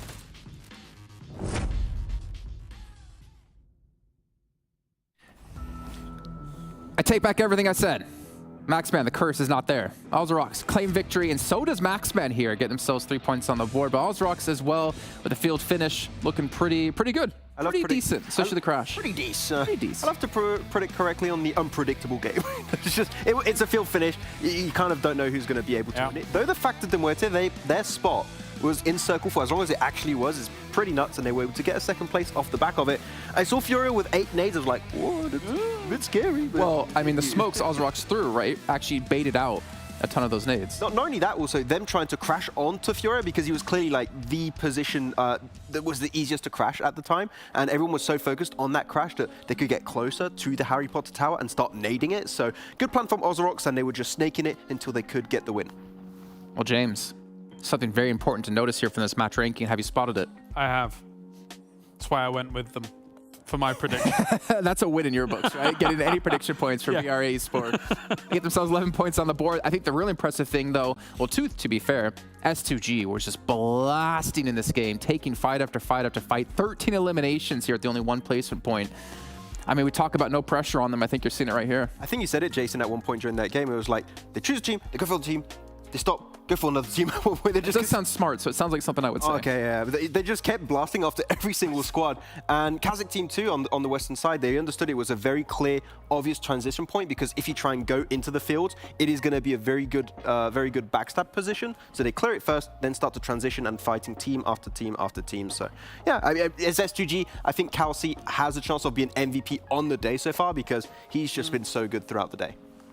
And James, REGNUM KARYA, I mean, obviously at the back of a win previously, they did not have an easy time. Obviously having that 2-2 split, which we extensively talked about while we were watching the match. And to be fair, once that, I think it was like zone 5 popped, they immediately started to send it back to the other two players with the 2-2 spread. But I think it was Major Pride that crashed onto them just slightly early. Yeah, so holding a 2-2 across that much distance that late is a bit too bold. Like, you could see coming in as a reinforcement against where Major Pride was hitting them, it's just a little bit too late. You're not able to really hold them off as they're crashing in. Because unfortunately for REGNUM KARYA, they're a great team, Max. But a lot of the other teams around them are also very, very good. So you can see how Major Pride was able to crash on them. I mean, kudos to REGNUM KARYA for holding off what I think it was 3 teams during all of that. They did have a little bit of help from a distance, but regardless, it's not exactly the easiest thing to hold off, but they did for a good while. They survived longer than I thought they were going to, all things considered. It was only 3 European teams. It's like Europe versus REGNUM KARYA in that compound. Well, it was what, Major Pride first, and then it was Gladiators. And that's when Galatasaray helped them from Yasnaya. And then it was MADBULLS, which eventually did get the better of them. But for them to hold on to that position with 2 players, and again, the splits you've been talking so much about, Max, I think is a true testament to how strong REGNUM KARYA are as a team. Initially on phase 2, it was a 4-man split. Like, they had 4 positions under control. Then they went back to that 2-2 split that we did see outside Yasnaya, Polyana, and also inside of that compound. And they just regroup off the back. Just Major Pride would just too quick. It's fair to say. So yeah, good on Major Pride to find that opportunity and get it done. But after that, they understood we cannot win this game anymore. We're just going to go in that one room that's really hard to nade, and we're just going to try and survive, which that's a good salvage play for REGNUM KARYA. And off the back of that, get 5 eliminations. As Max was saying, though, like at the beginning of this segment, all bets are really off when it comes to a circle like this. I mean, you've got the vast majority of the circle is field. Like, when you've got that situation going down and all these teams trying to scramble for it, MUERTE, of course, goes to the Wizard Tower, understandable. But as soon as that gets smoked off from every direction, they have nothing to play. It's so difficult for them to even try and hold off the OZAROX situation, right? Who have taken so many angles around you to really kind of constrict you. Especially, I was going to mention the angles. It's just impossible. You got 4 separate angles, and they're trying to also crash behind on Furia. And they have nades too, so those 2 little rooms in the Harry Potter Tower, you cannot hold them anymore. Well, especially when these are smokes to close that gap. Exactly. Right? Your nade range, you're like, we cannot hold this position anymore. So MUERTE, sure, it's a really good spot. Do you want to be in their position? I'm not sure, because it is tough to hold when teams get that close. I mean, James was saying himself, like, you go with MUERTE here and you just kind of not engage in any fights for as long as possible. Let all the other teams take themselves out, and we do see 2,300 damage coming for S2G, OZAROX at 1,700, and MUERTE with 1,500. Galatasaray kind of sucks for them, because they were in Yasnaya. They knocked a player off of Gladiators, but they weren't able to convert really this damage into hard eliminations. There's not many spots. Well, okay, so it's weird, right? Because if you get the circle going towards Yasnaya, fantastic, that's awesome. But if you don't have the circle going towards Yasnaya and it does go into the field, that corner is one of the better spots to be in to try and scramble some transition into the fields. But even then, it is very difficult. But that corner is normally the spot people usually will bank on if they want a 50-50 scenario, but it's still hard. It was actually a small little spot that was playable, and S2G tried to go for it. They looked over a ridge, and actually because of that, Galatasaray had an off angle. And actually, after they clear S2G, they transition into that position, and they have some decent angles on, I think, OZAROX, and also they have info on where MUERTE are playing at. But leaving that spot, you become very predictable, because they know you're hiding behind that exact little bit of terrain. So it's tough, but as a temporary location, it's pretty decent to play. Well, we did mention S2G a little bit here, and I actually want to take a look at their player stats on the day, because they're currently our leaders overall on the first day of EU Champs, and I want to see who's really standing out for the team. And honestly, it's really no one. Everyone is really within arm's reach of each other. Top is 11, bottom is 8th. This is like perfect. I like your phrasing. Because everyone's standing out, nobody's standing out. Exactly, right? Glass half full, glass half empty. I mean, the damage difference, less than 400 between the top and bottom. The elimination difference, 3 eliminations between top and bottom. I mean, you said it at the start of the show, right? You have teams that have 1 player, 2 players stand out. Like, they've got the full package here. I mean, are we surprised that the current world champions are the complete package? Yeah, fair enough, you know. I wouldn't actually go against that, but I'm not going to. I don't know. I feel like thinking about Bigatron, it was really, really hard to go against them until... Well, there was a flop, let's be honest, for a long time. But anyway. Oh, here we go. Some of the REGNUM CARYA fights, as we saw Major Pride there crash on initially, and then, of course, Gladiators did take their toll. And, I mean, Kitsune, he went in first and got knocked, and I feel like that was kind of the downfall for Gladiators. Yeah, I would even say it's MADBULLS third party. They saw that fight, like, okay, this is our one opportunity to crash into the western side. They've had to be critical of MADBULLS because they drop in Rozhok, which is close from this kind of area. I expected them to be one of the first teams in a decent spot, but they were sweeping the western side, weirdly enough. So maybe a bit quicker from MADBULLS. I think in a circle like this, top 5 could have been a possibility. We did get to see the Galatasaray position as well, and just seeing Korok inside the Wizard Tower just doing some work. Again, just to bring up like the smokes, I feel like that's so smart. And the thing is, I bring it up again because I look at like North America, which I was just doing for PMPL this year, and you wouldn't see plays like that. You wouldn't see like the methodical plays. Okay, well, we can't really close this gap. How do we get there? They just kind of run in and die. But to use the smokes to close the distance, knowing that MUERTE avoided fights, had a lot of utility use, it was fantastic to see. But you guys at home, you heard about our favorite teams. We know who Max's favorite is. Who? REGNUM CARYA. Yes. Let's hear who your guys' favorites are by using their tag in chat to let us know and support your team. We did see a lot of NEXUS in chat. Again, I'm quite convinced it's blank, but I'm imagining we're still going to have a lot of S2Gs in there. Yeah, in the Turkish chat, not here. Possibly, yeah. Across chats. Who knows? Let's actually find out with our commentators. They've been extensively watching the chat, and they know, blank in particular, mathematically, how many votes each team has. Let's go. All right, that's my 10th account, Nexus. Oh, sorry, guys. Okay, yeah, we're going straight into Miramar, right, Blank? That's what we're doing. That's what we are. That's what we are going into right now. For everyone spamming Nexus in chat, you're a real one. Keep up the hard work. I will pay a UC after the tournament concludes. Oh, dear. I don't know where mine is. Mine must have got lost in the post. But either way, we are posting ourselves first class over the outland of Miramar for these teams, 16 of which will be dropping in again onto the dusty dunes, onto the desert. S2G able to put up numbers in that last game, Blank, with the elimination count they were able to achieve, and they now sit 11 points ahead in first place.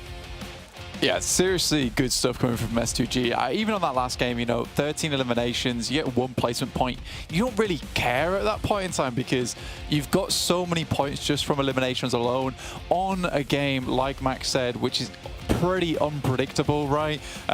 It's kind of a look at the draw whether you're going to make it through or not towards that final stand versus you and MUERTE. So I think for S2G, just going absolutely to the wall with it in terms of eliminations was probably the correct play, and it's one that they could have pulled off personally because of how good they are. So really leveraging your own skill to pump the points in this lobby.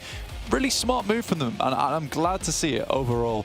Heading into our final map of the day, though, it will be Miramar. It's going to be the same map rotation every single day, so only one Sanhok for me, which I'm a bit sad about, but it is what it is. Gladiators still in 5th place, 34 points. Dagestan ahead of them with that tiebreaker, 34 points as well. And Dagestan's had a real rise over in PMPL EU, doing extremely well.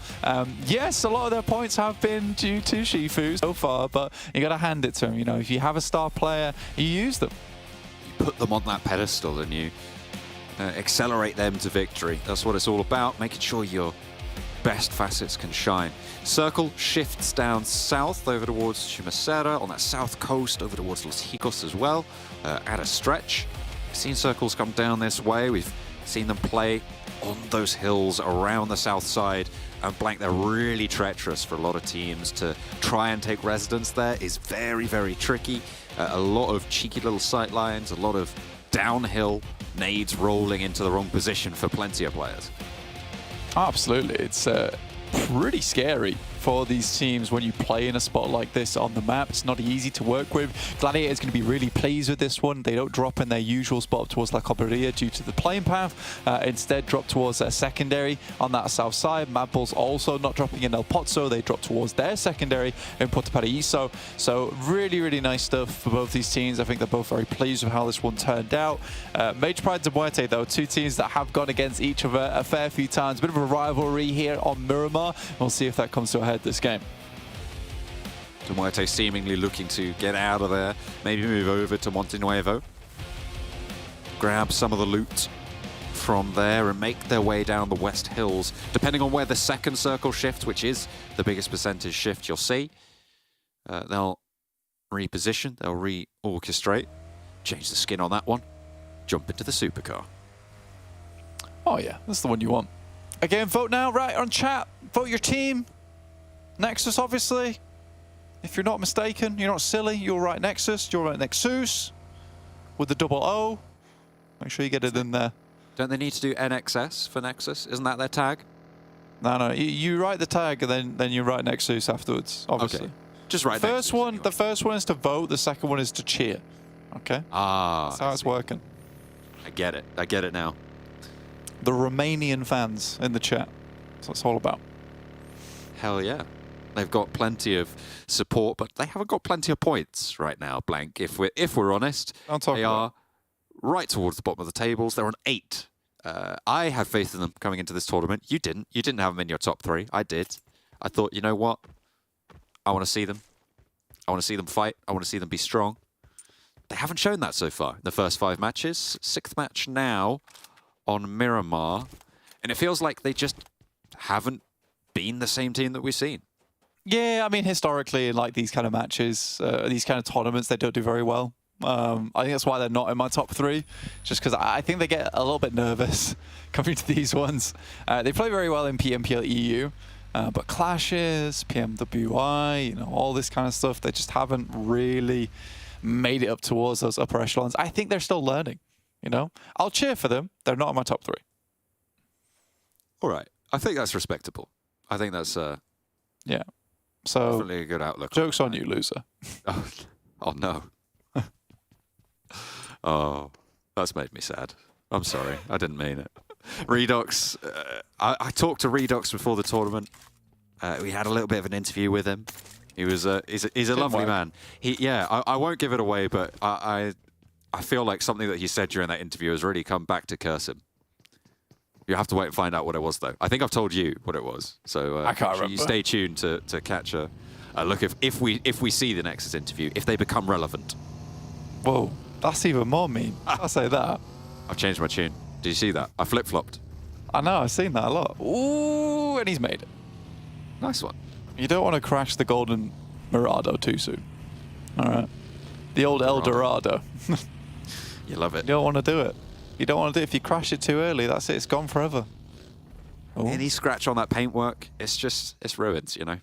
You want to keep it nice and shiny. Difficult on the dust. It is. Luckily, it's a self-cleaning mechanism in the vehicle, so we're all okay. Galatasaray, after that last game, you know, I really did have a good gut feeling about them. But again, it was one of those cases where if it shifted hard up towards that northern side, they just win based on playing outside Yaz. Potentially they win. You know, there's a lot of really good teams in terms of clutch potential in this tournament. So, you know, there's a chance there for them. However, it wasn't to be. And I still think they had a good run of it. They made the exact same play that S2G did into BRA, who had a real stranglehold over that center side of the map. Kine currently with the highest damage in the lobby. And you can see why. We had a lot of screen time over on Kine from BRA, really hitting some absolutely nutty shots all the way through. Very aggressive. I mean, that's really... We saw that earlier on with the hyper-aggression from BRA early in these matches. They were able to get further in on that last attempt, obviously. We saw them able to ladder up to 4th place, I believe. And keep themselves in that running for the placement points. Able to claim a few of those. KASIK taking shots from MELISE, looking for those reses, those heals to come through. REGNUM KARYA not so lucky as they lose ahead to Major Pride. Black quite able to isolate, dominate, take down Loxy there.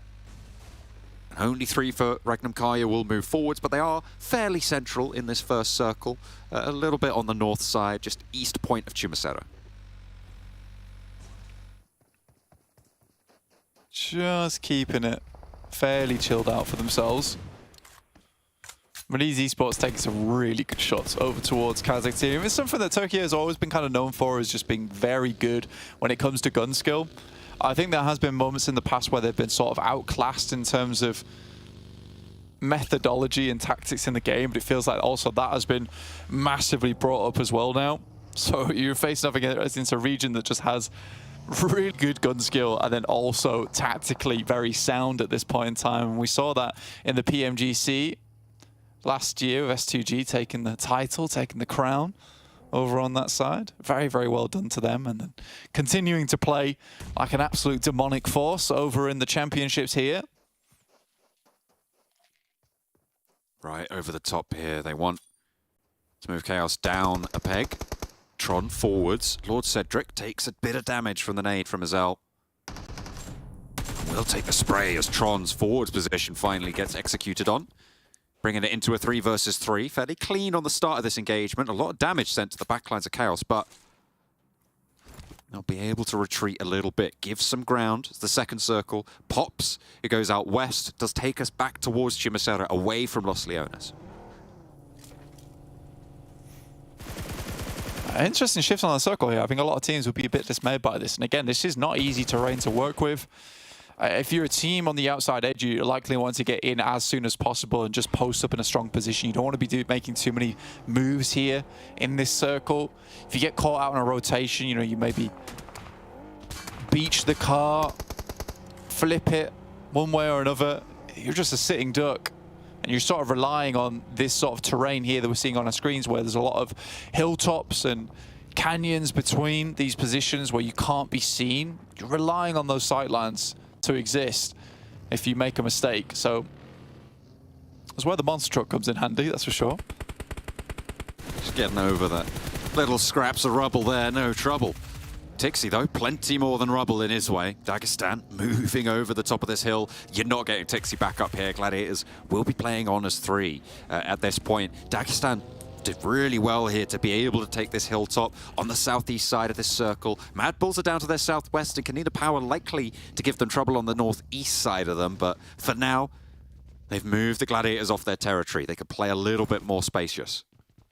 Yeah, I think this is sort of a rotation you should see coming as well, though, because where Dagestan currently plays over towards Los Leones on that north side, on the western edge. So I think for Gladiators, they were playing a pretty dangerous game anyway, sending just one player up towards this top side. Yes, he was on his way out as well, so you can kind of infer from that that Gladiators just got a little bit unlucky on the timing there. They do need to continue shifting around. And Muerte over towards that western side and Chimasera proper over towards the buildings. They're currently holding on the hilltops. You can see them on your screen now, looking down towards Galatasaray. As well as KAOS, currently in the same building. Symphony waiting for the drop down. It is pretty much a 1v1 on this spot. The rest of Galatasaray just a little bit further away. Symphony with a nade, knows there's a player above him. And biding his time. 3 players active for Galatasaray. As you say, though, to Muerte, with that overlook, with that down shot towards it. I don't think they have the strong sightlines that maybe they want. They're more worried about players further across the way in the form of teams like Major Pride, like MELISE as well. Over on that east side, Matcap sees the door open. Now's his chance. Bides his time, steps forwards, looks for the spray. UMP around the side, good for 1. Weapon swap is in. Goes down very, very low on the HP. Fades back, 3 first aids in hand. And Symphony looks to burn him out. Turns the corner, but immediately into the sight of fire for Symphony. And he's able to find the shot. Galatasaray stay up as 3. It's a great pre-fire coming through from Symphony. Really like that there. I mean, he knows exactly what's going to happen. They throws a nade in that room. He's forced to move out, so gets further down the stairs, makes the headshot angle a little bit more difficult to hit. Instantly goes for pre-fire. Smart moves there from Galatasaray. Currently in a strong spot in the circle, very central with this next shift. On stage 2. Going to stage 3. I'm pretty pleased with that one. Muerte also don't have to move off these hilltops anytime soon, but they do have to slightly shift some of that weight down towards the south side. They know teams are going to try and make their way through these positions. Not very easy to get further over towards this western side, so I think Muerte can be fairly confident in this 2-2 split they've currently got going on. For the time being, can maintain a little bit more space. A lot of teams being funneled down towards Chimasera. I'm interested in where OZAROX decide to go from here. Do they wait for the next circle to pop potentially to try and see where this zone will shift them, or do they try and take MUERTE's high ground as it is? It feels like they're in probably one of the easier positions to take that MUERTE high ground away from them, but even then, it's a tall order. Or do they bide their time and try and fight through Chumacera? Yeah, it's difficult. It's a difficult one to go for. I think some of these teams that are also going to have a tough time down towards the south side. MADBULLS still have to move in. MUERTE is currently holding off that angle as a Gladiators on that south side. Next, RÜYA. I've been keep getting like caught off on the edges to next RÜYA. Not quite able to make it all the way through. I think they've had some decent moments throughout this tournament, but to consistently get left in the dust at times towards the end game. By no means doing badly though, you know, 13th place, 23 points, that can easily change with the amount of teams only a few points ahead of them in front. NEXUS trying to push in from the east side. Show us their fighting prowess. Tenchik already down for KASIK. Mandarin now in trouble as well. Exo breaking wide, doesn't go down. Zashipa missing the spray there on the cross. Looked like it should have been on, but not going to be able to find the damage he was looking for. And now it is just Zashipa for KASIK team, ahead of NEXUS and also ahead of REGNUM KARYA. On the east side, Doran moving forwards now. REGNUM KARYA yet to find solid sight lines out to this fight, but as soon as they do, they'll be taking those shots. You got to believe on it.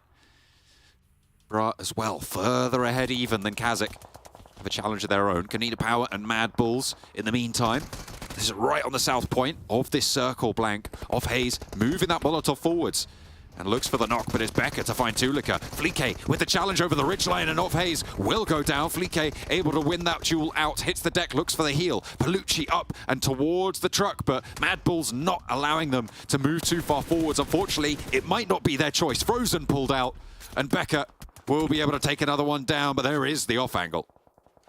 Yeah, really good play from KONINA Power. I think they've certainly been stepping up a lot more recently than they did over in those finals and the PMPL main stage in EU. So very interesting to see. And MADBULLS just haven't been quite as confident here on Miramar, I would say. A lot of times you would see them in the past just heading for a nice central position. Either they've not found the look today or they're just starting to get into it. Just don't know. S2G finding Kitsune. Not ideal for them, but they can continue to hold over towards Garden for the time being, around Chumacera.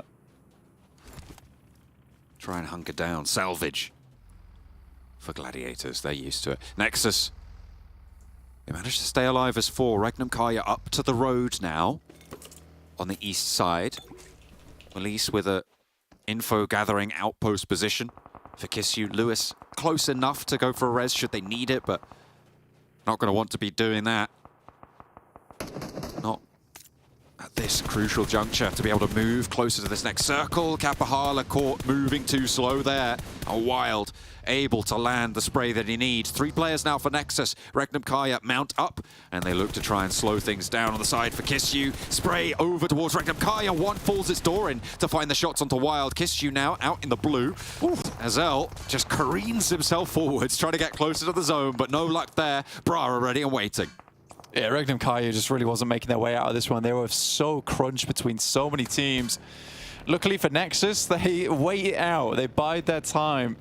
They realize they're not in the best position, but they can wrap around now over towards Exo, who's holding on the high ground. It's a nice play from them, but it looks like we're further and further confirming over towards Chumacera, the city itself, to be our focal point. And once again, Gladiators snake their way into a nice position, albeit with 3 players. They're just there. They're always there. And I mean, to be fair, that's what's putting them in these top 5 positions fairly consistently across these tournaments. Even when they're not standing out, they are churning along. They are just grinding across the ocean floor for anything that they can find. And it's working. They're able to pull out a healthy harvest. And right now they sit in 5th. Look at her try and move up a little bit further. Garrett grabs some of those placement points. It's what you want, realistically. Look at this gulf, though. It's so difficult to get down here. Exo just has to make the biggest play in the bus. Goodness me, that's the cover. Probably the fastest that thing's ever gone. just careening down the hillside. Treacherous as anything, dodging those hay bales where he can. Doesn't regroup though, so Nexus playing on. Yeah, I don't think he had too much control over that bus. I'm not going to lie to you. I think it was just a case of let the weight and someone else take the wheel. S2G, though, still in a fairly decent position, you know, overlooking over towards MELISE. We got our next circle towards stage 5 now, towards the northeast edge. So MELISE still in, as are OZAROX. Gladiators, not too unhappy with this. MUERTE might need to start thinking about wrapping round towards this western side now. Potentially taking some of these buildings for their own and working their way in. They do find Palucci, which will confirm KONINA power off the map. At that point in time now, they can be pretty calm and comfortable over towards our southwest side. Start thinking about the game plan going forward.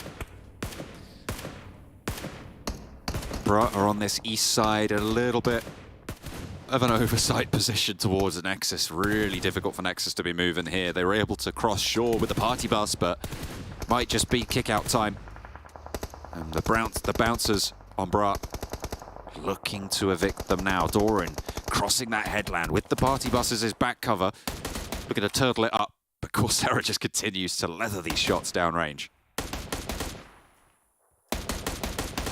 He is really just keeping them pinned in right now. It's a little bit mean.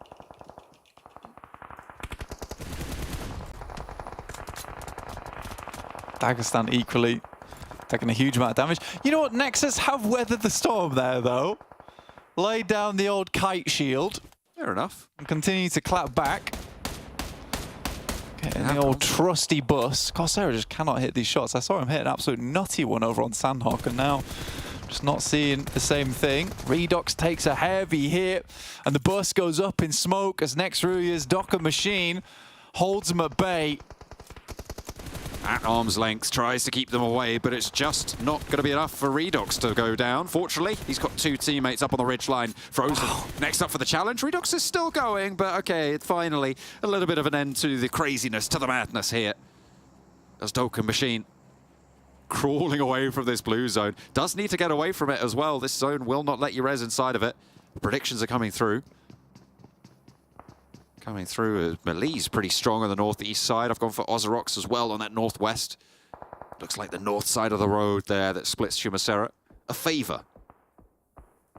It's difficult, right? I mean, if it heads down towards that northeast side, S2G, Major Prides, and MUERTE Gladiators all have a bit of a rough time moving off this hilltop. It's over towards the southwest side. These teams, within Chumacera itself, a bit of a better chance, right? So I think it's one of those maps that is very equally split right now. I think you could go as far to say that it's a little bit more favouring the teams in the northeast, just for the amount of landmass that is in that location. Talking a bit of a smaller area here on this ridge side that currently got Major Prides and MUERTE. S2G and Gladiators are playing. I like the push that MUERTE made. Feels like they're slowly warming up to the games today. Give the Gladiators position a little bit of a jip on the southwest side of that area. I like OZAROX here because very few teams are going to be moving through their location. Not any teams, no teams really are going to be challenging them. Whereas you look at someone like S2G, who are now holding very, very central. Everybody's going to be looking towards them. The Gladiators and the MUERTE team, both going to have to fight off against each other. Bra most likely going to move through and maybe challenge for MELISE's position, although now with the circle as it is, maybe they swing south instead. I like OZAROX on there. A little bit of isolation. Yeah, for sure. I mean, S2G have high ground though, right? So even if teams were looking at them, they sort of have the advantage on that spot. Looking over towards MELISE, they find the first knock and they explode on the vehicle. Great shots from them. So MUERTE's making an aggressive push here. And to be honest with you, Major Pride could take advantage of that quite easily. Galatasaray, not done yet. There's nades over towards Silas. He'll go down first, leaving S2G at just 2 players now. Major Pride should hear this. Tricky stuff for all of these teams looking to make their mark. To MUERTE, beautiful to pick this one up. Brat have moved in, playing as 4. KAOS fairly exposed there. I'm surprised he went that far forwards in the buggy, and Corker didn't take him down. Just a decent timing there. to be able to claw that one back. 10 teams remain blank, but there's plenty of stragglers left to be slurped up should the opportunity arise. Kelsey here with the M249 is an absolute terrifying prospect. Double taps with the Mini 14. Razy crouches next to him. Not sure about Causes more problems than anything, though. Yeah, an unorthodox play, to say the least, and steps up. Kelsey goes down as well. S2G, that central area, will be assuaged somewhat. And MELISE now looking towards Bra to curtail this threat from the eastern side. Tospic wants that shot back, wants that answer. Coursera down, and the only player of theirs to be able to find elimination so far this match. Want to get him back in fighting form as soon as possible. Frozen from next to RÜYA, trying to move in from this south side. It's been treacherous for so long. Molly over the top to try and create some kind of pressure. More nades downwards. Just Frozen left alive now. Has a big task ahead of him. Deal with these two players in front, but next RÜYA pretty happy right now. 10 eliminations. It's decent. That's Nomi from Major Pride and Black White to finish up the engagement between them and GALATASARAY. That's what they were waiting for. I think they were ready to just clear on this southeast edge. I like that from Major Pride. They want to confirm this area of the map. They should have a pretty good idea of where this final player is behind the old car. Frozen on the target range, will be bombed out there. Black White takes him down. Major Pride playing as 4 from the south side. Going to look to move down from this high ground towards the position that MUERTE fought against S2G for. The Gladiators on the left side as well of their approach could prove to be a challenge, but Bra right now, they've somehow managed to come up from this eastern side and get a really forceful position. Yeah, I kind of expected Bra to not get up here with all their players up and ready. You know, MELISE were taking some decent shots towards them, but some really good response times coming through from Bra kind of keeps MELISE Esports at bay. So I did really enjoy that coming through from Bra. They do lose a player. One gets knocked, as does OZAROX. Should be resable, though. Yeah, OZAROX have had that knock going for quite a while. The res just comes through. Already with a player there, you're right, it is just going to be rezzed back up. But that's allowed Major Pride to move a little bit further across. The Gladiators have to shift in as well, so they're going to have to fight probably towards MUERTE, but with Major Pride right next to them, it's going to be really, really tricky to make this move. With the zone starting to push in under 10 seconds now. Gladiators maybe just looking to sideswipe Major Pride, pick up some points where they can. It is, yet again, as we said before, a salvage mission, but Korka spots Meku, and that is disastrous for Gladiators, especially this close to the zone move. Oh, I love this play from Major Pride. They notice the knock goes through towards Gladiators, so they're not going to be watching them as they make their approach, so smokes go through over towards MUERTE's position, and they're looking to leapfrog here. This is really, really nice from Major Pride. Now they have to make it work, though. Breakout. A reposition and a push forwards now for Major Pride. Naomi leads that charge up to the side of the building. Naomi pours in second, and the rest of them swell on through. Major Pride have managed to maneuver without taking the gunfight into a nice covered building. Although MUERTE are within nade range here, Korka might just be able to place one back should he want to expend that capital. MELISE in the meantime trying to cross the road, but they're going to have a real tough time of it. That is OZAROX spotting Korka from the northwest side. They've been hiding in the shadow of these hills. It's going well, but Major Pride, they've been spotted by Gladiators in turn.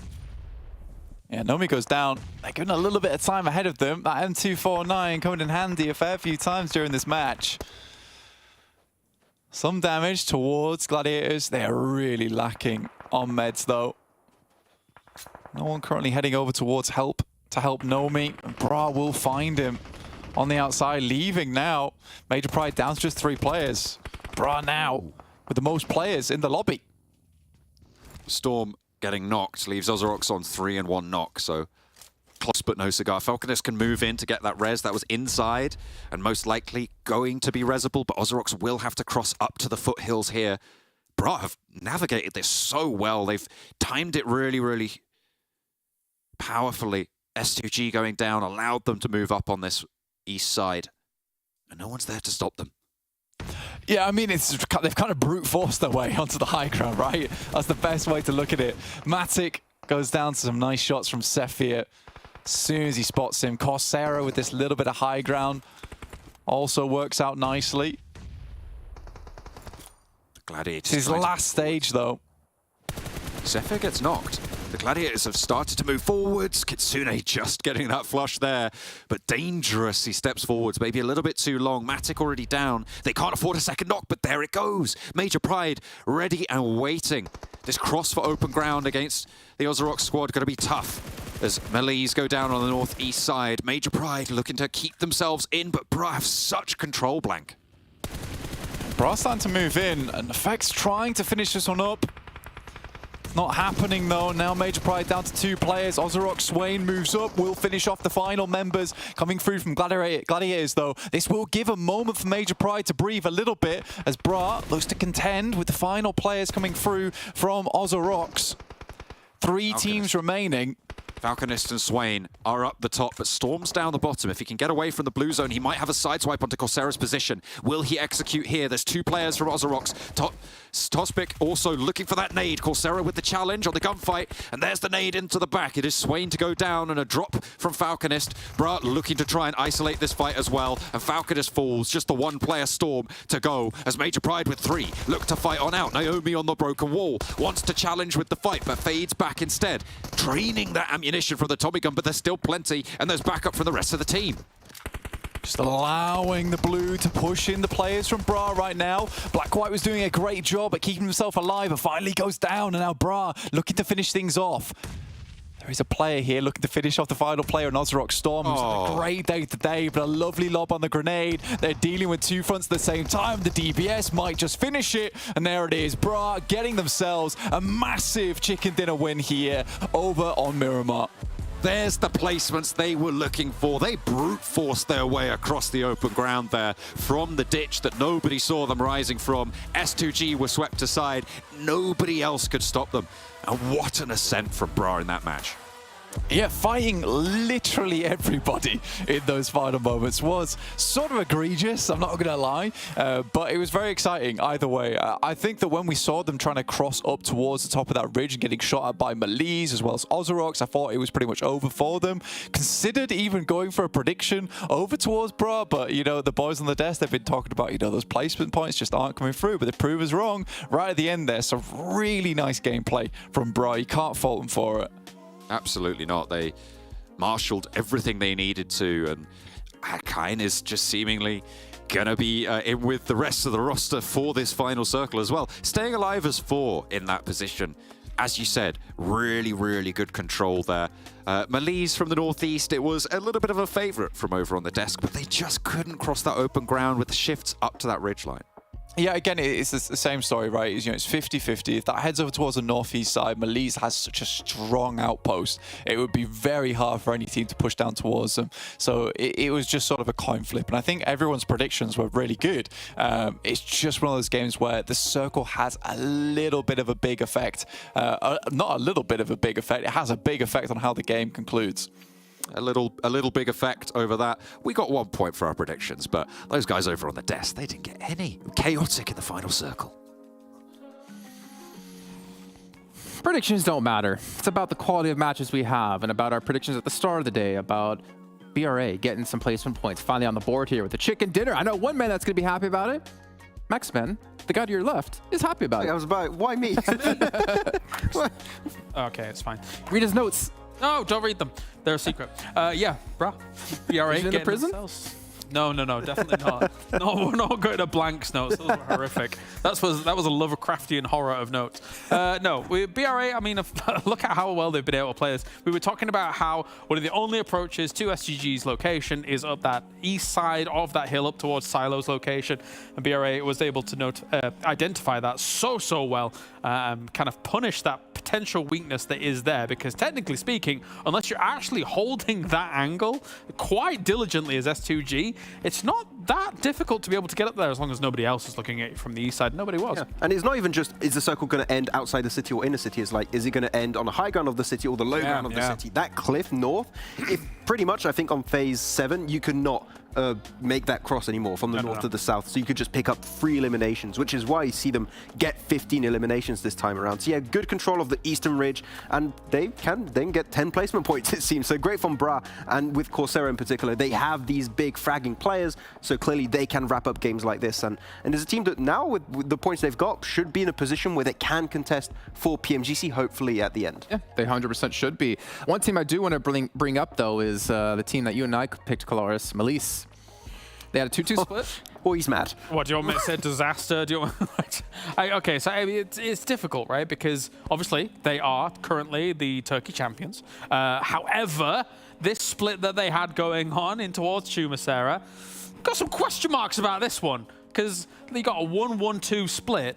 Considering that the 1 is the one that's kind of a little bit inside towards Chumacera, and by the time they all kind of converge on that location, they're already losing to.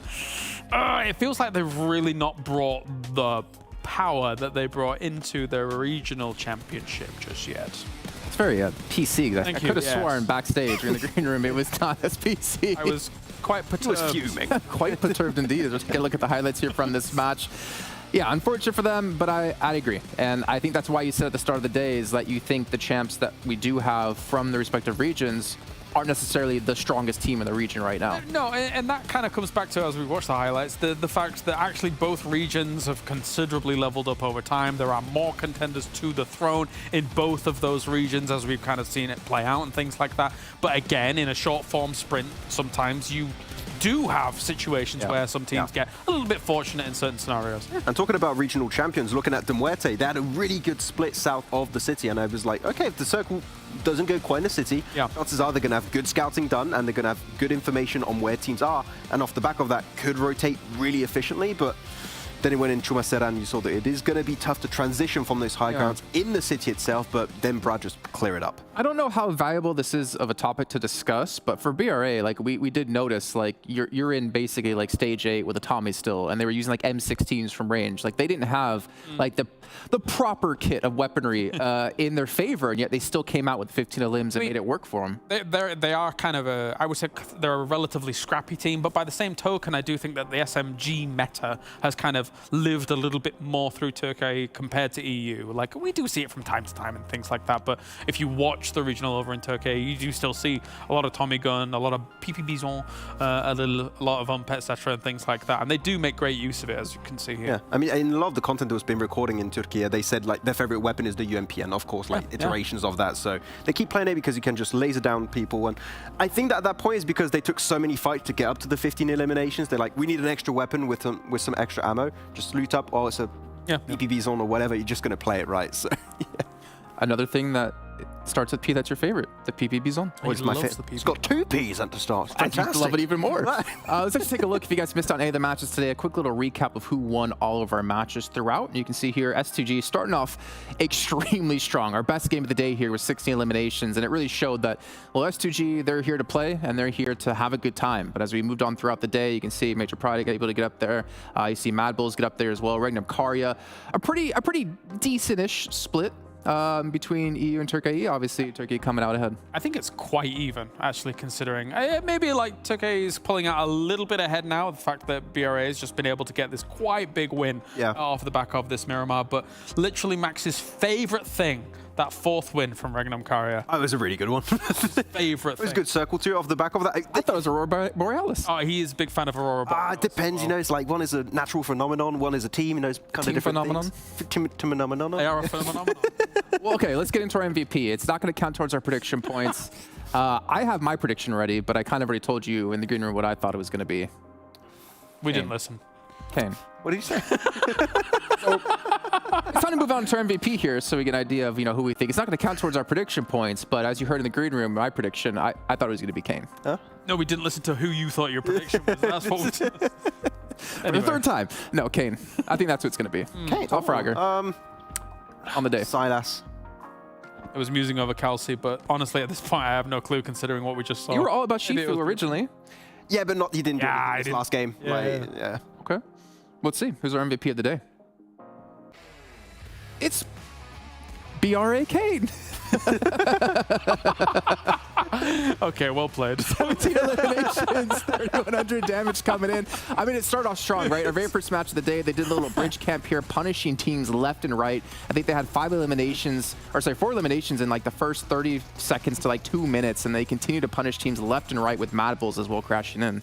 Yeah, making sure that no one could cross it. They even punished this split from REGNUM KARYA that I thought was one of the best positions, and yet they just win it from a lower ground position.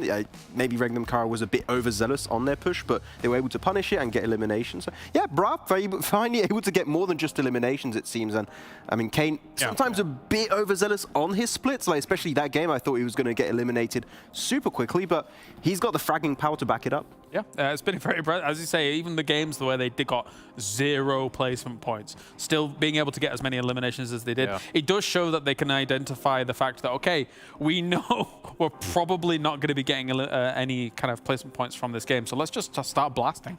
It's really good. And blasting is exactly what they're doing here. We'll take a look at our overalls and see if they have approached our top 3 potentially. You can see it right there behind us. 2nd place at 57 points. 1 point behind our reigning world champions. And they did it, well, just being behind in 1 place, to be fair. Ooh, top 3 Turkish teams right now. It's a bit heavily dominated right now. Guys, all right, it's time to retire. Okay. I mean, to look at PMGC more specifically right now, so you would have Bra make it in, REGNUM KARYA, Major Pride, Gladiators would make it in, and STG are there too, so MADBULLS. Yeah, so pretty much okay. This is cool. These are teams that I would expect to hopefully make it into a PMGC for quite a few of them, but we'll see. Why are you laughing? I like Max's musing over this. Like, oh, is this acceptable for you, Max? It's okay. It's okay. It's permission granted. Yes. I'm just sitting here looking at this, like thinking of Fireflux watching from home, like OZAROX, please step it up. Next RÜYA, come on, boys, get in there. Because there is a world where Fireflux do qualify for PMGC. If we're not seeing a Fireflux viewer party right now, like this would be a great time to do it. Yeah.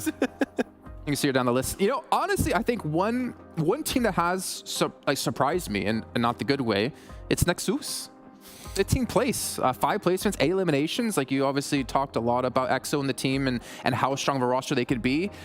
It's been a little bit of a letdown to see their performance last season where they finished 2nd, and obviously their performance in league stage here. And they've barely made it into any late game scenarios because they're just so slow to rotate, weirdly enough, especially that first game where they were towards Fairy Pier. They could have moved there ages ago, and they just don't make it in. I don't know what's happening because clearly we saw the fragging power last championship. They can win these type of tournaments, but the speed at which they move, they're never going to get any good POI, so they just need to speed up the process. Obviously, we don't know exactly what's going on internally in the team, but I won't be surprised if there's not internal conflict, but internal differences and opinions on how to approach the game, or more specifically, even how to approach circles. Because sometimes that will cause the delays. Sometimes that will cause situations where you're just kind of divided about how you actually want to get towards the next stage of the game, and it wouldn't surprise me if NEXUS was going through something like that. I want to move this way. I want to move this way. Oh, in the blue.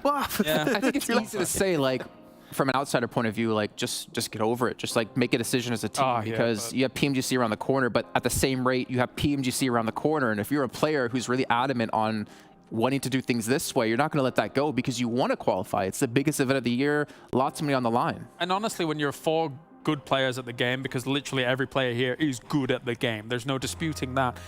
When you are good at the game, you generally have quite strong opinions about how you want to play the game. And yeah, exactly. It's like anything when you want to be really at the top. So there could be some of that going on. Again, this is all purely speculation, things like that. We know that they're very capable. We've seen when they've been able to get to late games that they're able to even get like 20 frags plus and then get themselves the chicken dinner. But it's getting to there that seems to be the real hurdle that they're facing.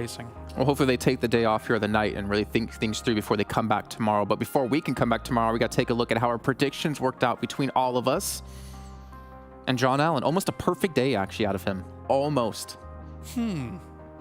But Blank is still thinking real hard, as he's been doing throughout 2 seasons now, it seems. But no, I mean, John's got himself some good predictions. I mean, I'm happy I got the prediction of the field finish. You know, that's my pride and joy right there. That's your baby. Yeah. I'm last and I'm in distress as always in that picture, so, you know. I don't know why. I look at that, I'm just imagining like baby Kalaris just like, wah. I don't know why. Can we see that picture again? Can we throw that up there again? I don't need to be baby Kalaris. How about I put that? Matt, if you're watching, baby you need a Photoshop of that. I don't want it. No, let's not do that. Matt. What's up? Give us some sweet images for tomorrow. But obviously that does end off the day. Before we can do that, though, I want to remind you guys once again about this bad boy to my right. You're left on the screen. Monster Energy, our official drinking partner here at PMPL. You guys can pick one up and unleash the beast for yourselves. And not to mention, we also still have the survey going on where we love to hear you guys' feedback about the show, about the talent, about the teams, anything and everything. Make sure you guys check this out over in the YouTube channel. There'll be a link there for you guys to click and fill out all that lovely, lovely information. But that does round out here our very first day of PMPL EU Champs. I cannot believe we've had what happened actually occur so far today, seeing BRA. They got a chicken dinner. They got placement points. Can they continue tomorrow? Well, there's only one way to find out. Make sure you guys tune in, and we'll see you then.